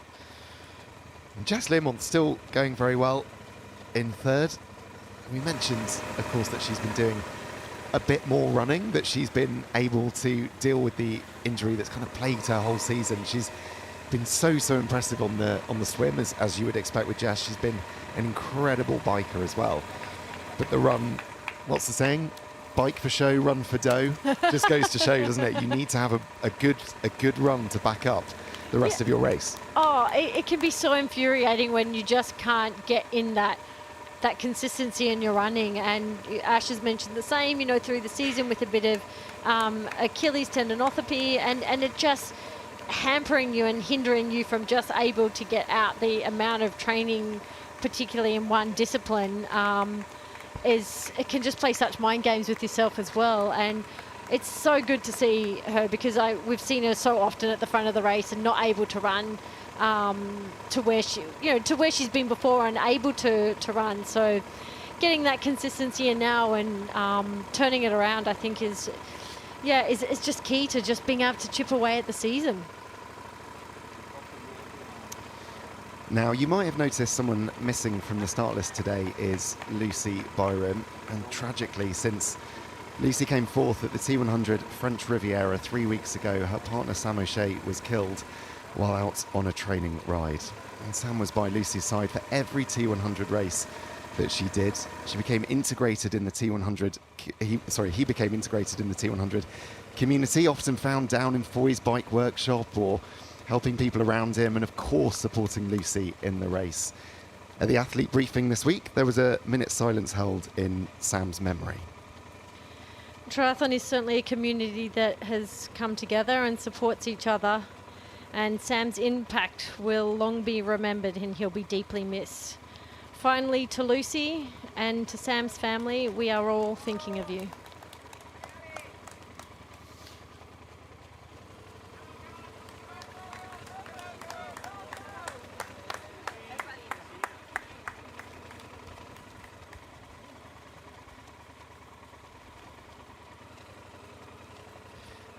So back at the front of this race, and Kate Woff and Lucy Charles Barclay still neck and neck still pushing each other on.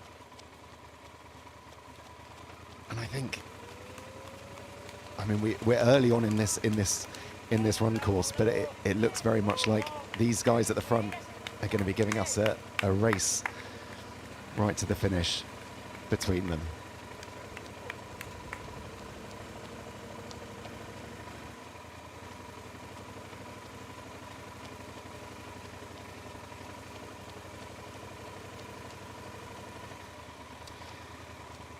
Those injuries that Lucy has dealt with throughout her career, and especially last year when she was so frustrated, I think it's just really nice to see an athlete racing, isn't it? And enjoying what they're doing. I mean, how much of racing is enjoying it, and how much does that bleed into your results? I think injuries are a part of any athlete's natural curve and pushing the limits and the boundaries. And I think that's what, when things are going well, makes it all the much more sweeter, and the emotion comes out, as we saw with Lucy, that putting it together finally, you know, it's not like injuries just stop you full stop from training. If anything, you're actually putting in more time and energy into either figuring it out, finding a different way to go about it, different recovery, trying different equipment. Like it's just so multifaceted, and that comes with so much more energy costs. It might not be physical, but it's the mental and emotional cost that comes with putting energy into something that's seemingly not going right. So yeah, when we hear these athletes, you know, talk about just so happy to be fit and healthy and able to be out here racing, like it is a different kind of euphoria when you've gone through those really hard, dark times and trying to figure it out, and all of a sudden you see that light at the end of the tunnel and you can pass through the tunnel to the end of it, and it's, you know, that becomes celebratory in itself. And I think that's where, you know, Lucy's at, where you get then that feeling of like, okay, I've figured this out, I've gone through those tough times, I'm stronger for it. Nobody likes to go through it, nobody likes the tough times, but it is the evolution, and it is part of, you know, part and parcel of a professional athlete, riding that thin line all the time, that fine line between, you know, getting my performance to be better than it was prior, going over the limit, okay, I have to take half a step back again in order then to take another 2 steps forward. But you know, as mathematical and as much as we know now about what we can do in terms of human performance, it is still humans, and there still are those times and places in which athletes, you know, do break down, and we're just not machines. I think it says an awful lot about Lucy's mentality as well, that she's able to get so many second places on the T100, able to come back to the front and able to win, finally get that win. It's impressive stuff. Just another glimpse there at that chase group. Jess Learmonth really holding firm here in 3rd position. Don't know how much she'll have her sights set on Kate Woff and Lucy Charles-Barclay out in front, but 3rd place. Say, been able to do a lot more running in training. She looks certainly a lot more comfortable running than she did in some of the other races that we've seen her this season. It was very visible that, you know, she was struggling with injuries. I think, you know, with her calves, like, it's just lower limb injury stuff. It's just, there's no way around it on the run. Like, it's just so evident when you're in pain and discomfort. So from this point of view, it looks like, you know, she's been able to put together some great running and be able to find her form again on the run. And again, it's one of those things that also just comes with racing, and just having to put it out there on race day and having to show up, yeah, sometimes underdone on the run, but you know what, I'm going to peg this as another, you know, great training session in order to get me, you know, into this next block of training again, making sure that I've been able to, you know, finish the race. Nothing untoward has come from it, and okay, can I build that momentum from there? So yeah, I feel like everyone's always at different places and at different stages in terms of, you know, where their body's at and what it's doing. So we've mentioned it a few times, but the race to Qatar Of course, hugely important this season, the quest to become the overall champion here on the T100. Lucy Charles-Barclay and Kate Woff both have their eyes set on it. We have a race on our hands.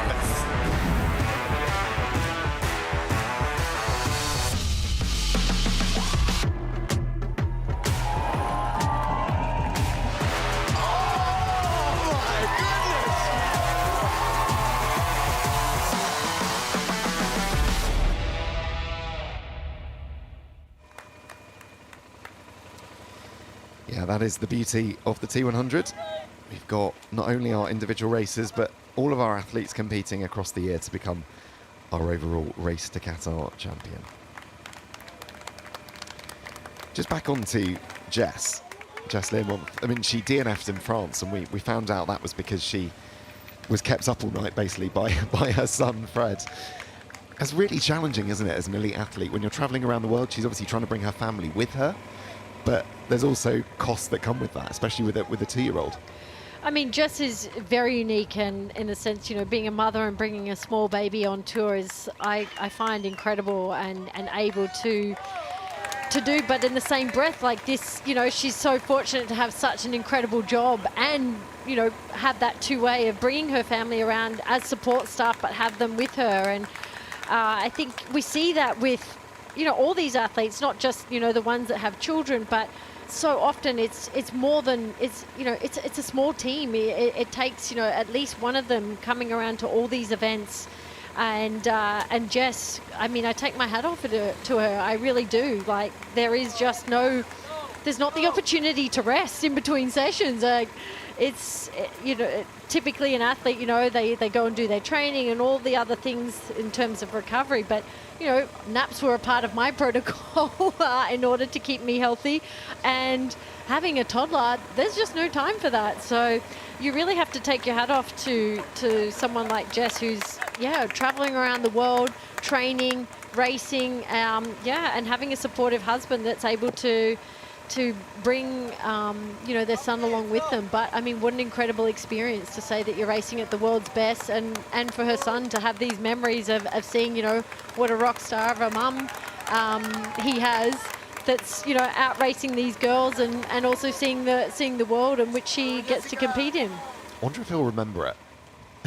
Wonder if he'll remember going to Spain when he was 2 years old and seeing his mum race. It's fascinating what they do remember. I think they surprise you in more ways and can bring up things that you least expect. But I think, you know, like it's a fantastic opportunity for her. I think mostly as a family, for them to have these experiences together, and why not? And the opportunity that these females, so they choose in their career. That they can have both, that they can be racing at world-class level, they can get pregnant, they can be supported through that, have the time that they need, and then come back to racing. And I think that's something that, you know, our sport has been so supportive of females, I think, from the get-go. We're a sport where we've, you know, from the beginning, we've competed over the same distances, received the same prize money, and to have this shift forward that mothers are able to compete and have this opportunity to continue their careers is something I feel proud of, actually, to say, you know, triathlon has really took on board and supports, and we can see, you know, currently a mum running in third place, and we have another mum with 2 small children in the field, which is in fact is Rico Bogan's sister, which I find absolutely phenomenal. But you know, it takes a village to raise a child and also to make a champion.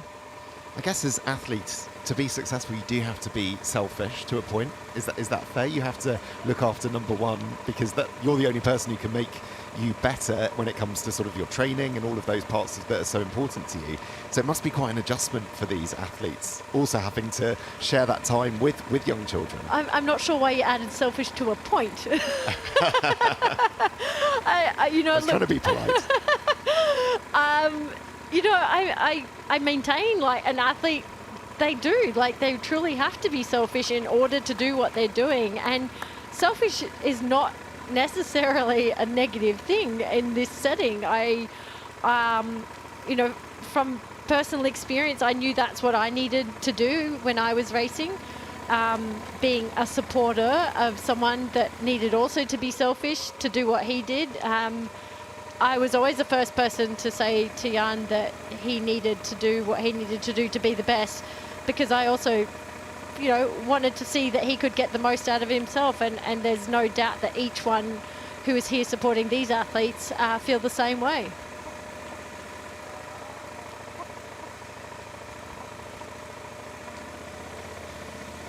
Yeah, selfish ultimately, but leads to incredible results, incredible moments in your career.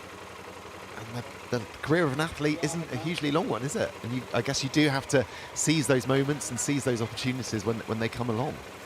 It is a matter of capitalizing on what you have at the time and what you can make of it. And that's why you see these traveling tribes, you know.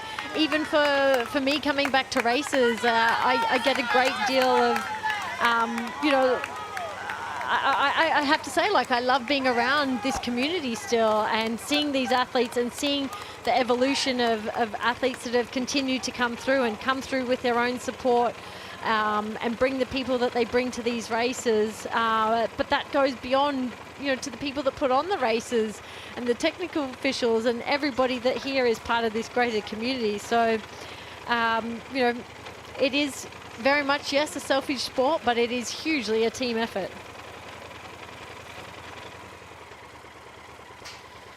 Yeah, just looking at, we've got Sophie Ampere there, just in front of Hannah Berry.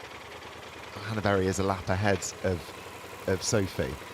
I mean, you speak about obviously having children and that being a part of your career as well. But you look at someone like Hannah, who's got a PhD in biotech engineering, and she actually quit her job in medical research back in 2020 to go full time as a triathlete. You're balancing so many plates and spinning so many plates, aren't you, as an athlete here? It's a miracle that you're able to somehow keep all of them going. I'm always so impressed that people who have been able to study and, you know, maybe take on Ironman as, you know, from an age group perspective, and then see that they've got real potential and want to have a go at taking it and being a pro. I think, you know, that to me is honestly, I think, much harder work than, you know, putting yourself in a system where you are solely and wholly, you know, relying on wanting to be the best athlete and sometimes not having anything else. But I mean, I take my hat off to these smarty pants and who are able to compete such amazing degrees and then come away and look at coming and being a professional athlete. And again, I maintain it's such an incredible experience to see the world. And there's been a few stories of that where, you know, people have, you know, whether it's just life-changing moments or just realizing, if not now, when, and taking it and let's just see where it goes. And Hannah, I feel like in all her interviews is kind of, I feel like she approaches these races with that attitude of just like, I feel lucky. I feel lucky to be traveling the world and seeing what I'm doing. And triathlon certainly lends itself to having a lot of frequent flyer points and having a lot of fun doing it, though. And I think we're fortunate to have that many stories that come to weave the story of this sport. All right. I'm not hitting the accelerator at all. I'm not. My hand isn't even moving. Kate and Lucy still very much at the front of this race, but just about to enter frame. Around 6 minutes at the last count. That is Ashley Gentle. So Ash is clawed back a tiny little bit of time, but it's nothing very significant. She just briefly, she looked like, you know, Ash, like she didn't look like she was in any amount of discomfort. So it'll be curious to see whether or not she can find some legs and you know, pull back a few positions, which I think, given those splits, looking at them, I think is quite, you know, more than capable. If there's nothing nothing that's happened, like we didn't, you know, that we hadn't picked up, like with Yella, or a crash, or she suffered, but she doesn't appear to be suffering from what we briefly just saw. You spent a bit of time with Ash over the last few weeks. How is she? Give us some insight into how Ash has been. I tell you, she actually has a very good ping pong game.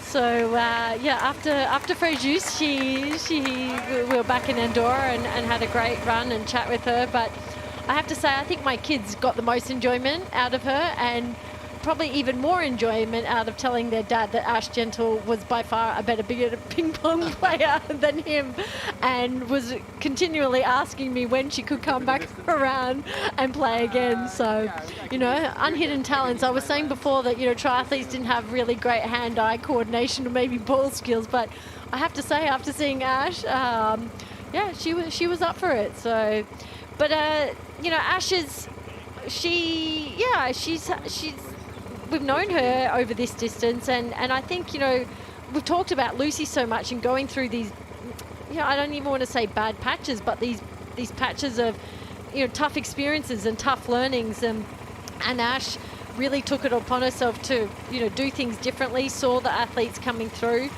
And I think, sometimes there's this mental hold on you that comes across when things are not coming right, and you do question whether that was the right decision. Was it, should I have just kept things going the way they were? And it's hard not to ask yourself those questions, and therefore then question yourself and question your own ability. And then you compound that with, we live in a world now where a lot of people have an opinion.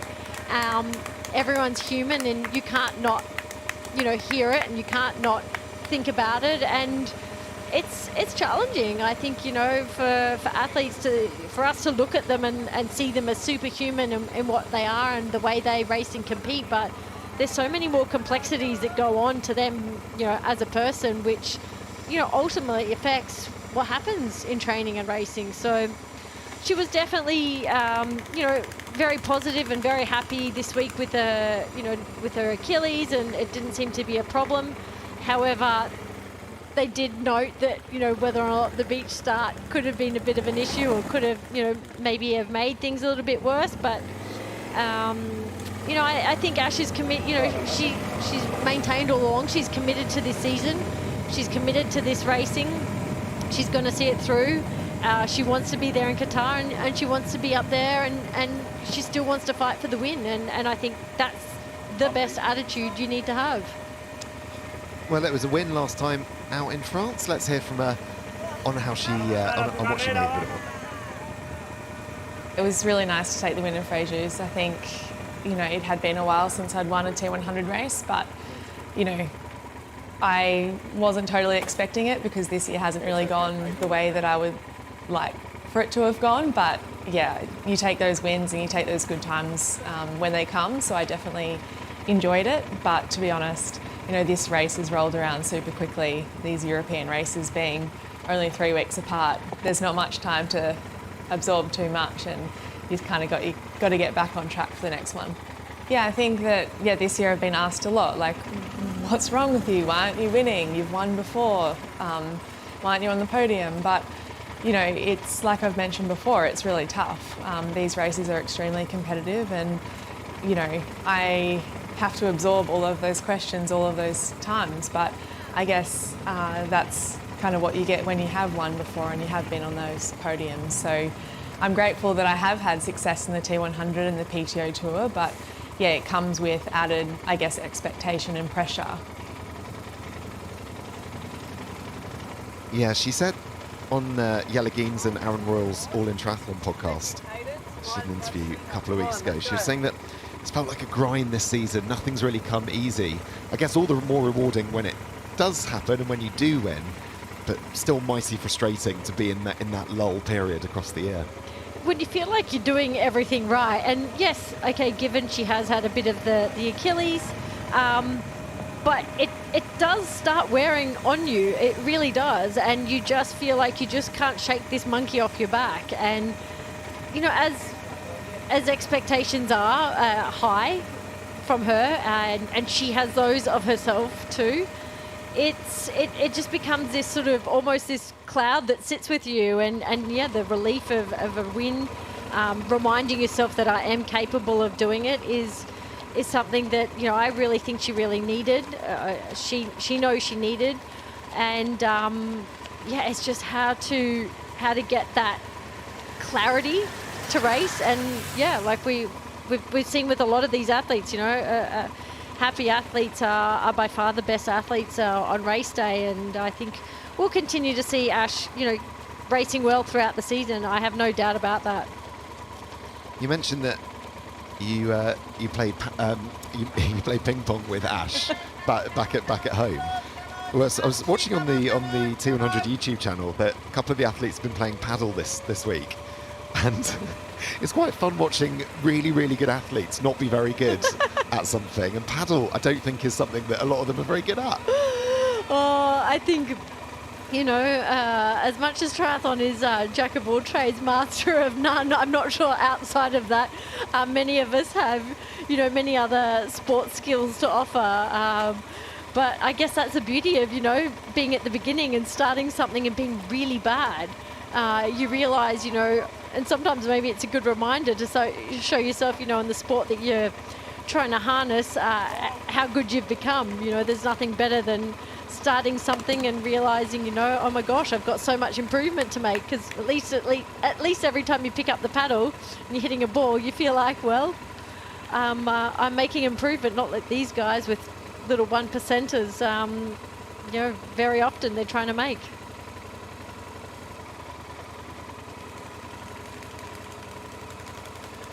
So back at the front of the race, is that a little push that Lucy has put in there on Kate Woff? Yeah, it does appear like she has decided that now is the time. I'm going to back myself. I'm going to, yeah, maybe her race plan is a negative split this and put the pressure on Kate. Yeah, well, that's definitely a gap that's picked up. They've been racing side by side all day, or all run, I should say. Yeah, Lucy's got she's running so well. Like, she really has got like this little bit of lightness. We've seen it before in her, you know, when everything is going well, but she's just, you know, that contact on the ground is just that little bit less, and that turnover is just that little bit faster now than Kate. And she just looks so in form. And I think, yeah, she's sort of put that accelerator down and just put it down nice and softly but firmly, and broken that elastic. I don't see Kate being able to respond to that. Yeah, could that be the decisive move here in Spain?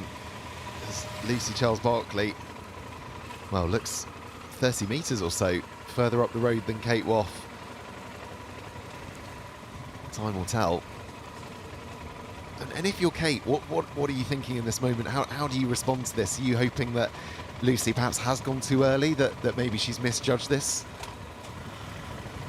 I think Kate's probably looking at Lucy and thinking, damn, she's going again.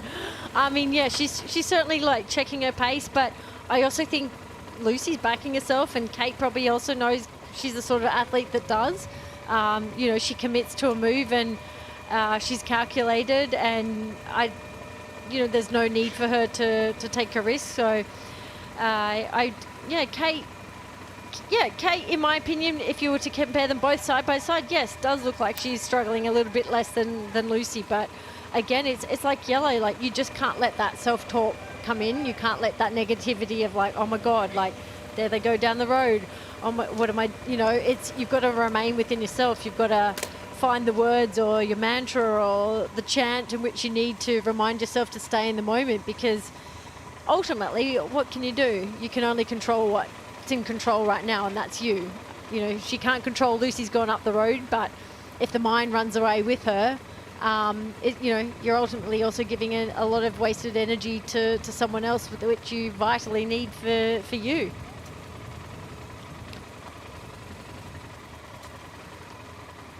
Yeah, I'm just wondering exactly how much Kate Woff has got left in the tank here, because she'll know as well as anyone exactly what it means across our season-long narrative in the race to Qatar. Here's where it would end up as things stand, with both Lucy Charles-Barclay and Kate Woff on 119 points, overtaking Julie Duron and Taylor Knibb.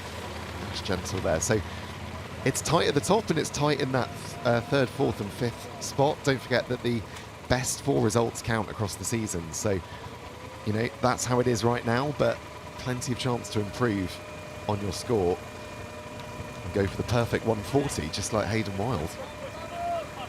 You know, Ash would also be well aware of her points in that regard, and knowing, you know, she still needs to finish really strong and you know, get as many points as she can, considering she still sits in 5th place and you know, as in the current standings, and 3rd and 4th not being here.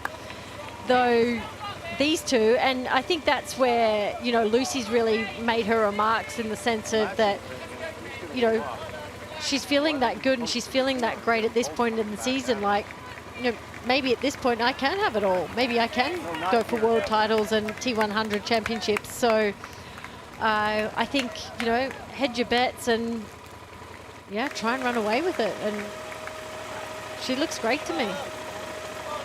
Yeah, really good season on the T100. 3rd in Singapore, 4th in Vancouver, and of course got the win in London. There's a couple of other wins in her season as well across other distances. So this is turning out to be, I should say, quite an incredible season for Lucy Charles-Barclay, and the biggest prizes in Qatar haven't even been handed out yet. 16 seconds now, the gap between her and Kate Woff in second.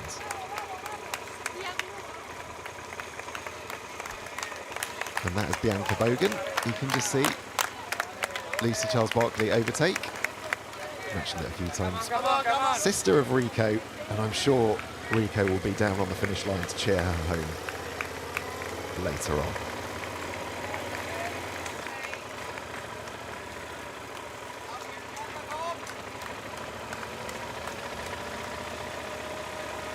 I'm not going to ask you, Emma, how many times you've been lapped, because that's a very unfair question, but I'm just wondering, for those other athletes who see someone like Lucy charging past them at that pace, how does that feel? It can be two-way. It can be a feeling of like, oh my God, amazing, like the world's fittest female is just running past me and I'm privy to being in the same race as her. What do I need to do, you know, to ever get within those realms? And then there's the, oh my gosh, am I having a bad day? It's, you know, the self-talk is just so critical for everyone, whether you're leading the race or whether you're getting lapped. I think that's the most important thing. But, you know, you can't discount that, you know, so many of these girls are racing throughout the year in a variety of different distances. Some have been given the opportunity as, you know, as wild cards to come up and race at the last minute. And I just think it's such a privilege, you know. Any opportunity to compete on the world stage is truly something to be celebrated. So it doesn't feel all that long ago, does it, that the men's race finished? We can just have a quick moment to reflect on what happened around an hour ago. It was Hayden Wild who emerged victorious. 4 wins in 4 races on the T100. Yelagines came home in second. Super impressive from him, but not quite enough to match Hayden. And that's Jonas Schomburg looking very, very tired as he came over the line. So here's what it means for the standings. And Hayden Wild with a perfect 140 points, which he will take to Qatar. Yelagines in second, and Rico Bogan in third. Mikinu obviously not here this weekend, but he's in fourth. Mathis Margerier propels himself up the standings with another good result here. Martin Van Riel in sixth, Yuri Kulin in seventh, Gregory Barnaby in eighth, Antonio Benito Lopez also not here this weekend in ninth, and Menno Koolhaas rounds out the top 10.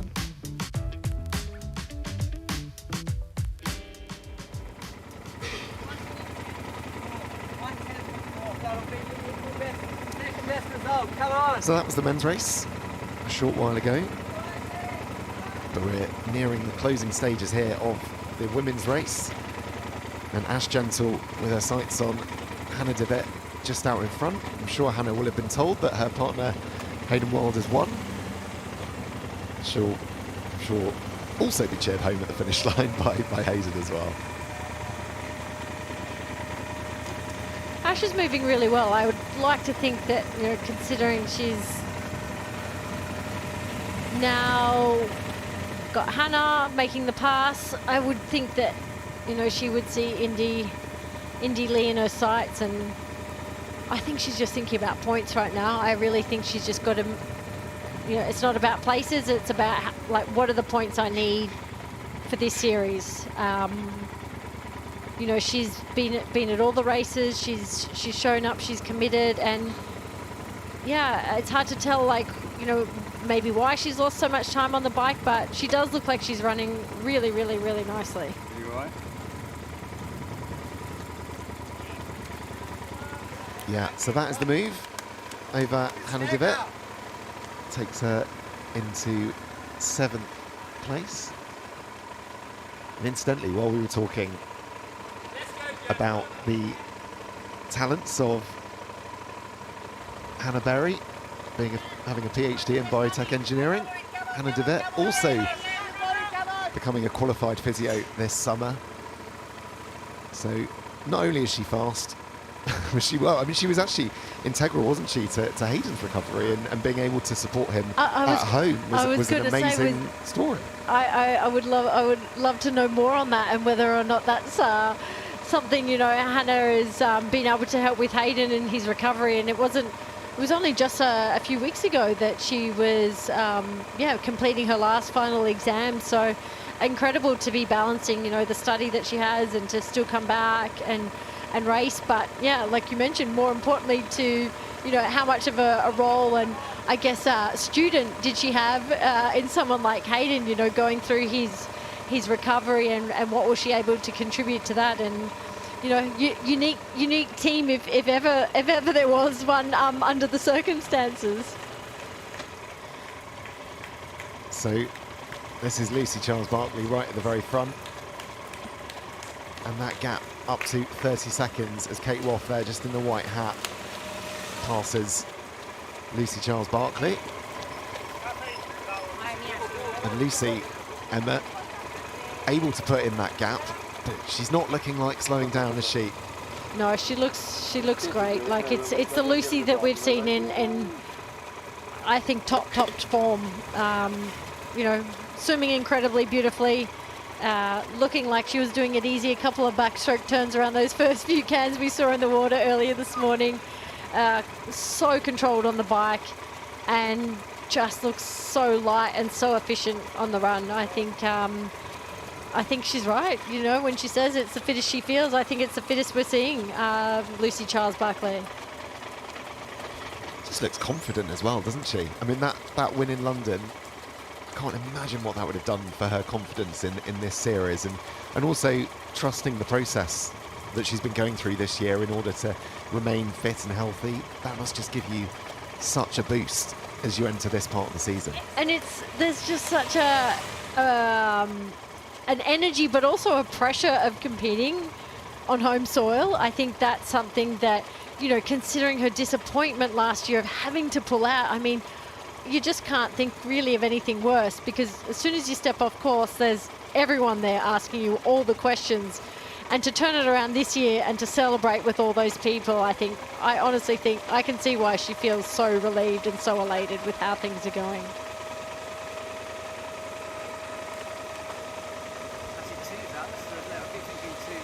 Yeah, it's shaping up to be quite the season for Lucy Charles-Barclay. Those ice creams and chickens are still looming large for the athletes as they make their way around this course.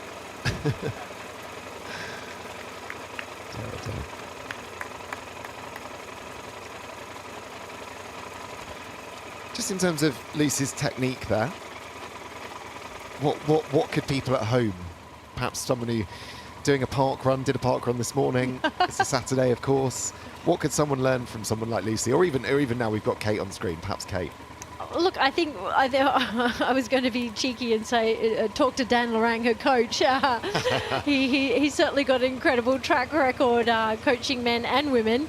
But I think, you know, that's also what I've noticed with Lucy is, you know, doing things that sometimes as an athlete you get a little bit rigid in what you've been doing because it's worked and the way you've been doing it. And sounds funny, but something as simple as taking part in just a running race or doing something that's out of the ordinary, which is really not, but out of just training for a triathlon all the time, but going and just getting uncomfortable being in a run race. And yes, a park run, like in the UK, they're absolutely huge, but to be battling it out with people that are faster than you, and kids half your age maybe, or I think there's something to be said for just reminding yourself of like, I just do it because I love it. And it kind of brings you back to that point of like reminding yourself, like, as much as it's all got serious, as much as there's expectations, as much as there's all this pressure I put on myself, if I strip all that away and I just go out and do what I love, I'm actually just doing it for that reason as well. And sometimes it can be those sorts of things that I'm going to say, like, take you back to your grassroots and why you started doing what it was. And I think it's important for a lot of athletes, to have those sorts of opportunities. Most often if their mind allows them more than anything. It's not that they can't. It's more the rigidity in which you hold on to. This is how I do things, and this is the way it works, and I don't want to deter from that. So. Just speaking of, I was going to say, just speaking of parkrun, you can see Lucy's time in there, 5K in 18:18. Don't forget that's part of an 18-kilometre run. Nice. Average pace of 3:40. Lucy's actually spoken about doing park runs as part of her training. Like, she very much uses that to help her, I guess, simulate racing, to go really fast. I would pity anyone that gets on the start line of a park run. Imagine turning up to your local park of a few hundred people and you see Lucy Charles-Barclay on the start line. That would be demoralising. I think prior to the T100, but like if you look at, say, Lucy doing just long distance racing and doing a marathon, there's still a lot of speed work that's involved. There's a lot of speed that's still needed to be trained, because you can't just log the miles and get gluggy. And park runs, I think, is like a great opportunity, and I can only imagine, showing up and having, Lucy Charles-Barclay to battle it out with. So I think I also love the fact that she says that she's, she's been very vocal that strength training's been a big part of her program for a long time, and I think that probably comes a lot from her swimming days as well. But Pilates is something that has taken of great interest, and is something that I felt was like absolutely instrumental to my career. So it just shows you that her mind is opening up to other avenues in which to get better and which to improve. And it's not about like reinventing yourself. It's just allowing ways of being in which you were doing things to evolve. And I think that's the evolution, and why I think the best become the best, because they continually seek and find ways in which they can do things differently in order to get better and to perform and to continue being on the top place and not being complacent with where they're at. And there's a great deal of hunger in that, and I think also a great deal of excitement and energy that comes with that.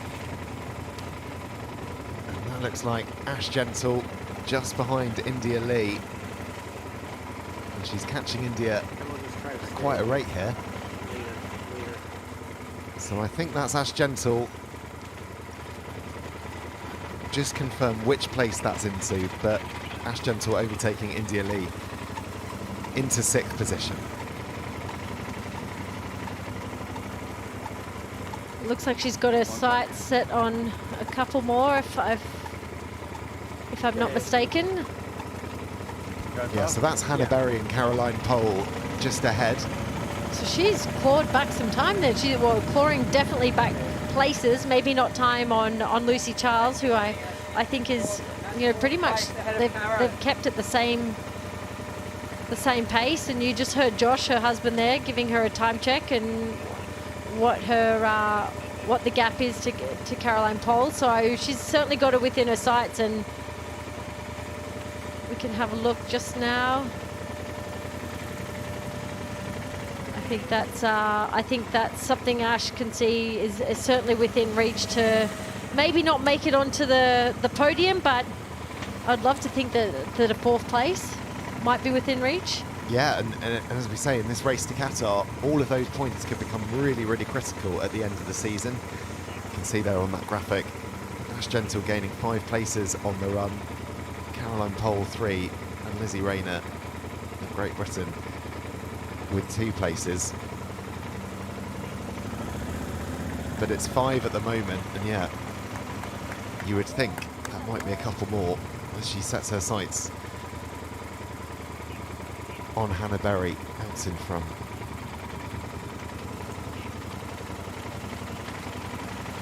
You mentioned Pilates rather, that Lucy Charles-Barclay is doing. There's stuff like that that comes into the sport. Quite interesting, isn't it? It's new ways of thinking and new training methods helping these athletes get fitter and get stronger. Yeah, I'm kind of surprised that more triathletes don't do it.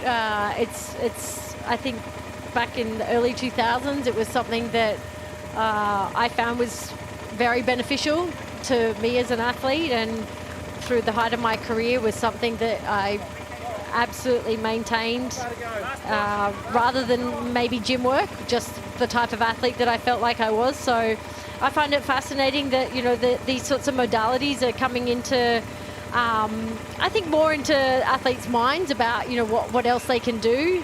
And I think, you know, it's clearly paying off, all the things that Lucy's doing and all the avenues in which she's discovering ways in which she can continue to get better, even though she's been at the top, and can maintain being at the top is another question. And she's certainly showing that what she's doing is all working. So that was Ash Gentle getting the move done over Hannah Berry, getting the move done over Caroline Pole. She now finds herself in 4th spot. Still a fair gap to Jessica Learmonth. And that's an important part of the race is the race, okay, might not be for those podium places, but the pressure Ash needs to keep on for her points would, I would imagine, bring her up without Julie Deron racing, and Taylor Knibb would have to move her up into 3rd in the overall rankings. So she would have that in the back of her mind. She would know that just because, you know, maybe 1 and 2 have claimed it, from what she can ascertain at this point, the points are still just as vital as the race itself in the whole series. Yeah, Qatar actually coming round a lot quicker than maybe we thought it would at the start of the year. We've not got many races left. We obviously head to Wollongong next, then Dubai, and then we finish our season in Qatar in December. But for the time being, Lucy Charles-Barclay out in front. We saw earlier, as things stand, if this was the way it finished, both her and Kate Woff would be tied on 119 points each. And I guess for Kate now, the objective really just maintain this lead. I mean, in terms of doing anything to catch Lucy, is there anything that she could hope for right now that might dictate the end of this race? I think Kate I feel like Kate's more faded as well. I think it's two-part. It's not just that Lucy has necessarily upped the pace and looks incredible, but she just slowed down there, taking that pause there. It's an assimilation to these distances, and that can be, you know, physically, but also, the gut, taking in the nutrition. Like, is it able to carry you through the longer events? And I think, from my perspective, Kate was looking amazing in the beginning, but it clearly, like, looks to me as if she's more or less just kind of running out of energy, whether it is her stomach and she's just not able to take in, or it's, you know, it's not that the body shuts down, but just that availability to keep pushing is just not there. And so it's one of the learnings of being out there and racing and pushing yourself to the limit, to know where you've got to know and find where you can improve upon for the next one.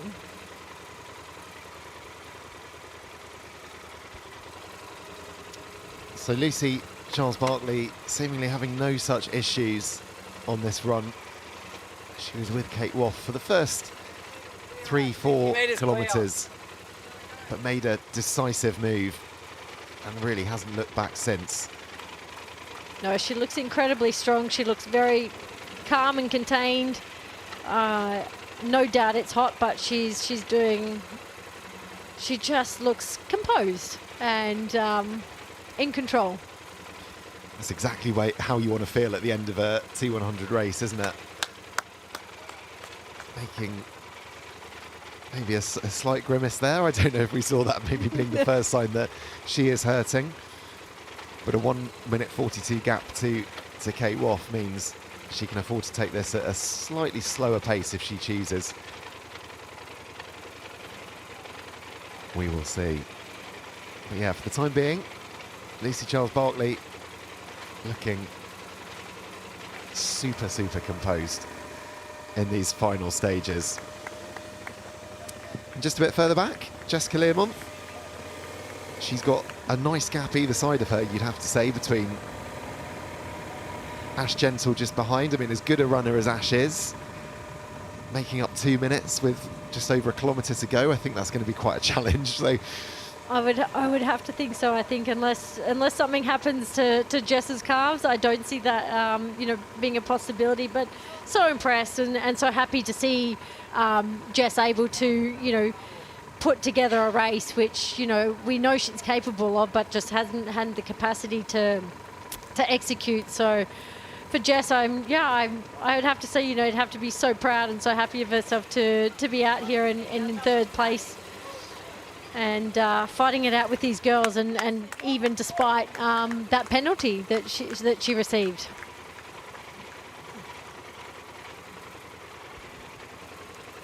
yeah, easy to forget, of course. She did serve that 1 minute penalty. She would have been, you would think, right up there with the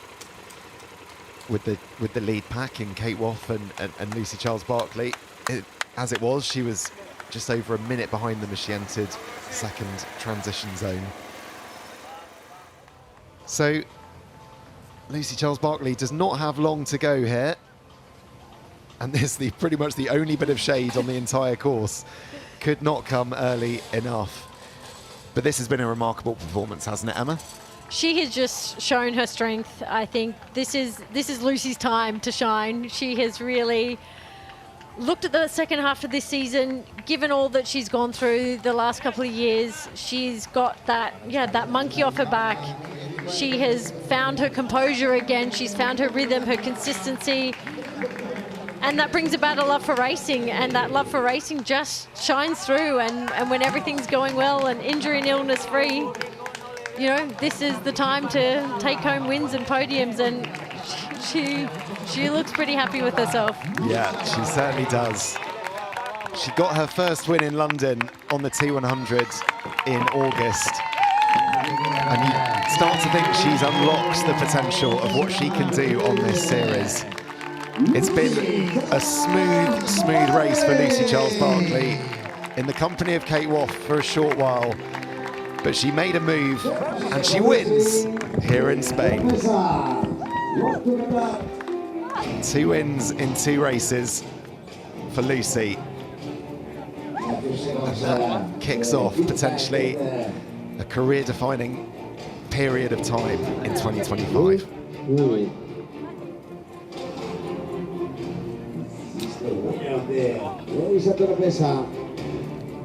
Just being asked, how are you? She said, fine. I mean, that's often the case, and I think that also comes with euphoria, doesn't it? When you win by a margin like that as well. Not being pressured to a sprint finish, but that composure and dare I say, how fit she really is and how strong she really is I'm fine after a T100. I think a lot of the athletes wish they could say that.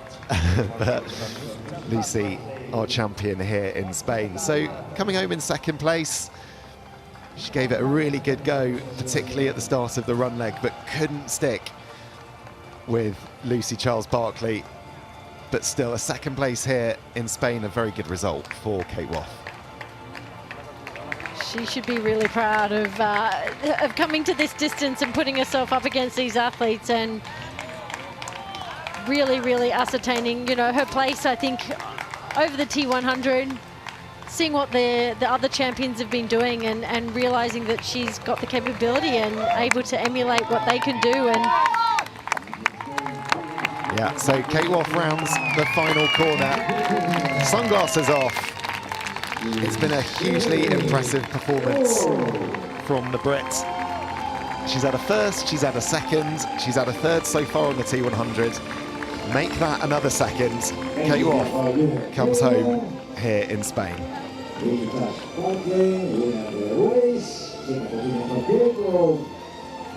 And great to see both of those athletes who were together for that period on the run.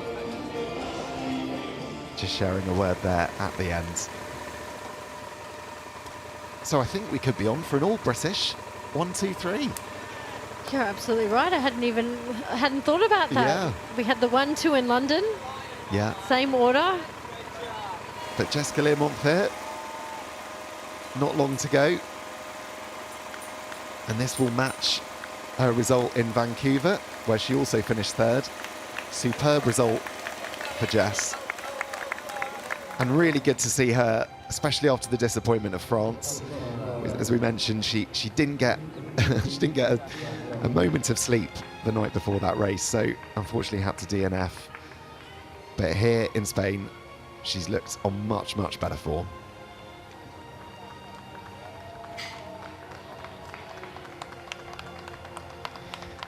Clean sweep of women from Britain and a clean sweep of Norwegians and men last Sunday there.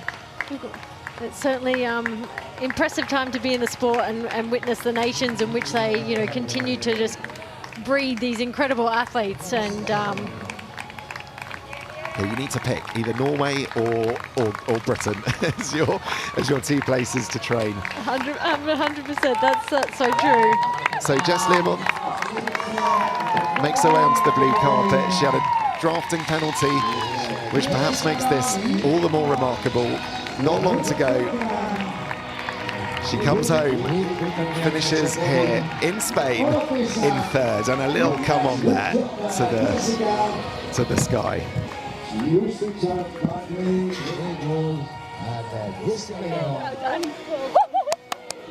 Oh, thank you. Oh, great 1, 2, 3. Absolutely.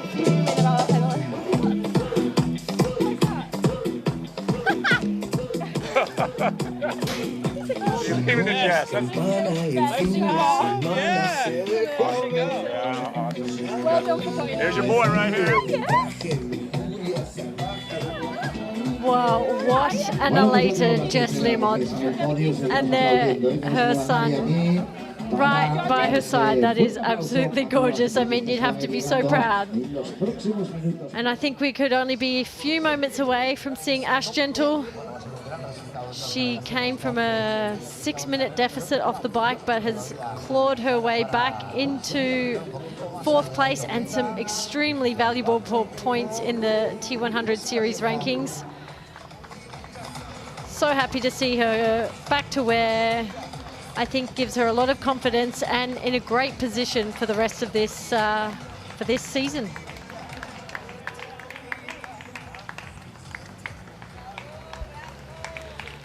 Ash Gentle, she's been the queen. She set the standard for so long in this sport since its inception over this distance. And I'm sure it's not going to be the elation and result that she probably was hoping for, but I think she is going to be very happy with her performance today and very happy to be crossing that finish line.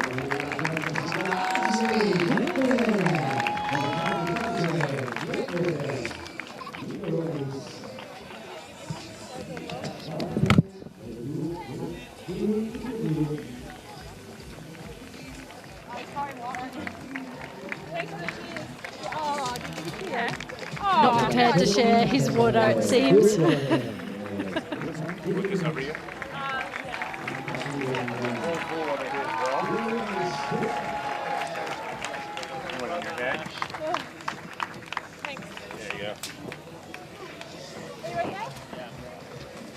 Good job.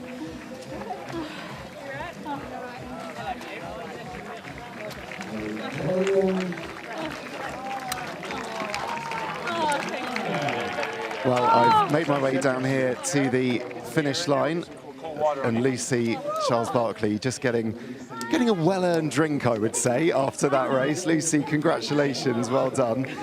How was that? Yeah, that was pretty epic actually. Yeah, really nice day out there. I mean, from the beginning it was a pretty smooth swim out there. Yeah, calm as anything in the sea, and then just trying to go hard on the bike, see what happens, and then, yeah, it felt pretty strong on that run. So, yeah, good day all round, really.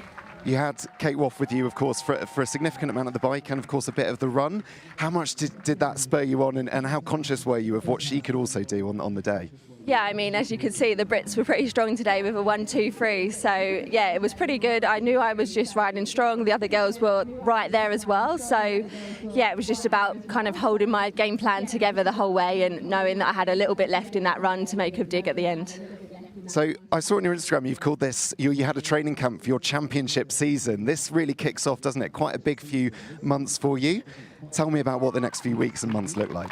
Yeah, I had a really solid training camp. I was out at Club de Santa in Lanzarote for the last 5 weeks, and I decided I would rather come and do this race than have like a big training weekend at home. So there's no better way than getting a great race stimulus from being out there on the race course. So yeah, it was a pretty good plan. I feel like it's coming together well, and I'm excited for the rest of the season now. And with regards to your goals for the rest of the season, you're now tied with Kate on 119 points in the race to Qatar. You must have your sights firmly set on that world title, mustn't you? Yeah, things are definitely heating up. I'm feeling strong. I feel like as the season's progressed, I've definitely got stronger. I feel so much better each race. So the race to Qatar is definitely on. And yeah, like I said, I'm excited for each race as it comes and putting in the prep to put in a good performance each time. Lovely stuff. Okay, Lucy, we're going to let you step out because I think, if I'm right in saying, we might have a couple of our other finishers. Oh, they're still over by the start-finish line. I can see Jess making her way over to me now. And that's Hannah DeWitt, you can see, just finishing there and getting a well-deserved sponge. That shade on the finish line is very, very important stuff. Athletes really putting themselves through the mill. But I'm delighted to say, hi Jess. Hi. How are you doing? Yeah, good, thanks. All right now. Yeah, good. Ooh. How was that? Oh, a bit of an emotional roller coaster, to be honest. I was absolutely fuming about that penalty. We saw. And then I kept thinking about it. I was like, oh my God, I was so moody. But honestly, I was so confused. But anyway, never mind. At least I'm so glad I came third and it's not like I lost anything from it. But yeah, bloody fuming. Honestly, nightmare. I was going to say third place, still a remarkable result for you and a really, really good day out. Yeah. You must be hugely satisfied with that result. Oh, honestly, so delighted. I didn't think I could podium again, and I have been running and things have been going well. But then, yeah, when things like that happen, it's so hard to overcome. And when you're just riding on your own, and it was just a solid day out. But I'm actually really, really happy I'm able to manage in the heat because it's really hot and I'm not usually one for the heat, so.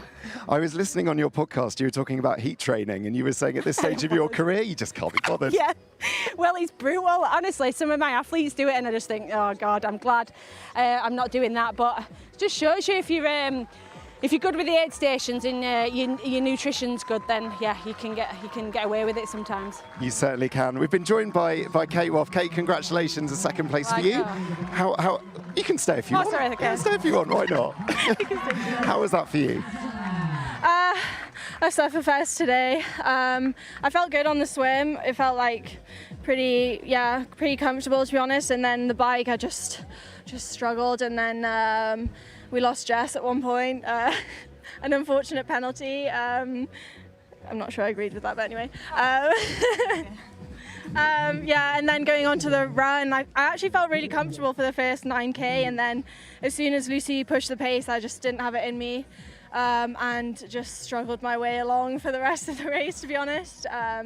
But yeah, we as a T100 community lost someone really close to us recently, and that kind of gave me the extra strength I needed today. And yeah, we're thinking of Sam and Lucy and all the family at the moment. Incredibly well said. Kate, Jess, we're going to leave you. Thank you so much for joining us. Really appreciate it. We're very quick, so thank you very much. Good luck with your recovery. We're going to let you go. And in the meantime, we're going to look at how that race finished. It was Lucy Charles Barkley who had the fastest swim of anyone. She finished in first. It was Kate Woff in second, and Jessica Learmonth who came in third. Ash Gentle with the fastest run of anyone in fourth, Caroline Pole in fifth, Hannah Berry in sixth, India Lee in seventh, Hannah DeWitt in eighth, Lizzie Rayner in ninth, a debut T100 for her, and Sarah Perez-Sala in 10th.